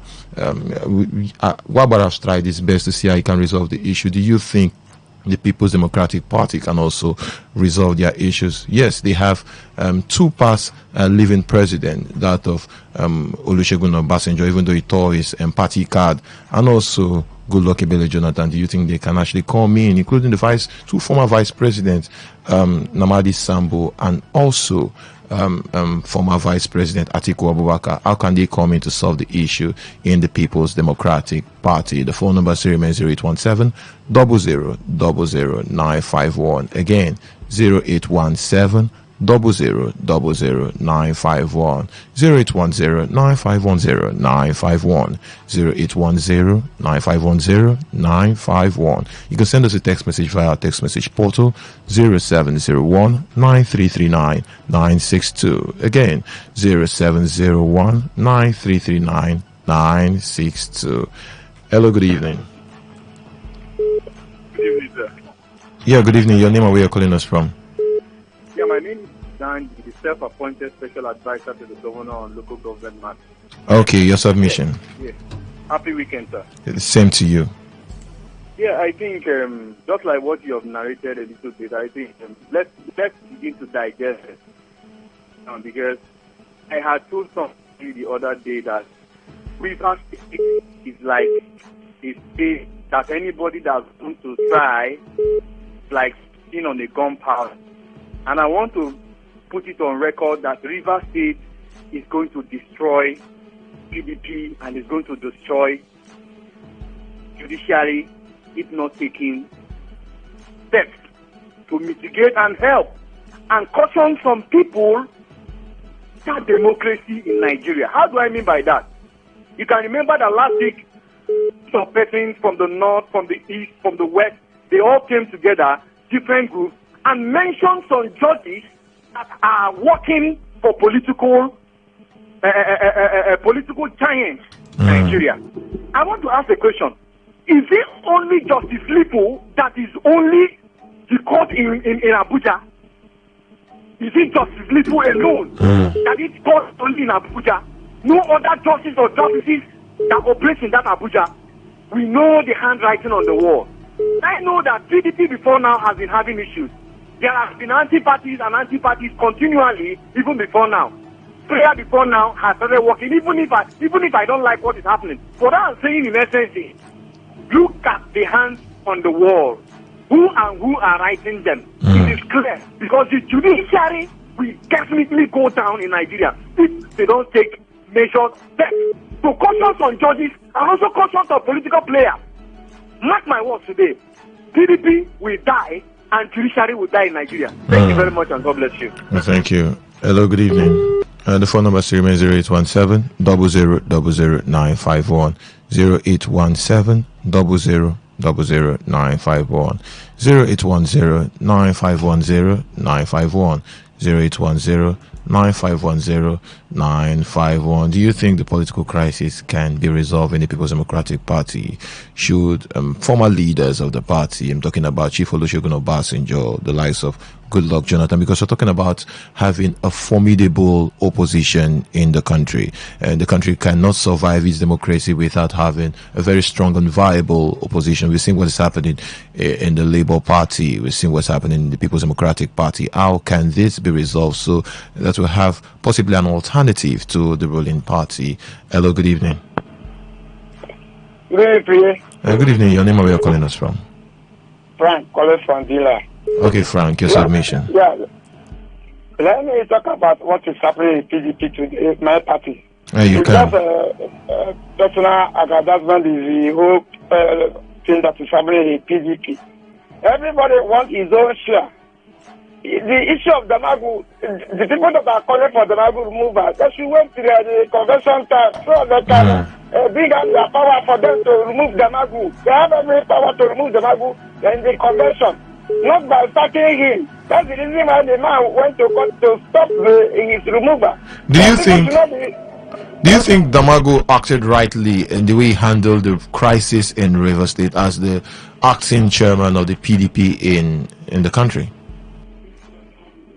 You can't put the whole blame for Damagu. Even the National Working Committee, the governors and BOT, they contributed all. So if they are only calling for Damagu removal, what of those National Working Committee?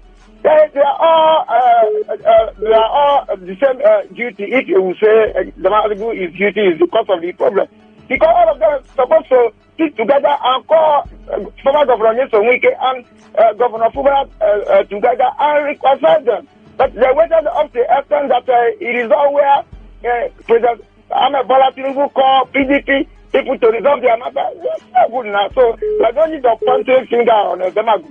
So they are playing their own game. Thank you and God bless you. Thank you very much. Let's pick one more call. Hello, good evening. Hello, good evening. Do you think the crisis within the People's Democratic Party can be resolved? Hello, good evening. Good evening. Good evening. Your name and where you're calling us from? Yeah, Mufasa is my name. I'm calling from Port Harcourt. Okay, Mufasa, your submission. Yeah, well, for me, I think the PDP shouldn't have allowed this matter to linger to this moment, in as much as I believe that it can never be too late to do the right thing. But then again, the matter has festered for so long and it has gotten the party where it is today. Now, you ask a very vital question. If the likes of former President Olusegun Obasanjo, Jonathan, and Namani Sambo and Atiku Abubakar, if they can, intervene in this matter. Exactly. My brother, I really do not think they can do much, especially since we have individuals who believe that they have done more than what all these individuals have done collectively for the party. I'm referring to the FCC minister in particular. You could hear when he boasts all the time that what he has done for the party, nobody has, done that for the party. So how do you now think you can, control such an individual? For me, I think what the party should do is to meet up punitive measures. There has to be consequences. You don't allow people to do whatever they like and get away with it. The party has constitution. The party has their rules and regulations, and I'm aware they set up a disciplinary committee. The committee should be effective. People should be punished for wrong behavior. That is only when they can, restore sanity in the party. Otherwise, my brother, they'll keep having the back and forth, and 2027 is around the corner. So that is the only way that the PDP can have some, some level of, sanity in the party. There have to be punitive measures, consequences for bad behavior. Okay. Thank you very much. Let's move over to the next story. The 2023 governorship candidate of the All Progressive Congress, APC in Rivers State, Donye Cole, has again asked elder statesmen in the Niger Delta to mediate between Governor Siminalayi Fubara and his successor, Nyesom Wike, and settle the complex rift between the former political ally. Cole, who was a guest on a television program, said what is happening right now in the state is dangerous, and without peaceful negotiation, it cannot end well. The APC chieftain said with a political settlement, the two warring parties would continue a nearly unending political and judicial war to no end. Cole asked President Bola Tinubu to bring together a group of influential persons to mediate the rift between Fubara and Wike. Cole said, since the president's intervention last year did not bring about the much desired outcome, Tinubu should bring together former First Lady Patient Jonathan, former River State Governor Ada George, Port Harcourt-based preacher clergy David Ibiomie and Stanbic IBTC Bank PLC founder Atedo Peterside to broker peace between the two sides. Do you think political actors will listen to these leaders if eventually the meeting is called? Many of you said something concerning this when I threw the suggestion basically for heavyweights in the People's Democratic Party, former leaders, former presidents, Goodluck Jonathan, and of course Olusegun Obasanjo. Do you think this can actually hold waters, bringing these prominent Niger Delta leaders? I'm talking about Patient Jonathan, Ada George, the preacher David Ibiomie, and of course Atedo Peterside. Do you think it can actually help in solving this issue? The phone number still remains 0817 0000951, 0810 9510 951. You can send a text message via our text message portal 0701 9339 962. Hello. Hello, good evening, Maxwell. It's Priya, good evening. This is Akuku from Apoke, the first one of the state. Okay, your submission. Let me tell you. You see this matter between Mike and the seller team. So still let me tell you, two of them. This matter, if it is seen, this matter will end it. But the problem is Mike. I'm just telling you. Let me tell you this is just to River people. Any family you have an integrity person in that family. That family will not move unless on his own.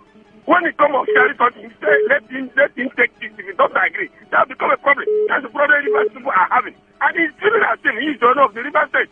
I don't wonder why people have ruled, they have ruled, and they have ruled. A lot of them have left the state. But he decides that he will be there in this state. Let him continue. For me, there's no reconciliation. Let us see. Whatever comes to River State, we have to take it. We are River. Let me talk here. Thank you.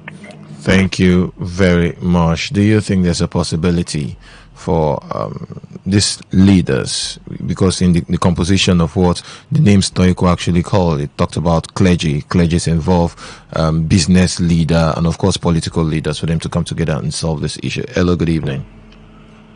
Yeah, good evening. And good evening. Your name and where you're calling us from? Yeah, my name is Noble. I'm calling from Chicago. Okay, your submission, Noble. My submission is this. From the look of things and from kind of person Honorable Minister is, I don't think he will listen to anybody. He's a man that you only listen to who is like, let me say, like what they will say, he who pays the pipe at the state. The president. What do you think? Because when he criticized the chairman of the BOT, Wabara, he still listened to Wabara when he came visiting.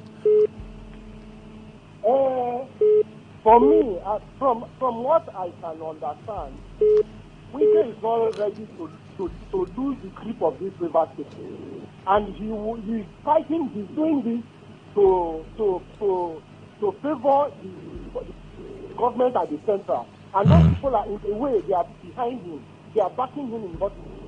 So it's only the president that can talk to Wike, and Wike will calm down. Otherwise, nobody. Wike will not listen to anybody. Then the one part of it is that center, the APC, they are in a way supporting what he's doing, so that APC will not have any stand coming the next election. So that is my submission. Thank you.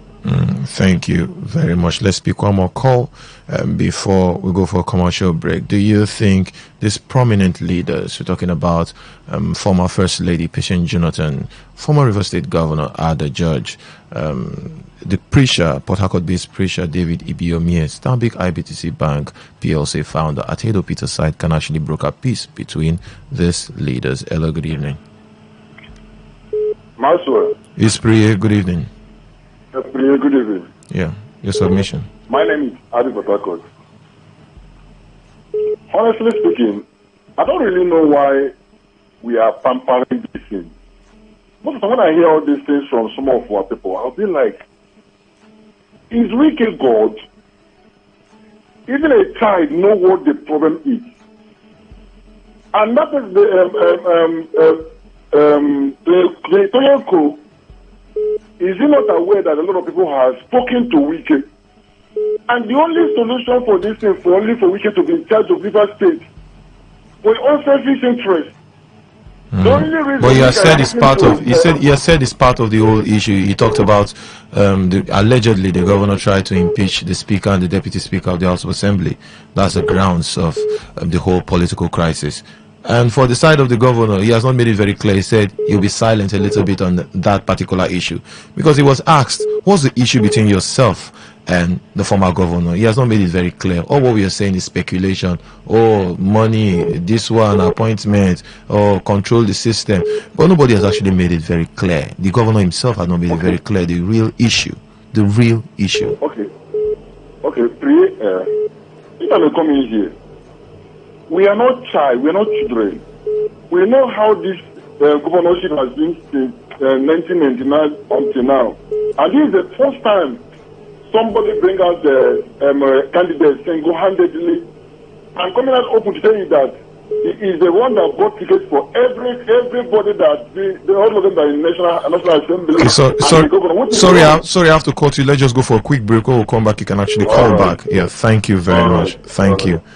Let's go for a quick break. When we return, we'll continue the conversation. This is the biggest wedding in town. The couple are on the dance floor and it's raining cash. The groom whispers to his bride, "We're definitely going to Seychelles for honeymoon. See money." The couple go to change outfits and are back to the dance floor, only for the MC to say, "Please, can anyone find the ladies helping the couple pack their money?" The crime stories live here. Find all and more on Netflix. Stream now for 2,200 naira.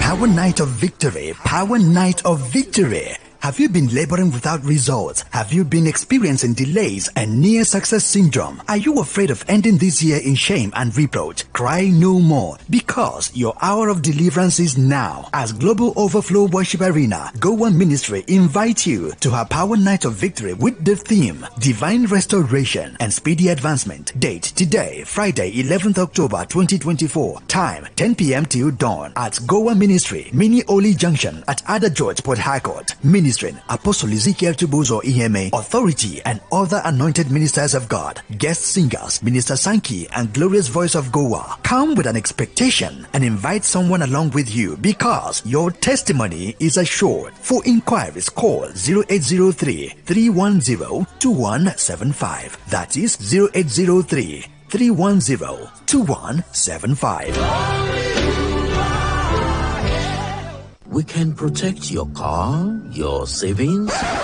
Let's not make it boring. Let's make insurance a lifestyle. If you've ever wished your insurance offered you more, then you're in good hands with Hares Insurance Group. In addition to our extensive insurance coverage, you can also enjoy free benefits such as networking opportunities, up to 10% discount on hotels, gyms, spas, and your favorite stores, tickets to exclusive events, and free resources to plan your future. So, next time someone asks you, what does your insurance company give you, sir? Your answer should be with Hares Insurance Group. Definitely much more than insurance. To enjoy all these, sign up on www.hairsinsurancegroup.com. That is HEIRS. Hares Insurance Group. Simple life is here.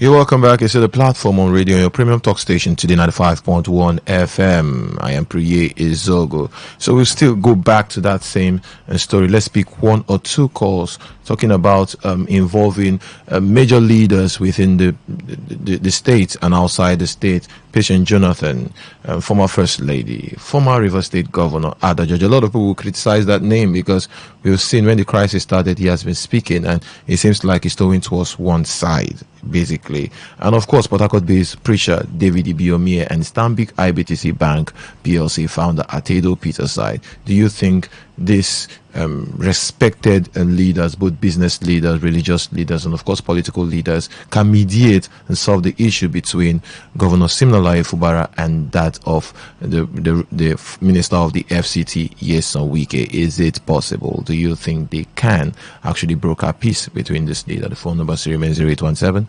00 951. 0817 00 951. 0810 9510 951. 0810 9510 951. You can send us a text message via our text message portal 0701 9339 962. Hello, good evening.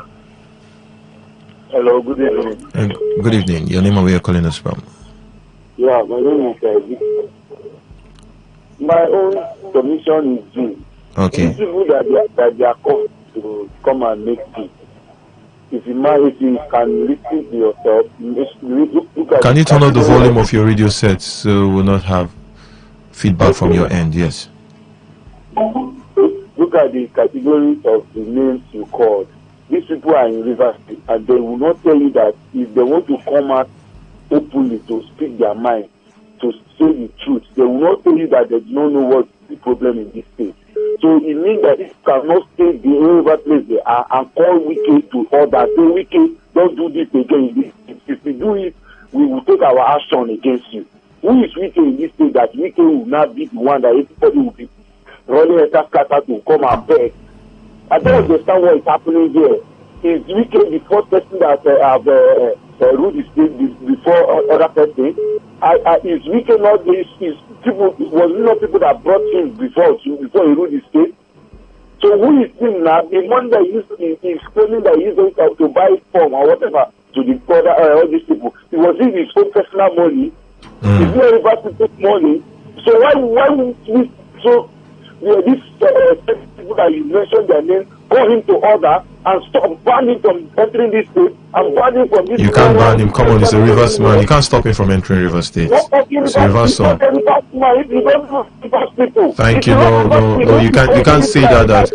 No, you can't say that Chief Barrister Nyesom Wike is not from Rivers State. He's a former governor, a former local government chairman, a former chief of staff to the government house. He has held several key positions. He has also represented Rivers State in the Federal Executive Council. So you cannot say he's not. He should be stopped from entering the state. That's aside. Let's move over to the next story. Away from politics, the federal government has granted permission to petroleum marketers to lift petroleum directly from Dangote refinery without going through the Nigerian National Petroleum Company Limited, NNPCL. This confirms the speculation that NNPCL will no longer be the sole off-taker of the Dangote fuel. In a statement today, the Minister of Finance and Chairman of the Naira Crude Sale Implementation Committee, Wale Edo, gave an update on the takeoff of crude purchase and product sales in Naira transaction. The implementation committee chaired by Edo was said to have held its second post-commencement review meeting on October 10th to evaluate the progress of the crude oil and refined product sales in Naira initiative. Edo noted that the government remained confident that in the no longer term, these measures will create better market conditions for the benefit of all Nigerians. Meanwhile, the Independent Petroleum Marketers Association of Nigeria, IPMAN, has threatened to stop operation nationwide following the high cost of premium motor spirit, popularly called petrol, sold to IPMAN members by the Nigerian National Petroleum Company Limited, NNPCL. IPMAN revealed that the cost of petrol from the Dangote refinery to NNPCL was about 898 naira per litre, but noted that NNPCL was selling the same product to independent marketers at 1,010 naira per litre in Lagos. Should we expect any changes following the federal government decision to allow petroleum marketers lift products directly from the Dangote refinery? The phone number remains 0817 00 951 0810 9510 951. You can send us a text message via text message portal 0701 9339 962. Hello, good evening. Hello, good evening. Oh, we lost that. Hello, good evening. I think the second line is acting up, but you can still try 0817 08109510951. 08109510951. Do you think this decision by the federal government it will help reduce the price of PMS? Because a lot of people will say, are they not paying lip service to this? Is it not easy for the federal government to instruct NNPCL from the beginning? Come on, sell it. Allow the independent marketers to go straight to the depot, go straight to Dangote refineries, pardon me, to get the PMS from them directly. So do we really need a middleman in the whole situation? If NNPC want to get it for their filling station, fine and good. Hello, good evening. Hello, good evening. Yeah, good evening. Your name and where you're calling us from? Okay, my name is Okachi. I'm calling from Port Harcourt. Okay, Okachi, your submission. Well, on the issue of the petroleum deregulation and unbundling NNPC being the sole buyer of the petroleum, it will enhance competitive market, and that will fall the price. One, they are buying in Naira, and they will also sell in Naira. That's our own currency here. So I think it would bring a reduction in price. But however, considering the routes, our routes, now from Lagos to Port Harcourt, do we have a good road for the tankers to convey petroleum products from Lagos down to Port Harcourt? Big question. Good road from Lagos to Enugu. So these are the things we need to consider, because the roads are so bad. The police are also dealing with the tanker drivers. So if all these little lacunas are being handled, I think the price of petrol will drastically come down, that we can even buy for 600 or 700 per liter, since Dangote is buying from Nigeria and Nigerian currency and also selling to us in our own currency. So I think it will reduce the price if an NPC is unbundled in this situation. Thank you very much. It seems like we are a little bit silent concerning the statement by the federal government, like in January. We will definitely kickstart the commencement of Port Harcourt refinery. Oh, we are done mechanical part of it. Oh, we have kickstarted mechanically. We've shown you we can actually do it. Next month we are kickstarted. The next month we are kickstarting. Now we are in October. We're getting to middle of October. They have been telling us every month that they are going to kickstart refining product in Port Harcourt refinery. What is happening? And now look at the whole process when it comes to getting PMS from Dangote refineries. The phone number remains 0817 00951 0817 00951. Hello, good evening. Yeah, good evening. Good evening. Your name and where you're calling us? Same to you. I remain. Okay, submission. Yes. There's a magazine that says too many cooks spoil the broth. The federal government we are talking here, speaking, what do we do? Minister for Finance. The same federal government that distributed CNG buses a week ago, forget about compressed natural gas to labor leaders, students, union, and all the rest. I think the government led by President Bola Tinubu is the most confused government in the history of Nigeria. Not that I have to, and the one I have grown as an adult. They seem not to know what to do. How can you be dispatching energy in important vehicles and, compressed natural gas shared vehicles, and you think they will have the zeal to make our refinery work? What do I use? What is the policy in the refinery? Is it not petrol? I'm thinking the government of the day is so confused. Very, very confused. Okay, thank you very much.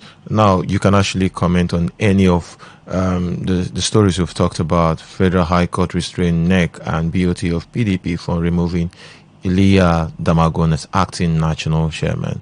Tony Okocha again asks elders in Niger Delta to mediate between Governor Siminalayi Fubara and Nyesom Wike to settle complex rift between former political allies. Federal government grants permission to petroleum marketers to lift petrol directly from Dangote refinery without going through NNPC. You can actually throw your weight behind any of these stories we have talked about. The phone number remains 0817 0000951, 0817 0000951, 0810 9510 0810 9510 We'll get to the text message portal when I pick like three calls, and we'll get to the text message portal. Hello, good evening. Hello, good evening. We lost. Hello, good evening. The numbers are acting up. You can actually comment on any of the story. Hello, good evening. Yeah, good evening, brother. Good evening. Your name and where you're calling us from? Yeah, this is my name. Calling from Port Harcourt. Your submission. Yeah, calling for peacekeeping or whatever within the scene and the weekend. If I may ask, is there any problem in that state? There are no problem whereby of River State knows the truth that a single man wants to hijack the resources of the rivers. There is no problem on River State. The people in the nation that will make the peace are not they are the part of the problem of rivers people are facing today. Is it the one that want to, yes, is it the people that want to buy house in the U, or is the people that want to collect your money and purchase a heaven for you? They are the people that want to make peace to the people of rivers. It's unfortunate that we find ourselves in a situation of people that cause the problem will be the one to make the peace. It's not possible. For Dangote and the federal government and the buyers of the petrol sector. See, Nigerians never know who is Dangote. Very soon, you people will understand who is Dangote is. A petrol will be selling very soon 2,000 plus. Is in Nigeria. It won't happen in another country. Some mama and the papa who is in village farming does not even buy a bag of cereal from a year to a year. But they do pay transport every day. Dangote will tell them who he is very soon. Thank you. Nigeria should be ready by 25. Thank you very much. Let's read some messages. We have a lot here. Let me start with the very first one I'm seeing here. Please let me ask you this: Dangote cement ship, or please tell me any Dangote product that are shipped in Nigeria. I am Chris. Let me read this other one. Greetings. Until River State as a people come together to kill or stop the entitlement of certain individuals in the state. Otherwise, this drama in the state will not stop. Note, the state is owned by one individual as enterprise. Like they say, do as I say, but don't do as I do. Story for another day. This is Honorable Malon. We have this other message. It will be hard because Wike wants to rule third term. What I think your message is not too clear. This is Mommy Faith. The last part of your message is not too clear. Let me read this. So my brother Priye, greetings. What is playing out at the People's Democratic Party national level will sanitize and reposition the party to its original position. Damagun has betrayed the position he is occupying and should be suspended and should be relieved from his position for a capable person to take over from him. The call by Tonye Cole is coming too late. FCT minister had ruled out any reconciliation move with the governor. Whether he changed his mind tomorrow or not, nobody should beg him. If God that created him can forgive him sin, I wonder why he will not forgive his fellow person. This is thank God ability at Wegbu. Let me we still have some couple of other messages. They cannot. Wike doesn't forgive. Wike will not listen to anybody except Fubara will agree to bowing to him every morning, which Fubara will never do in his lifetime. This is Mr. Law. You're still speculating basically. You're not sure of that. Good evening.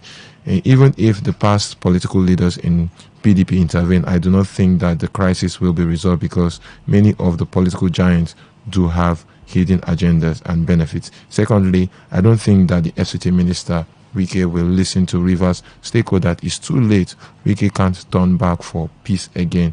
General Round face from Rumwe Kini. Let me read this one. Good evening, Mr. Priye. This is Reverend Oyedikachi Amadi. The back and forth on the leadership quagmire on the affirmation party will never profile solution to numerous problems in Nigeria, and it's not this kind of news many Nigerians want to hear. The call by the former governorship candidate in Rivers State on peace is a welcome development, because peace has no alternative to the overall development of a nation or state. If the lifting of fuel from the Dangote refinery will reduce the fuel price, that's a very welcome development, but anything less than it is but a news. It's but a news, okay? We still have two messages here. Hi, Priya, I would advise PDP NEC to ignore the court order and proceed to remove the national chairman. That particular court is partisan and used by APC to frustrate PDP. As for lifting petrol direct from Dangote by Ipman, this is what the regulated economy stands for, Mr. Lucky. And the last one in our WhatsApp, in our text message portal, I must tell you that before Tinubu leaves office, Peter Lifu must be appointed Attorney General of the Federation as a reward for his work. Come on, it's still speculation. Maybe he will also enjoy the judicial quarters that Wike is currently building for appeal court judges in Abuja. Even when he is a federal high court judge, Peter Lifu should ask John Soho Alpha now that he is accepting Wike to use him. These are basically allegations. You're not sure of that. Let me go to our WhatsApp portal. Let me read this one. We have one here. Good evening. Even if the past political leaders in PDP intervene, I don't think that the crisis will be resolved, because many of the political giants do have hidden agenda. Okay, you sent message to both platforms. Then the last one, Hector. Since the current managers of PDP, the secretary and the national chairman, is selling out the party to APC, their suspension is welcome. The PDP supposed to be the voice of the opposition, but they have lost it. Wike is an instrument in the hand of the current APC to destabilize the party against 2027. Unfortunately, they have hijacked the judiciary to perfect the plan. This is Hector Christopher. I think we have one more message in the text message portal. Priya, greetings.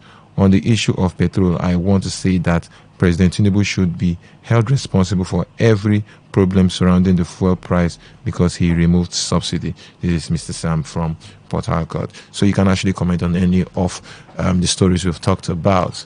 Right, from the very first one, Federal High Court restrained NEC and BOT of PDP from removing Iliya Damagun as acting national chairman. Toyeko again asked elders in Niger Delta to mediate between Governor Siminalayi Fubara and Nyesom Wike to settle complex rift between former political allies.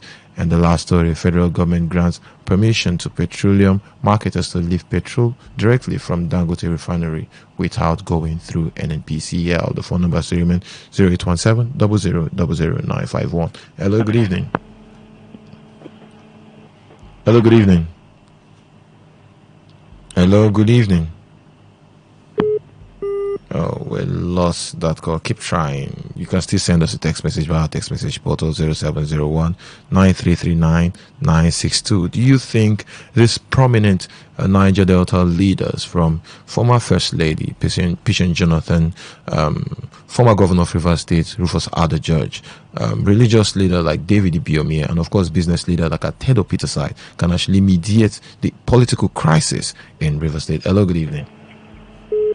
No, Priya, once my back, Robin Maja the farmer. Okay, Maja the farmer, your submission.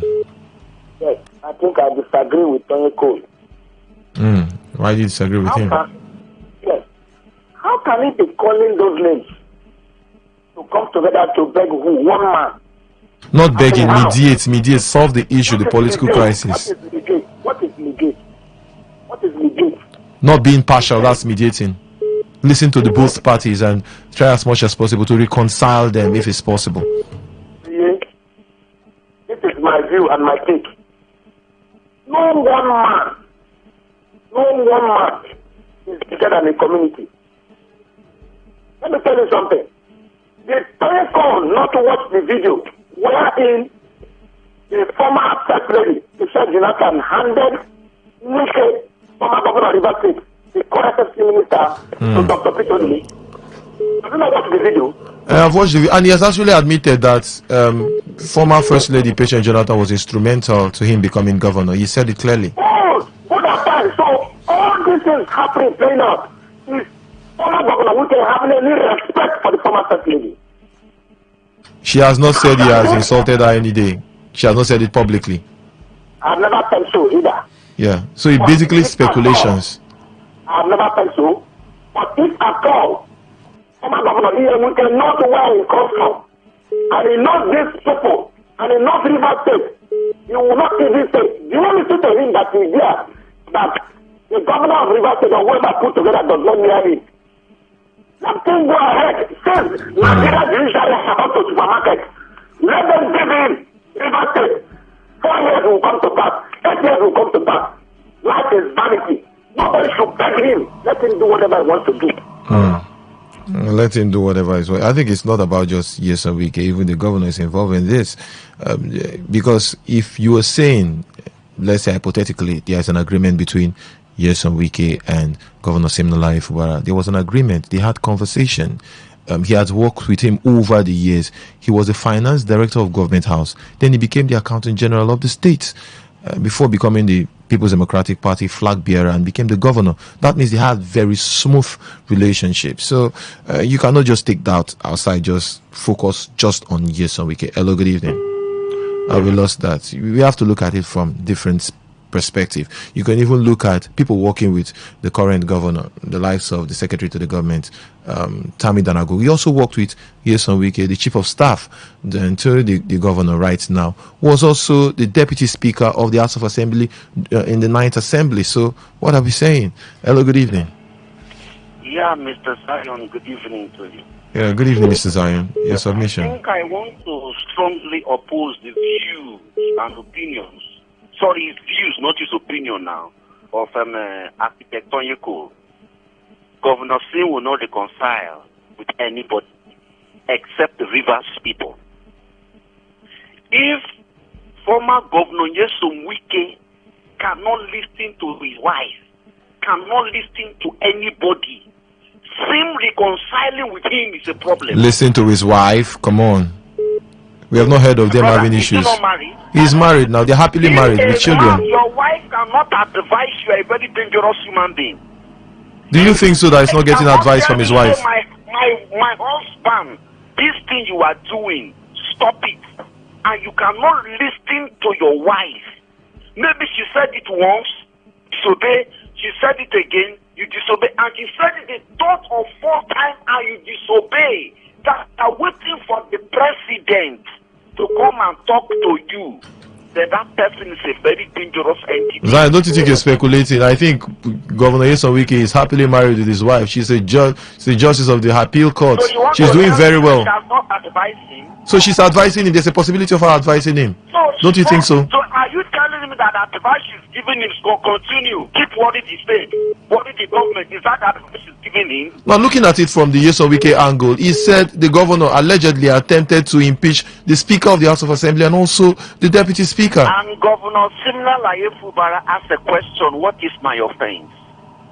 And he's saying the offense. He has mentioned the offense. He said you try to push away the Speaker of the House of Assembly and also the Deputy Speaker. Now let's leave that aside.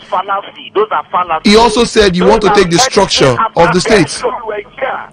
We were here when this whole thing started. The impeachment of the governor. Bribes have already been taken. Money have been given. Go and impeach the governor. And make Kelly the next governor.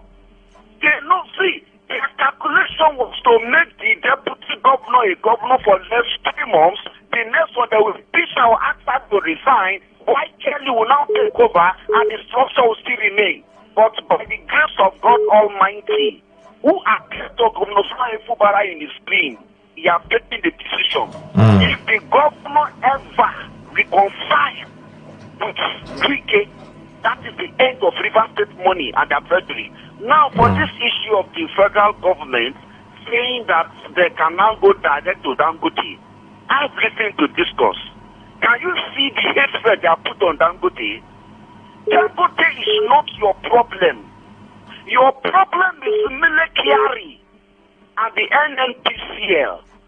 Vent your anger, ask federal government to sack military. I want to ask you, is it Dangote that said that fuel is now 1,030 naira? Is it Dangote? Dangote is a serious problem. But if your government through military love you so much, they would have said from today, Dangote, we are giving you crude. You must sell petrol pump price at the rate of 150 naira. Dangote have no choice because the government is giving him the crude to refine. But now, your government through military and NNPCL have sold mortgage oil for 25 years. And the people mortgage it are coming to this finally here for the next 25 years to be funding your product, and you have agonized Dangote. Are we not educated to read? What are the senior advocates of Nigeria? Nobody has gone to court that military lived here. No one has gone to court for NNPCL to be disbanded. Not one. Because no collaborating to get Nigeria in their own estate. But I want to let them know, generation of Mr. Zions will rise. It may be 10 years, it might be 2 years, it might be 1 year, but we will rise to ameliorate the pain of our people. Thank you. Thank you very much, Mrs. Zion. On that note, we call it a wrap on today's edition of the platform on radio, your premium talk station, Today 95.1 FM. Up next is Waiting They Happen with MC Kuro, the Friday edition. Good evening.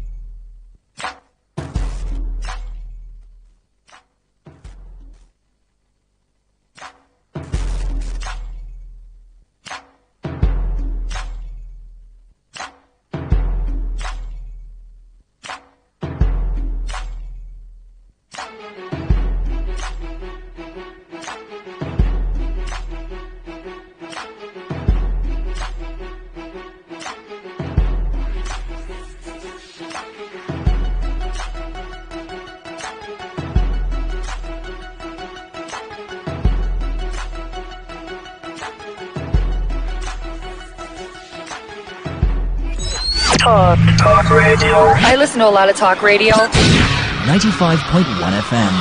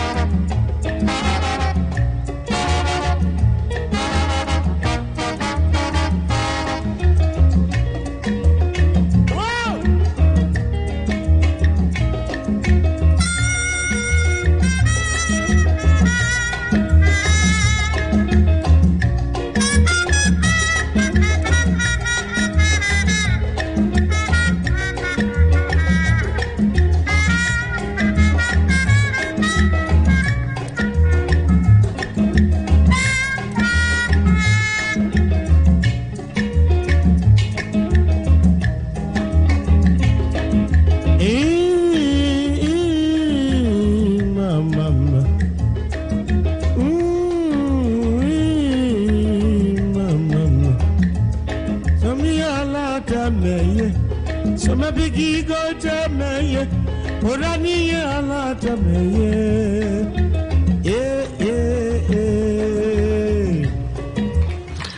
country people, welcome. Today now we still there for Today FM 95.1 and now waiting they happen show all day like this. And before we go to our story, then we'll get guests for the house. And I know the person now, Mr. Aroma. Mr. Aroma, how you doing? Fine, thank you. Thank you so much, MC Kuro. Thank you for having me. Okay, so quickly, what do you get for our listeners today? Okay, as we day here again, today now another day for our independent special promo. You know, we don't talk and say if you never become landlord, because of this special independence promo, come become landlord. We don't extend our promo till the end of October. Yes, because plenty people they call us, they tell us, say, make we still give them time. Because of that, we they extend them till the end of October. And remember, those our estate them, they still they very beautiful for you to come by and become a landlord. Okay, so now the next question we'll get, we say, where this your estate then day and how much we gonna they sell? Okay, our estate day for fine locations where we say if you sabi you go rush come our office to go buy them. One of them now our Montana estate, that one day behind the River State University. Yes, on this special independent promo price, we they sell them for 600,000 naira. Then we get our Fine City Estate, that one day behind the Port Harcourt International Airport. That one they go for 750,000 naira. Then we get our Groove City day for Rukboku behind the Redeem Campground. That one they go for 3 million naira. And our Prosperity Layout, that one day within Eluse and Eka Link Road. Yes, behind Queen's Park Estate. That one they go for 12.5 million. Okay, so waiting be the payment plan and the documents we person go need, because if you don't get the payment plans, you don't know how you go use arrange yourself. Exactly. You understand? So tell us the payment plan and those documents then what person go need so that they fit get this land. Okay. Now concerning the payment plan, we don't check every time. They know say we they advise you no need to break bank to buy land. You no need to deprive yourself from the normal life before you buy land. Because of that, our payment plan A be say even if you get 50,000 naira first, if you deposit that one, then the balance go take you 3 months, 6 months, or 12 months. Or even if you get 100,000 naira, you can pay that one first. Some people came to the office today and some made some deposits. Correct. Then or if you get 200,000 naira, if you deposit that one, then when you do this payment, first we go give you our payment receipt to show say you don't begin this journey of becoming a landlord with us. When you pay finish, we will give you our deed of conveyance. That document gets survey. It gets survey plan inside. Then final, we will give you our certificate of allocation. Now our documents with that. Okay, so the next question we want to ask you be say, where on our office day and on our phone number? Because if people don't know, say, okay, on our office day, this particular place, you go give them that energy, that mind, say, yes, we can do business with you people. True, not true. So you tell talk. us. Our office day for Rumukuta Junction. Yes, at there our office day inside at that Odum Shopping Center. And our phone number is 0806 4919 962. That number again 0806 4919 962, and the second phone number 0703 1109 663. That number again 0703 1109 663, and the third phone number is 0803 9373 969. That number again 0803 9373 969. If you call us or if you send us WhatsApp messages. So now how person go take see this land? Make it not look like, because some people feel they feel saying now audio. So how person now we won't see this land? Make them use their two koro eye. Yes. See where this land day. Yes, we always tell people say if you want buy land, you close your eye because you need to see where the land day. So because of that, even as some people come our office today, we carry them, go show them where the land they where then they buy. Now, if you want see land, come our office. When you come our office, now we go carry you, go show you the land. Land no be mobile something we be saying a motor where go say okay, driver and come meet me for Obibo. Make I see the motor, I confirm and before I buy. This land where we they show you, even if you pay for the land they there. The document where we they give you, they show say now you get the land now. And as the land they there, you know they feed them, you know they do anything to the land, but the land they appreciate. So we they always encourage people now take advantage of this promo where we they sell our Montana estate behind the River State University. That one they go for 600,000 naira. Our fine city, that one they behind the Port Harcourt International Airport for Ipo. That one they go for 750. Then our Prosperity Layout, yes, that one they go for 12.5 million within the Queen's Park Estate. And our Group City, that one day for Rukboku behind the Redeem Campground, that one at 3 million naira. All these prices now promo price we get until October because of waiting MC Kuro and Mazi. Don't say make we give people small time. Okay, so now what do you get for listeners we they interested in this real estate investment? Because you get some people as they talk here within them their own now go use benefits. Okay, before I go answer that your question, I want to remind people our address again. Our address is number 10 NTA Choba Road, Rumukuta Junction for center of the city.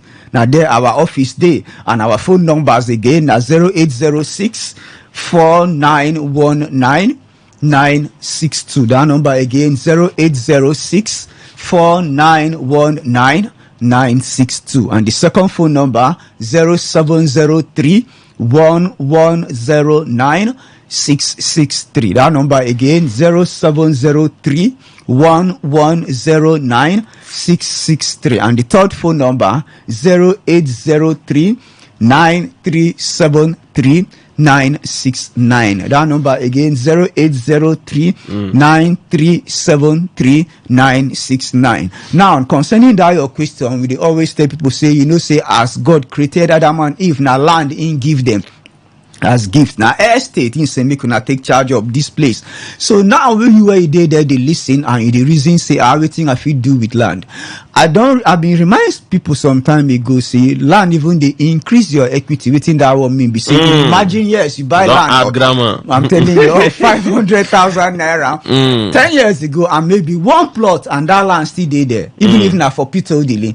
Imagine land a plot of land there now around 70, 80, 100 million. So that one alone, by the time we call Sukuro, we are remembering say this guy is worth over 200 million. True. They carry the money for pocket or for bank. We check everything in the assets. God. So land is an asset. So if you think say everything I would carry this land do, just buy and keep. If they appreciate, go feed them, go do anything. Nothing they destroy them. So even Bible say person will no keep inheritance for children. You don't see them now. Good. Good. So when you buy them now, that one now sure inheritance. Nothing they make and fail. Okay, so now how person fit make money from this real estate? Because you get some people too, them maybe they fit no get that large money to buy, but they look out for how they fit make money from this business. Okay, Aroma Real Estate don't make way for people to make money. If you become our partners or a sales rep, yes, you go make money and hand out on the work. Be say if you get somebody, even the person that came to our office today,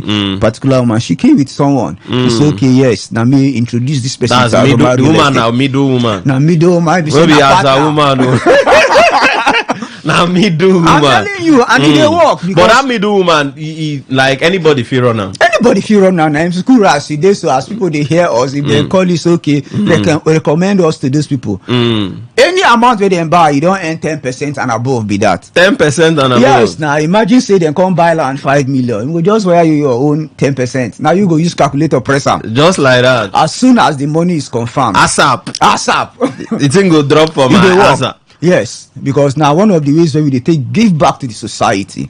So if you think say you never want make money, Aroma Real Estate, they here we don't give you that opportunity, yes, to make extra income. Okay, so I would like you make you still call your number again. Okay. And this time just take your time and call your number again. Okay, remember our office day for number 10 NTA Choba Road, Rumukuta Junction for center of the city. Now there our office day, and our phone numbers now 0806 4919 962. That number again, 0806 4919 962. And the second phone number, 0703 1109 663. That number again, 0703 1109 663. And the third phone number, 0803 9373 969. That number again, 0803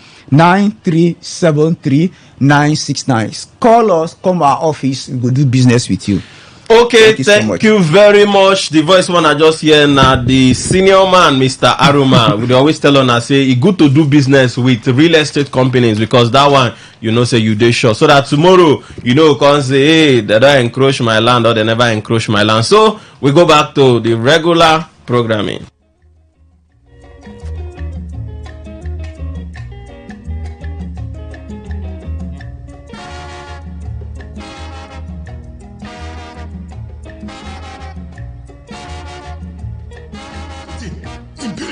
He sees himself as God. I'm God. I will do this. And nobody can stop me. But you forget you are not God. That was what denied his party ticket. How many people has he not misled? Problem. We have given you, extended olive branch to you. We have said you want it yet. All you will do is to see how you will castigate the state. Love your state. You don't need to hate your state. This state made you assembly, made you speaker for 8 years. This state gave you governor for 8 years. Under this state, he became a minister. Is that the thank you give to the state for making you whom you are, for bringing you up to this level? It's so good to see how you can have peace in your state, make your state of development. Each day you wake up is to cast aspersion on your state. That is not good. It is no person that has a sense will continue to do that. What do I gain? What do I gain as a person if I destroy my state? Of what benefit is it to me? This is a state I owe everything to. So I needed that place. I need that development in that state. And you cannot. But each time you go out, you cast aspersion on the state, you say this about the state, you bring down the state. No, what does it achieve? That you wake up, you go on television to bring down your state. What does it achieve?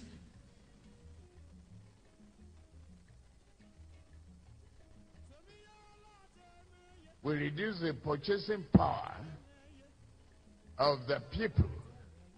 We can further slow down the economy. Let's widen the tax net.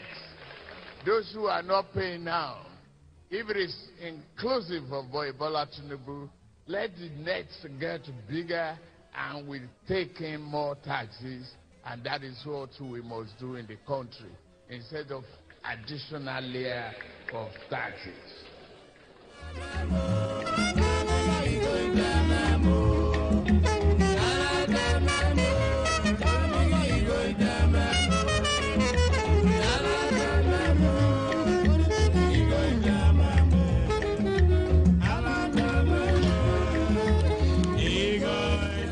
Okay.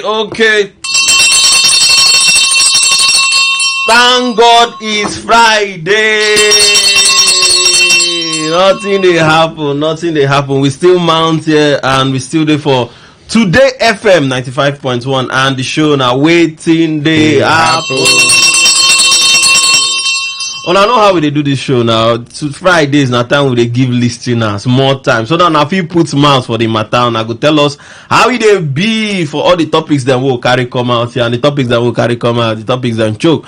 But we'll not go to waste time, my brother. Just introduce yourself so that we go just they hit this topic then back to back. All right, we country people. Thank God it's Friday now. The weekend don't reach already. Sharp. If you just close your eye, open fear. We don't enter weekend. Now a very good day to come studio Conchuk Mat for waiting they happen for we country, Nigeria and Obodo Ibo. My name is MC Justice, one man we hate injustice. I day here with my brother MC. Okay, I'm introducing. Okay, my name is MC Kuro. They call me the king of weddings. Anyway, our wedding they happen for the city, outside the city. If you look very well, you go see say MC Kuro. We did that. They always talk this thing. Say Pekin. We then carry for back and they didn't know say the journey far. So MC Justice, how far? How you be now? How you dey flex? Nah, nobody they carry me for back. I really know say this journey far. But if you say adulthood na scam, my brother, adulthood no be scam. And I just saying my papa no get money. Child. And on that today now World International Girl Child Day. Congratulations. So all the girls with now girls no be women, have you? Yes, girl so child. all the small children. Or if you say now all the women. All the girls, more just leave all the girls, all the small girls with the big god. Small girls with the big god. Yeah. Okay. Yeah, all the girl child. Okay, so all the girl child where they listen to us, as far as say you be woman, you be female. Yeah. No be transgender. No be Bobrisky. No. For the fact say you be female, we celebrate you. And then also this time I think whether the vision for the girl child and be the team. And today to Nigeria they play match like this. Nigerian Libya. So they pray me Nigeria do us proud. Okay, so quickly we don't get time. Go just hit all the topics there as it be sharp. Now they be back to back. No to Fridays. No. We get right. And I guess see. This particular topic they don't stretch and they don't talk about them, but more come from this other aspects. Now, appeal court don't you know what happened now over the weekend? Yes. I said that was now yesterday now. We appeal court can nullify the budget. The budget presentation. So now Rivers State government don't come and come say, see, now only budget they nullify. They no reinstate, they no put back the Amehule section, like the Amehule faction of the Rivers State Assembly. You understand? Now waiting them, they don't interpret from the court. Say they no put the Martins Amehule. Say they don't come out them, they know they say according to the constitution, say immediately you just port to another place, you're gone. Your seats go dey vacant. You understand? So now them they come out come talk say Martin Amehule say they no put them back because we they see over the like yesterday from on my Facebook I just see congratulations Martin Amehule, they fear anybody. You understand? Congratulations. I don't they see plenty congratulations. But Rivers State government now they tell us say see they no bring back this man. This men then they don't go. They know they exist. Then they know they nothing like that. You understand? Say now still Oko Jumbo led faction nine still day. So I don't know because I don't know how you don't. I don't know whether I don't read that judgment. I don't know how you take look at whether because they talk about say they don't nullify the budget because then to say whether four members no go fit form a quorum. You understand? So you not think say that they talk about say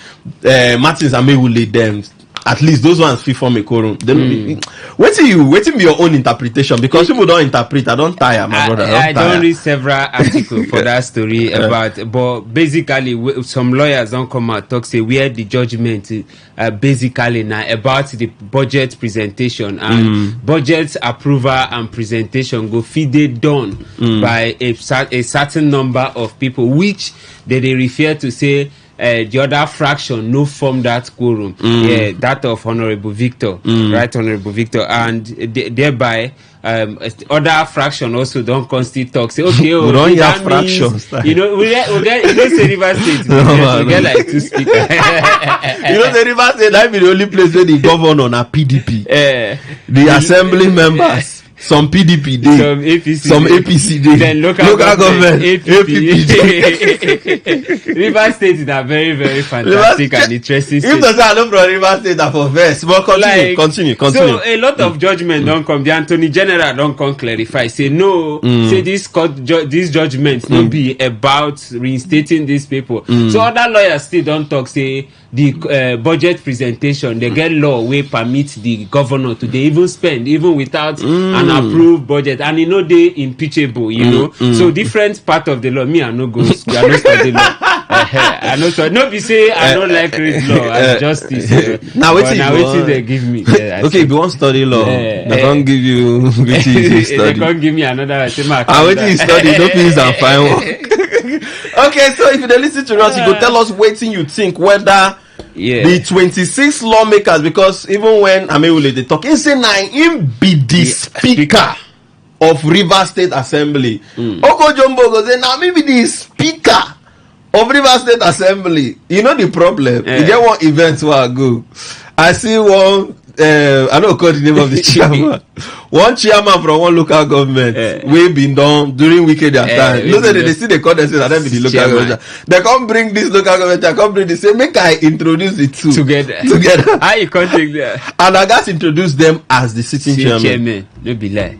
Baba, no easy. River State go you one. You can't please everybody. You know say River State go one, but just no panic. Just maintain your state. Okay, so you go tell us what you think about that matter. Then the second story will carry come yesterday. Tony Cole been there for national TV where they be the interview him. They talk about how because all this River State politics here and there, they affect governance. Yeah. And he get what same even talk for national TV. Say they try to do a lot of things for River State. I don't know if they listen. You go tell us. Then they do a lot of things, but because of the plenty issues where they happen for River State, say people need even about what they do till they come out from media contact, but not be that one they talk about. Now, Tony Cole dey on national TV. In don't talk say they need to solve this problem. And in call some prominent names we need to solve this problem. One of the person we call Patience Jonathan.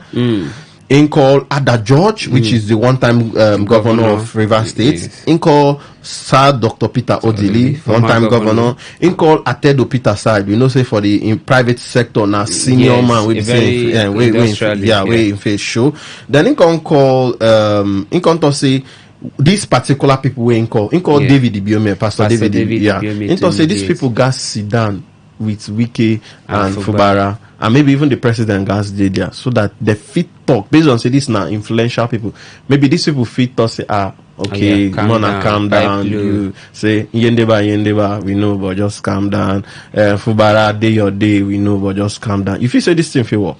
You know, I know if you say I feel say they don't reach that melting point. You know, where like melting point. Yeah, because if you remember earlier, the president, the vice president, the chief of staff try intervene where a certain time different agreements they fly on social media say this person don't agree, this person don't sign, these people don't agree to try resolve this issue and work out. And if you ask me, I know see waiting be the different things where these people want talk again where they never talk, because I believe in their private activity they don't even try reach out and all that. So you can't even these people now we don't mention some of themselves in the eye of the public don't already take side. So you go there very, it's a whole lot. Because if you look that list now, if you look where Patient Jonathan it's obvious somehow, but this will be recent interviews where we don't say no the former governor don't come talk say no be this person make me politically although I hold them the respect, but they know we do all their they obviously go say Sir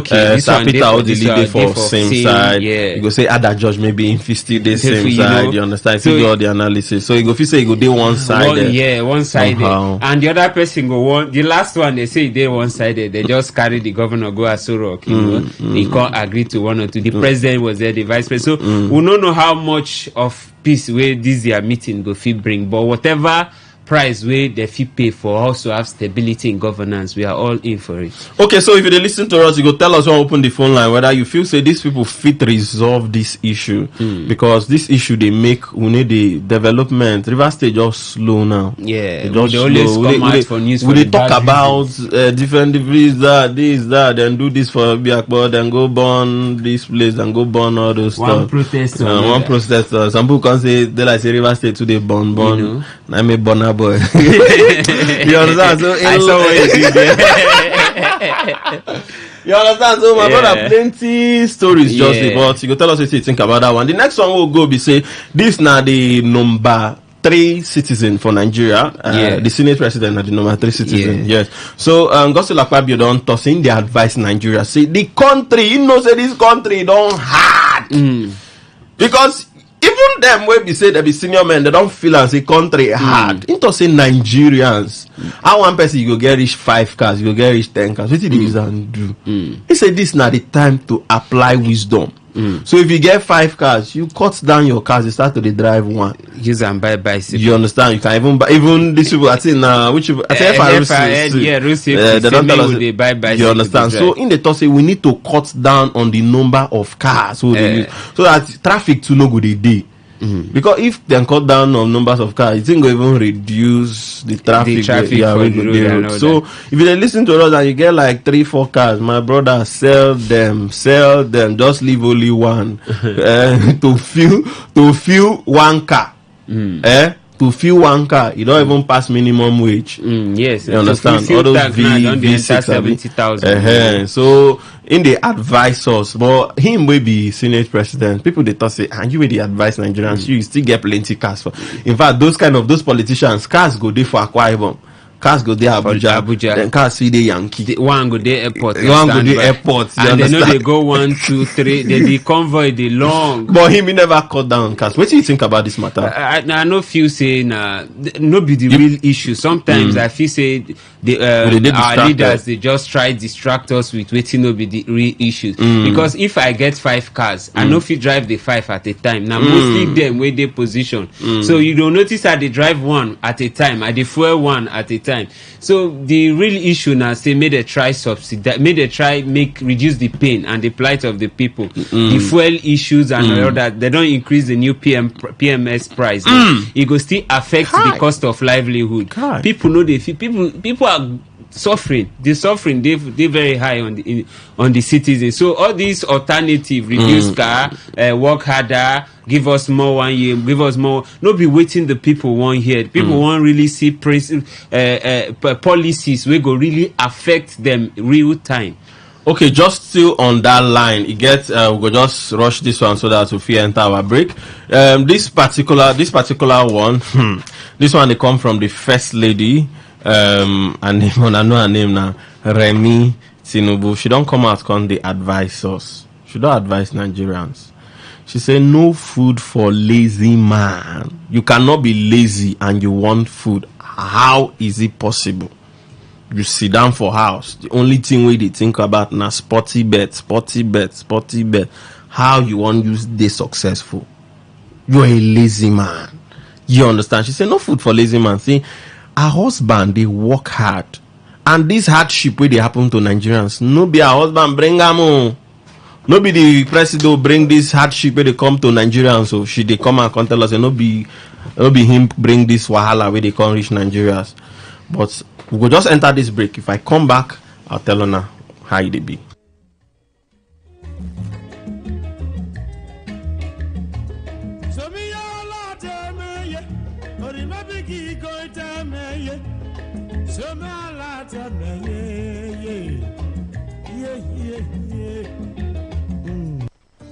Ade and his babe are driving out for their dinner date. It's their last outing before she travels. Babe, I'll miss us. I'll miss you more. Hello? Guy, that babe where you did with for club yesterday, waiting behind. My babe, they greet you. Chai! Ade! Awkward moments with babe and so much more on Netflix. Stream now for as little as 2,200 naira. We fit protect your car, your savings. I beg you, make you no let her dey boring. Make we make insurance. We lifestyle. You don't even hungry, you say, make your insurance. Give you pass waiting they collect. Make you no shake body at all. Because now good hands, you deal with Hares Insurance Group. Come even join with Boku insurance coverage. You fit also enjoy free awoof like chance to fit network up to 10% discount for hotels, gyms, spas, and for 30 store. What you like for the shop? Tickets to enter show events. Plus free materials to carry plan your tomorrow. So next time when person ask you, what's your insurance company to give yourself? Your answer supposed to be with Hares Insurance Group. Of course, it plenty pass just insurance. To follow Choplet all these, sign up on www.hairsinsurancegroup.com. That now HEIRS. Hares Insurance Group. Simple life they here.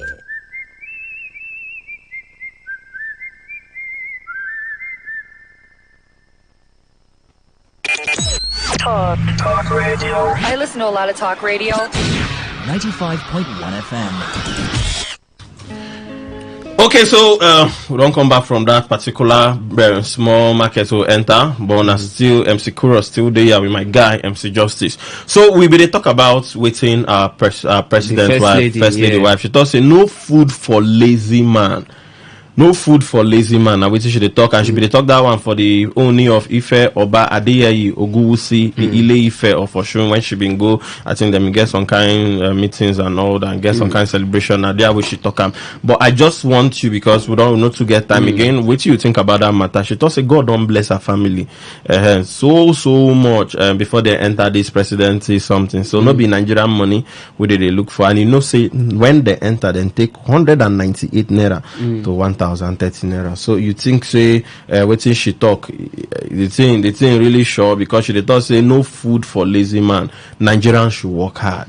You notice, say, Nigerians already done this stressed already. Nah, choking. Yeah. The same president now tell us, say, make them let the poor breathe. You know, I believe in another means to just try distract Nigerians, say by saying the president is not the cause of the hardship. Nobody they saying be the cause of the hardship, but at least as a leader, most of the decision where you they take the bulk of and stop for your table. So you know, go they accept the credit of the administration, then they discredit, they try this out, say no be the fault of the president. You know, the president, the leadership need come together, take proactive steps instead of looking for excuse. Nigerians not be lazy people. As a matter of fact, will be one of the hardworking people we will get one of the most intelligent people smart, for the world. You go see a lot of Nigerians doing close to 2 to 3 jobs just to meet up. You know, even when we go outside Nigeria, you will see the results. So those of us with the outside, those of them with the outside, say the those results. of us. You know, I just the situation. Just imagine yourself. My pastor tell me I will go places. Okay, so now MC Justice, we don't hear from you say you where they listen to us, you go tell us what you think about if Nigerians already they stressed, because me I even feel say they lazy. Whether they lazy, whether we they stressed, you go call us, tell us what you think about that one. Then the final one, this particular story, now be the one where we say how they put that for grammar, and shake the camel back a bit, or break the camel back. Break the camel back. Okay, so this particular story now, it get bill where they don't they push. Now this bill now they call an tax identification number, and now this particular bill they try to tell us, say, before you do any bank transaction or anything, so you need to get this number. TIN, this TIN number. You understand? If you don't get this TIN number, they go charge you. And when they charge you, the first charge they go first hit you, and then say na 50k. Then subsequently they go they knock you 25k, 25 So before you get bank account set, you must get this particular TIN number. Now the bill way now, I think that's of rep, or saying it now they push them. So they push that. You just say this particular thing, because they say they want make sure say they know those people where they even benefit from the country. How can you be benefiting from Nigeria and you're not paying tax? You know, why would you do such a thing? Because I get a lot of people in it even pay tax. You understand? So if you get bank, if 100,000 naira enter your bank, you go know the 100 card don't enter. May they know. You understand? So you guys get that TIN number. I never really know the details on how to get that TIN number. Maybe but if you say you guys do with CAC and all that, and I believe say over 50% of Nigerians don't even get TIN. You when they listen to you when they justice you get TIN number. I know get. You say you don't get, they go first knock you 50k. I don't get, because you don't go against the law if this thing come to finally be law. Okay, this kind of law now for us to understand whether na a way to identify those who don't pay tax, or na just normal tax identification number, the same process where you know we already get NIM, we already get BVN, we already get several means of identification. We already get TIM, but they will upgrade them to everybody, because I feel say most times TIN are people will get organization and all that. Now they really get that TIN, but this time now they won't make them to individuals. Because you get some boys will get enough money for their account. Then they pay tax. Now the problem comes because say we don't even get a unified tax system. You know, if say we get unified tax system, we go fit track people, how people they make expenses and expenditure and be able to tax them properly. Okay, so if you listen to us, you go tell us whether it's a good idea from the government. So I will just talk all the 5 topics so that I'll open the phone line so that you fit call. We don't get time. The first topic we'll carry come here, we'll talk say River State government say the 26 lawmakers, they never bring them back. Then they their day. Oko Jumbo still they lead as the speaker. So you go tell us what you think about that one. The second one be say Tonye Cole. maybe one time in contest for governorship for Rivers State, he not come and talk say they need to bring senior men and senior women for Rivers State. People like Patient Jonathan, Peter Odili, the George, Pastor David Ibiome, and Atedo Peter Side. Say these people, based on their influence, they feel resolve the matter then we did for this state. You could tell us whether that particular, if they bring all these people, whether they truly go resolve the issue. Then God's will Akpabio, our Senate president, you know, come at Contour say Nigerians, some of them they use plenty cars. Reduce your cars, the number of cars, because country say don't hard into in the film. So you go tell us. Then Remi Tinubu, which is the wife of the presidency, don't come and Contour say, my husband not be the cause of all this hardship, all this suffer one, they suffer one, and they say it will not be well with the, it not be well, it not be him cause Sam. She does say it not be him cause Sam, but in the find way to fix the country, and she does say lazy, no food. So if you listen to us, you know lazy. You dey lazy, no food for you. We're not supposed to give you food. It's about just day one corner. And then the final one be say, be like say they don't they push one bill, we be say go mix Nigerians they pay tax. They call them TIN, tax identification numbers. So before you even open bank account, if you can get that, you can get that. If you don't get that, or your is your case. So if you call this phone number 0817 0000951 0817 0000951. The second number now 0810 9510951. Then for those of you now we want to reach us for SMS and WhatsApp now 0701 9339962. So all of us just get 1 minute. 1 minute you put your voice. Hello, good evening. Good evening, MC Kuro. Yes, so good evening, MC Justice. Yes, what's your name and where they call us from? My name Marigiadon. Okay. We know. Let's go. Sharp, no time. Well, my react to what Fabio talk. Say most Nigerians get more than 4 to 5 cars. But if you go in compound, you get more than that. I believe so before you go talk, you go first clean within their eye, before you clean within their normal eye. Then Remi Tinubu will talk say Nigerians, many times they no food for lazy man, or something like that. But lazy woman they shop. Why be lazy man? We then say we lazy, we then say no food for her. But lazy woman they chop.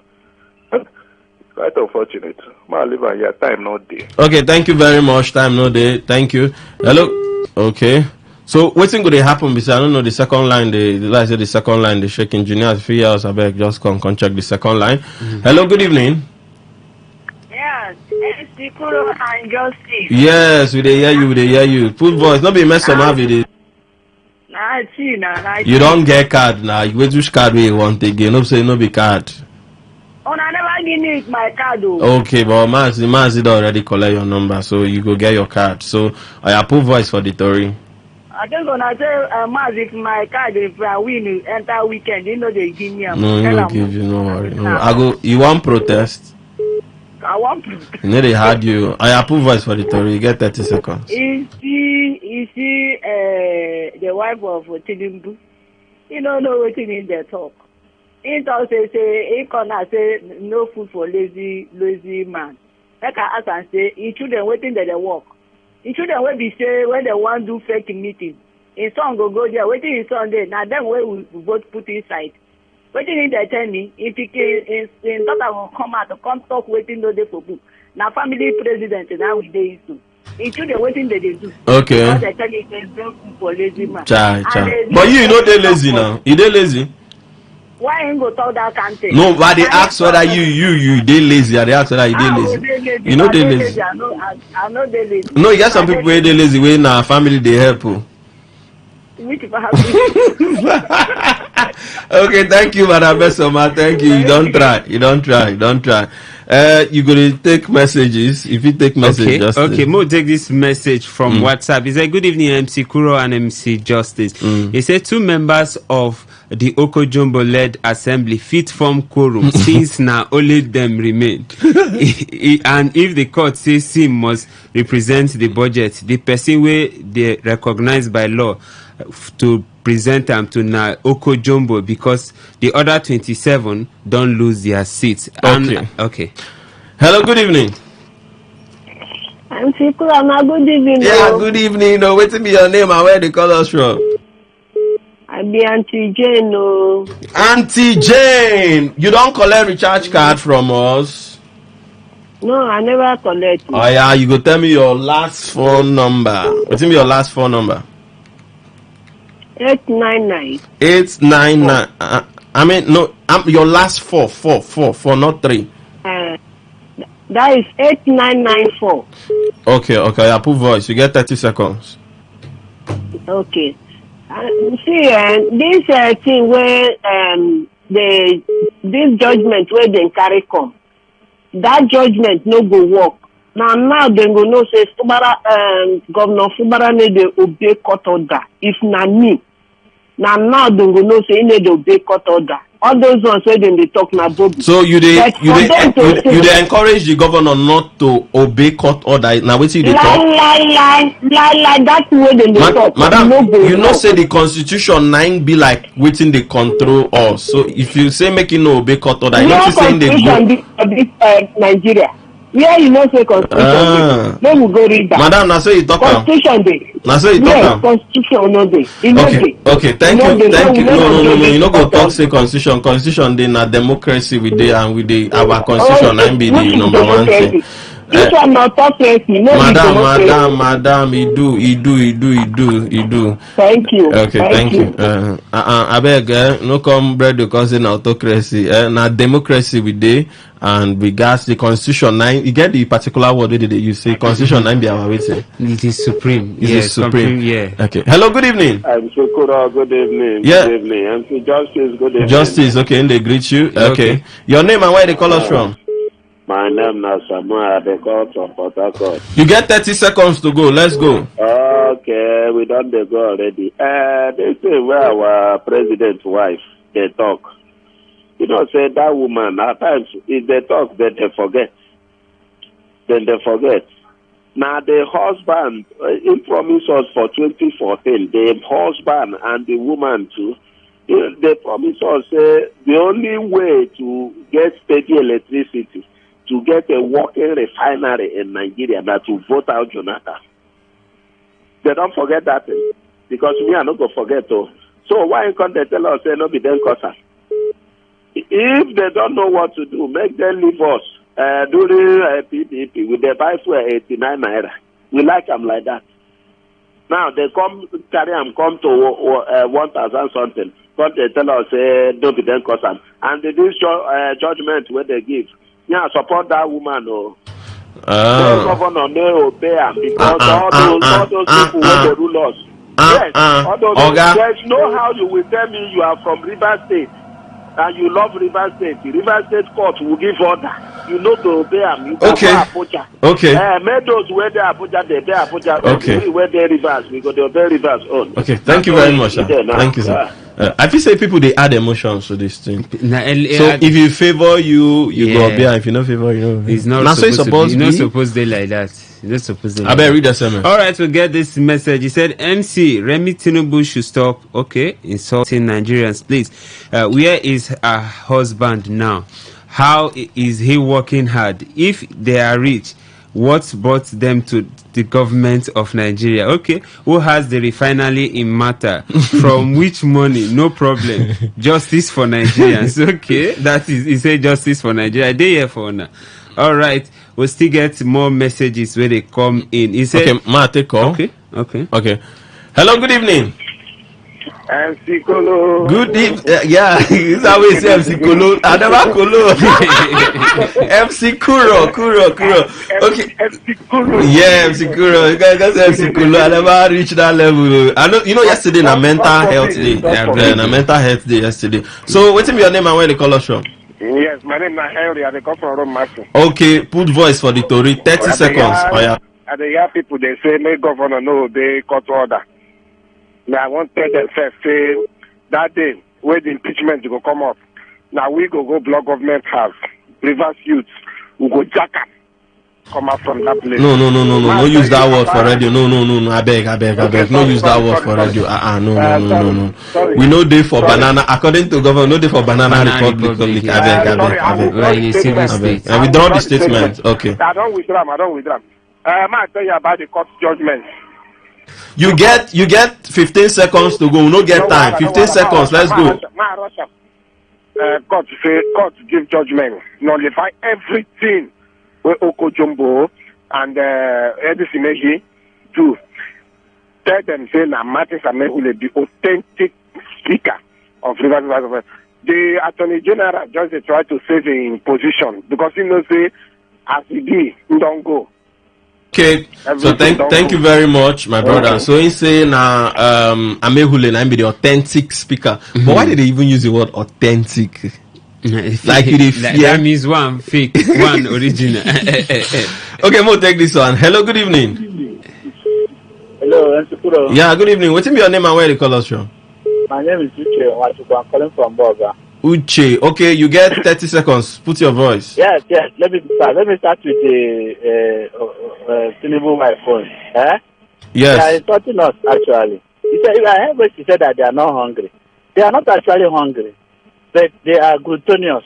That's what they are. They are what? But you know what? You don't chop belly food. You see they chop more. You know, when children they give them bread, they suck. Things they pour out for their front everywhere. That's all their life to be. That was number one. Okay. Make insult us. Okay. People now bring hardship. Where we say you know free measure them. Now him for subsidy. Now him float dollar to naira. We will not get stress. We go float them. An increase of I calculated today 623%. Are you an economist? Yes, I'm a mathematician. Okay, we need to add in the technical aspect of the federation account. Yes, my concept. From 187 naira to 1,350. So if you calculate that, about 623%. Okay, thank you. Thank you, mathematician. Thank you, my brother. Thank you. I beg, take SMS. Okay, we still get plenty messages here. He said this one they come. He said the clip you guys played where Wike was complaining about Amechi's behavior towards the state, but today Wike and his foot soldiers are trying to run the state down. Okay, we still get more messages coming in. This one say from he said MC Kuro and MC Justice, this is diplomatic Niger Delta man. He said Kuro don't mind the Rivers State government. MC Kuro appeal court made it clear that Martin Amefula remains the authentic speaker of Rivers State Assembly. Governor Simi Fubara going to Supreme Court is a waste of time. Okay, MC Kuro very soon will go shock them. Okay. All right, we still get this message. It says MC Kuro, when your master been they disobey court order, yeah, you been there. Okay, MC Kuro, your master they disobey court order. Okay, we still more. I don't get master. If I get master, my life will not better. Continue. All right, we still get more message. He said, good evening, MC Kuro and MC Justice. My name is Ben Felix from Rukboku. He said, how can the state government say Martin Amehule isn't the authentic speaker of Rivers State Assembly when the appeal court recognized them by directing that the 2024 budget should be represented to them? It's like in Nigeria now, every individual is a court to him or herself. Okay, everybody they describe the court order the way they suit them. All right, we still get more messages coming in. This one from Ndu BC said, what is even the problem? Had Wike not rule for his own 8 years? What is Wike looking for in the state after ruling 8 years and no interference? Please help me ask Wike what he is looking for in. Okay, so Mo, just take this call. Hello, good evening. Hello? Good evening. Hello, good evening. Hello, good evening. MC Koro. Yeah, good evening, madam. What's be your name? Madam Choma calling from Igrita. Madam Choma from Igrita. What's be your last phone number? Don't forget. Okay, thank you. Okay, so put voice. You get 30 seconds. This is where Tinubu wife they talk. As people might know they're bad. Make Tinubu wife know they talk with it. No, she's the mother of the nation now. She's the mother. Even though she know how to talk, my mother she know how to talk to her children. I bought rice today, 1 bag of rice, 100,000. You go come to tell me. Wait, madam, you say how much be 1 bag of rice you buy? 100,000 now I buy. Oh wow, God, I better go. What do you talk? What do you do there? Okay. They just make this Nigeria to not be comfortable for us. They should revise the price of fuel or build a refinery. and make security to be tight. They leave waiting, they go do the talk on another thing. Right. That's why I say, man, we just get only one car. Only one car when get. All these things, Nigeria problem, and the one where Martin Amewola, they say, now him, they take and this in my day. Even that they defeat to APC, I was very glad. I just pray, say, God, thank you. You don't remove this problem for me. I don't know what they are talking about. The judiciary we have in this Nigeria, they have nothing to write home about. No. This is why you don't finish our judiciary with mouth like this. Hello, good evening. Good evening. Women, women they win. What's be your name? I'll be Faith. Faith. Where they call us from? I call for Rumigbo. Rumigbo. Your last 4 number, beg. Forget that. Okay. Oh yeah, put voice. Okay. I say the court judgment will come on. Tell God say our governor himself don't work on. So let everybody wait. Make we see how Supreme go judge. So make all of us melembe. Make all of us wait. Then Akpabio. Nobody supposed to tell us who Akpabio don't be. But then, waiting they try to tell us, they say they fuel go come out money inside them. They no go come out money. Now if they talk say make stay, make anybody will get to sell their own. Now what make they talk. Then our first lady, me I know say Buhari time, Buhari what? Sorry, madam, you go just round up because of time. Everybody sharp. Sharp. Now, she now don't they talk. She no one know. She don't see money now. Then they carry on. Okay. Thank you. Hello, good evening. Your name and where they call us from? This if you go and I'm not hear you clearly, if you just shift small. Then I say you go call back. We need it no clear. No clear. Hello, good evening. Yeah. Let me COC with this. Now, COC, praise the Lord. COC, 10 seconds. No problem. See, the problem with this between they come at peace. Maybe come up to COC, come up for where radio they COC. Okay. Maybe in contact, maybe organize people who go talk to each other. Let me ask this question. If the FCC minister is my senior brother for house, it is say we will give order like that. We're not going to give order like that. Or if we want God that won't do something, it will give that kind of order say, Nigeria won't make them bury my car. Maybe if my papa knows this, he says like here we want them bury, I mean just stand up into them. It's not work like that, not work like that. So maybe they be I beg them. Name of God, they beg them. The name of God, I ain't come beg them. Thank you, sir. But the way Nigerians does it call the verse. There's hunger in the land. There's everything. See that woman say she buy one bag of rice 100,000. 100,000. A cup of rice is almost 600 naira now. So it's now something. I buy half rubber. Okay. One small like that small paint rubber half. I buy like 5,000. Yeah. So the things they very high, and imagine say that's 5,000 or let's say 10. They get people wasted they earn as low as 10,000. My friend they earn 25,000. You see, and she tell me she never have fuel gas for 1 month. You can imagine. It's crazy. Take some messages. All right, we'll still get many more messages. He said this one. Good evening, Remi Tinubu. We say no food for a lazy man. I believe say Remi Tinubu no they work hard past laborers. Okay, where they carry block and cement for site. Make the first lady remember the words of her husband. Fuel subsidy is gone. And now there Nigerian problem starts. Secondly, even them call these whole stakeholders for River State. I believe say the FCT minister no go agree listening to them or give room for peace again because he don't dey late. Okay, we'll stop and for there. All right.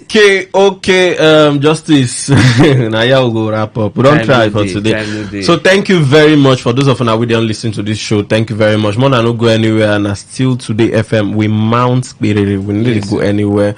God bless Nigeria. God bless Africa. God bless River State. I beg, if you diverse, just temper. Melembe, cool your temper. May no beat somebody. Thank you. Next, na news.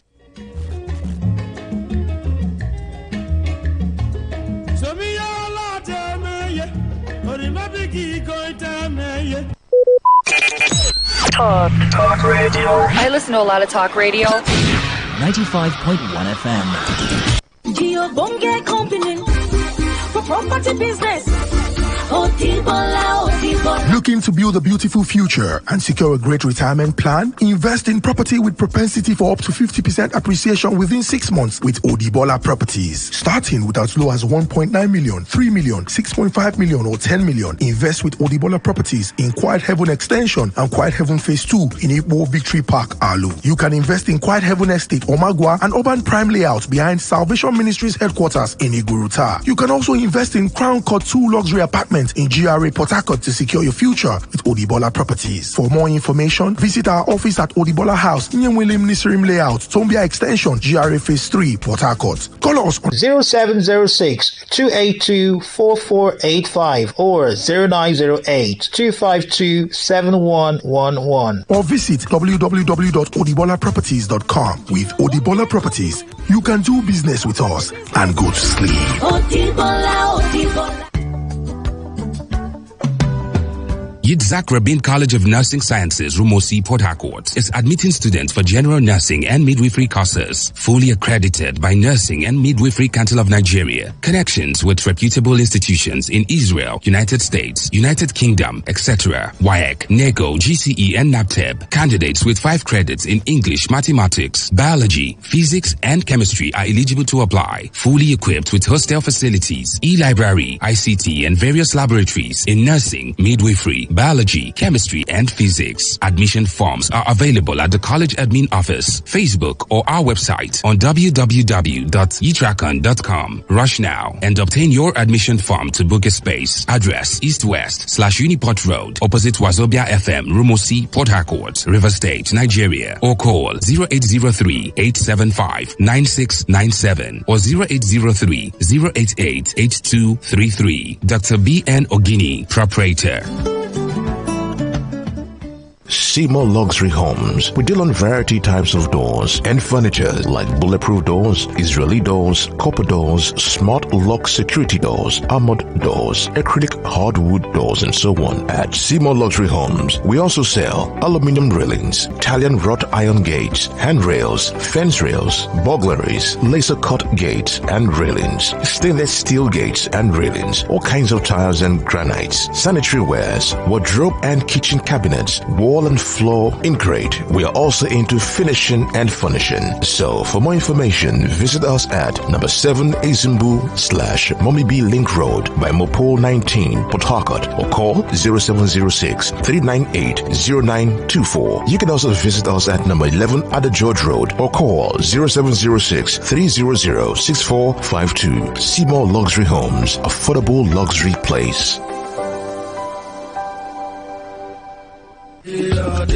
Simplicity movement, on good governance we stand. Simplicity movement, on good governance we stand. On good governance we stand, simplicity movement. We, the simplicity movement of Obiakpo LGA, hardly congratulate Chief Ambassador Chijoke Inwo for his resounding victory at the just concluded LGA polls in River State and his successful swearing in by His Excellency. We have no doubt in our hearts that your leadership will return our LGA to path of peace and development. We thank the Governor, His Excellency Sir Simlai Fubara GSSRS, for providing an enabling environment for free, fair, credible elections for all the parties that participated at the poll, despite the absence of his party PDP at the ballot. We also appreciate the efforts of our national leader, High Chief Solomabo Jakrich, aka Ibiri Papa, for his doggedness, courage, and restless efforts to support the governor to return our dear state to path of democracy and good governance. God bless the Governor of River State. God bless River State. Signed, Engineer Stanley Abiganichi Chuku, LGA Coordinator, Honorable Lenya Wogo, LGA Secretary, Barrister Justice C. Amadi, State Representative, Francis Wali, Obiakpo Leader.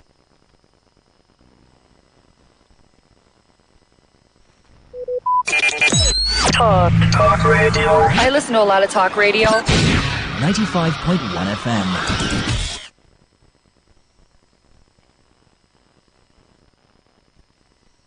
Whether it's happening in Port Harcourt, South South, Nigeria, or around the world, we've got you covered. On air, online, delivering balanced news and unbiased analysis. Today, 95.1 FM. This is Today, 95.1 FM, Port Harcourt. News.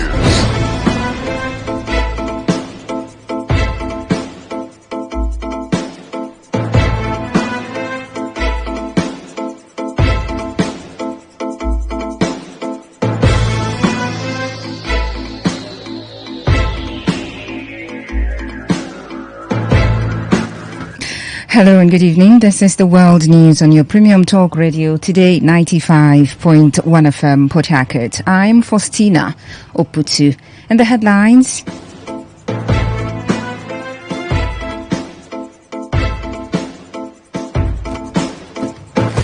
Court stops PDP NEC BOT from sacking Damagum as acting national chairman.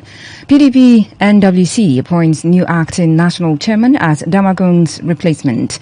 Federal government commences birth registration for children from 0 to 5 years in Rivers State. On the foreign scene, Cameroon bans reports on President Biya's health. Details in a moment.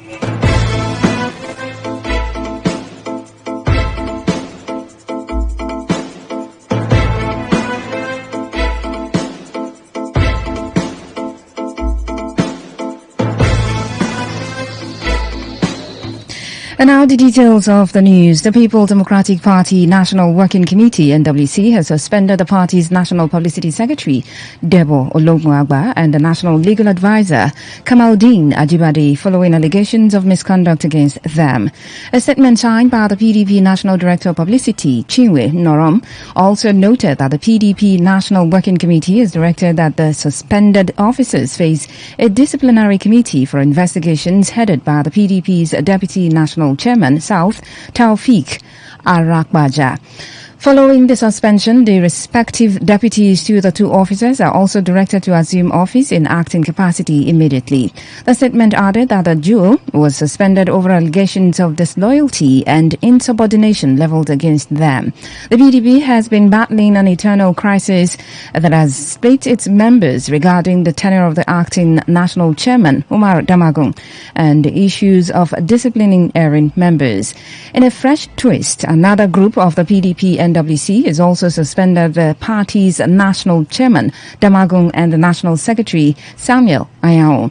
This was contained in a statement by the party's national publicity secretary, Debo Ologunagba, who said the suspension was based on alleged anti-party activities by the duo.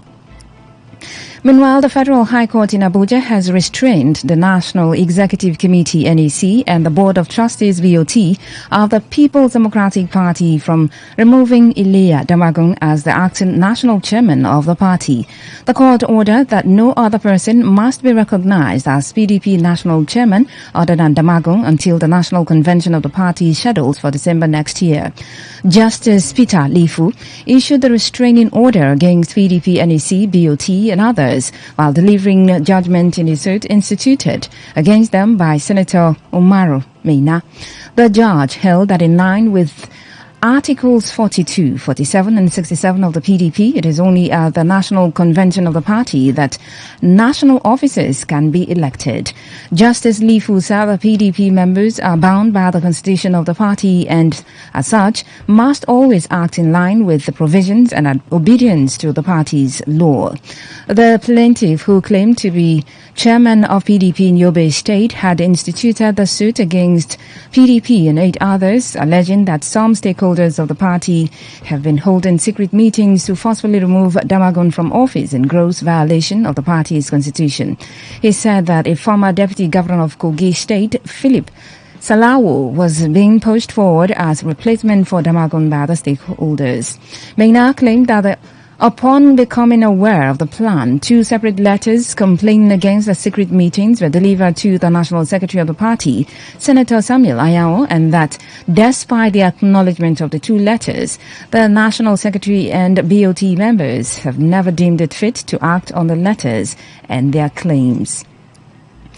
In the meantime, following the suspension of Ilia Damagun as the acting national chairman of the People's Democratic Party, the Debo Ologunagba group of the National Working Committee (NWC) has approved the appointment of Yayari Mohammed as the acting national chairman. The development is contained in a statement signed by the just suspended National Publicity Secretary Debo Ologunagba. The appointment, which takes immediate effect, is pursuant to the provisions of the Constitution of the PDP as amended in 2017. The development comes amid a worsening internal crisis in the PDP. The federal government has granted permission to petroleum marketers to lift petrol directly from the Dangote refinery without going through the Nigerian National Petroleum Company Limited, NNPCL. This confirms the speculation that the NNPCL will no longer be the sole off-taker of the Dangote field. In a statement today, the Minister of Finance and Chairman of the Naira Crude Sale Implementation Committee, Wale Edun, gave an update on the takeoff of crude purchase and product sales in Naira transactions. The implementation committee chaired by Edun was said to have held its second post-commencement review meeting on October 10 to evaluate the progress of the crude oil and refined product sales in Naira initiative.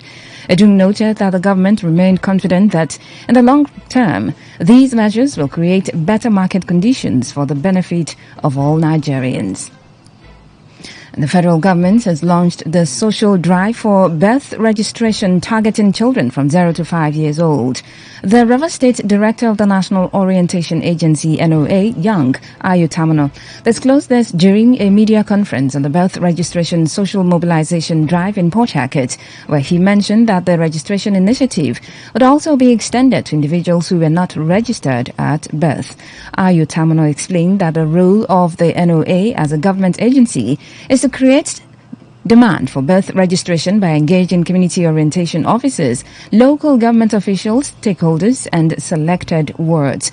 He emphasized the need for community engagement in supporting the social mobilization drive for birth registration. As you are aware and as conveyed by the invitation to you, that today we are flagging off, even though in River State here already there had been adverts, but officially the social mobilization drive for birth registration for ages from ages 0 to 05, and also others who may not have had the opportunity to have registered their births at the time of birth is all about. But I know our own take in this social mobilization drive. Our own take as an agency is to create demand creation for birth registration. Also speaking at the event, David Akoji highlighted that the nationwide mobilization aims to increase the demand for birth registration for children aged 0 to 5 years, stressing that NOA's statutory role in raising awareness, sensitizing citizens and fostering engagement. Akoji further noted that the drive would ensure that every child in Nigeria has access to essential services, describing birth registration as a fundamental right and the first legal acknowledgement of a child's existence, which safeguards their rights and privileges. Verifiable data. And we live in an age where data is becoming increasingly contingent on any kind of development indices. If you don't have data, it becomes extremely difficult to develop. So we are grateful to UNICEF that they found interest in ramping up birth registration. It is with the data that you derive from birth registration that you would be able to determine what number of schools, where they should be located, what number of classes, what number of hospitals. How do you project for the future? Because the children you register today, in another 18 years, become adults. You're listening to the World News on Today 95.1 FM, Voice of the People. After the break, more news, foreign and sports stories. Do stay with us.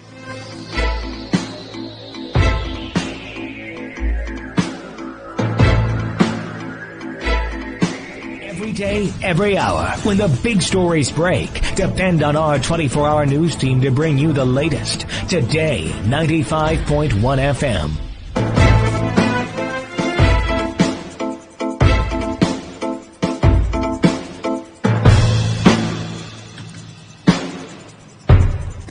Thanks for staying tuned and welcome back to the rest of the stories. In commemoration of the 2024 International Day of the Girl Child, the Center for Gender, Conflict and Development Studies at the University of Port Harcourt has advocated for creating safe spaces for girls free from conflict. The director of the center, Professor Hilma Nzerimwolo, also emphasized the importance of providing quality education to empower girls and raise awareness of their rights. Professor Nzerimwolo further called for a healthy lifestyle for girls, filled with opportunities through inclusivity and justice, promoting a healthy future. She insisted that girls need equal opportunities to showcase their potentials, highlighting the importance of collective responsibilities to ensure the well-being of the girl child. We align our actions and activities in advocating that girls should have safe space devoid of conflicts. Girls should have quality education needed to empower and make them aware of their rights. That girls should have healthy lifestyle full of opportunities through inclusivity and justice, thus creating healthy future. This is a clear call for all to bring about the well-being of girls through our collective duties and responsibility. The theme of this year's International Day of the Girl Child is A Child's Vision for the Future.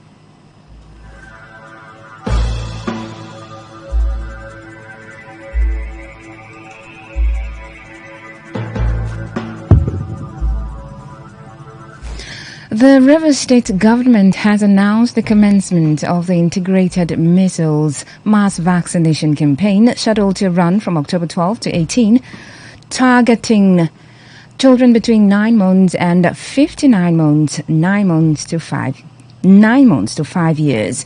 The State Commissioner for Health, Dr. Adeze Ure, speaking during a media briefing in Port Harcourt, stated that the campaign will be carried out in communities, schools and religious institutions. Dr. Ure highlighted the low vaccination coverage in the country and emphasized the urgency of the upcoming campaign. The Commissioner noted that the state's goal is to improve the current vaccination coverage and protect children from the deadly measles disease.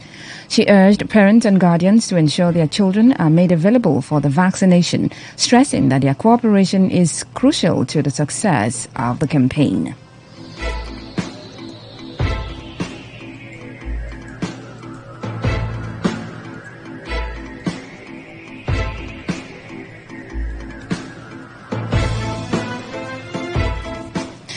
Moving on, the Nigerian Navy ship NNS Pathfinder has distributed educational materials known as the NNS Pathfinder Educational Rhapsody to pupils of government-owned primary schools in Rumolumeni and Opobo Town.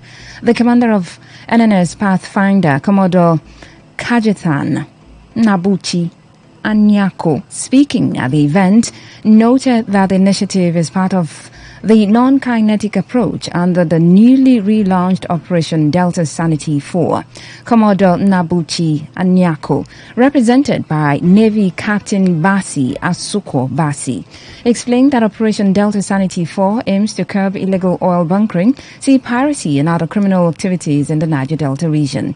Nabuchi Anyako added that the educational materials will encourage the pupils to become better citizens, ultimately contributing to the development of society, as he advised the students to steer clear of criminal activities. So basically, we have come here today to distribute educational materials as part of the educational rhapsody and outreach. Educational materials we have distributed to them is to encourage pupils in their educational careers so far. As we know, without education, there will be no development in any community. And that is why we have the Nigerian Navy under Operation Delta Sanity 4 has decided to give out these free educational materials, which include things like notebooks, textbooks, novels, and even sporting items like footballs, because we know that it's not only in the classroom that the pupils will learn, they also require extracurricular activities. Speaking on behalf of the pupils, Sunny Jaja, head teacher of Opobe Primary School, and Lois Aranta, head teacher of Abaziebi Model Primary School, Opobo Town, commended NNS Pathfinder for the gesture and assured the materials would be distributed appropriately. Well, it's our job. We are professional and these are children under our care. We'll make sure that we'll share it accordingly, in making sure that they make use of it, and we'll make sure that we'll supervise, in making sure each time they come to school, they must come to school with them, they must write with them. We are proud of Nigerian Navy. So before now, the challenge we are having is lack of teachers. The environment too is not conducive for children, like in some of the schools. The buildings, during rainy season, children suffer, and materials in their classes are challenges too. They have a lot of challenges. Today FM's Uchendu Ojo reports that the Vice Chairman of the Opobo Council of Alabo Kokoye Brown, who received the NNS Pathfinder representatives on behalf of the Amayanabo of Opobo Kingdom, King Dandison Jaja, praised the Navy for its support, which he said would greatly benefit the pupils and the kingdom at large. So it is a very good thing that you are starting with the young one to make a very good impression in their minds concerning the Navy. And this sensitization, I know, will go a long way to make our young ones think of joining the Navy, because we also have some great people from this community from Opobo and some other high-ranking Navy officers. So we will be happy, and we're happy to welcome you here, and we are glad for what you are doing. I'm very sure it will yield a lot of fruits in the nearest future. The schools that benefited from the NNS Pathfinder's educational rhapsody include the Nigerian Navy Primary School Pathfinder, Romolumene, St. Paul's Primary School 1 and 2, Opobo Town, Abaziebi Model Primary School, Opobo Town, and Opobo Primary School, Opobo Town. The leadership and members of the Action Alliance, AA, political party in Rivers State have expressed their gratitude to Governor Siminalayi Fubara for providing a level playing field for the smooth conduct of the recently concluded local government council elections. The AA also commended the governor for successfully swearing in the elected chairman of the 23 local government councils, despite alleged distractions from what they described as enemies of the state. In a statement, the state chairman of AA, Sunday Gabriel Baju, noted that the people of Rivers State, including non-indigents, are jubilant and rejoicing, hailing the election outcome as being in the best interest of the people. He emphasized that history was made with Action Alliance's victory in Eche local government area. Gabriel Baju stated that this is the first time an opposition political party has managed to secure seats in both chairmanship and councillorship positions in Rivers State, adding that righteousness exalts a nation, and when the righteous rule, the people rejoice.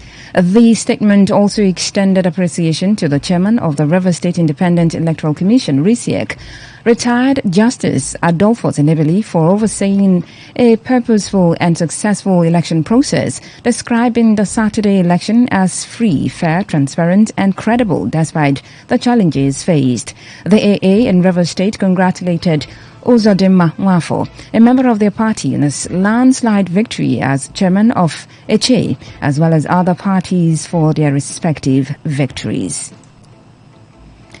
The Rising Stars Initiative has extended warm congratulations to Chijioke Ihua on his victory in the recent local government election, securing his position as chairman of Obiakpo local government area. This development is seen as a significant milestone, as the group family believes Ihua is the ideal leader to steer the council towards progress and growth during the Governor Siminalayi Fubara's administration. The initiative commended the Rivers State Independent Electoral Commission, RISIEC, for conducting a free, fair and credible election, which paved the way for Ihua's victory. It further expressed gratitude to the people of Obiakpo LGA for casting their votes in favor of Ihua.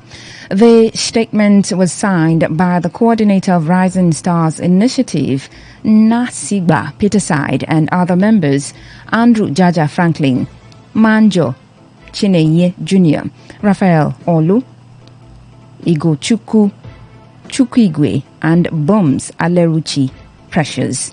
As Ihua assumes his new role, the Rising Stars Initiative is optimistic about the prospects of development and advancement in Obiakpo LGA under his leadership. Moving on now to the foreign scene, the Cameroonian authorities have banned the media from discussing the health of President Paul Biya following rumors of his death. Interior Minister Paul Nji told regional governors that these stories disturb the tranquility of Cameroonians. The 91-year-old leader in office for more than 40 years has been seen in public since September 8 when he attended a China-Africa forum in Beijing. Several officials have pushed back against speculation around Biya's condition, insisting he was in good health and on a private stay in Geneva, Switzerland. To end the news, here's a summary of the major stories. The Federal High Court in Abuja has stopped the PDP, NEC and BOT from sacking Iliya Damagum as the acting national chairman. The Debo Ologunagba's group of PDP NWC has appointed a new acting national chairman as Iliya Damagum's replacement. You heard that the federal government has commenced birth registration for children from 0 to 5 years in Rivers State. And on the foreign scene, we told you that Cameroon has banned reports on President Paul Biya's health. And that was the news as edited by Ifunaya Obemendukwe. For comments and inquiries, please call 0818-389-2850 or send your emails to news@todayfmlive.com. You can also read our stories on www.todayfmlive.com. Good evening and thanks for listening. I'm Faustina Uputu.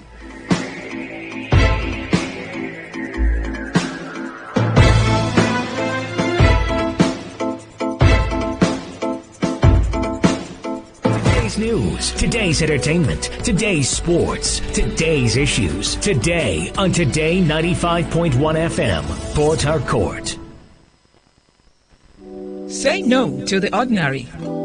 Embrace the extraordinary, because we are the voice of the people. Voice of the people. Today 95.1 FM. Today 95.1 FM.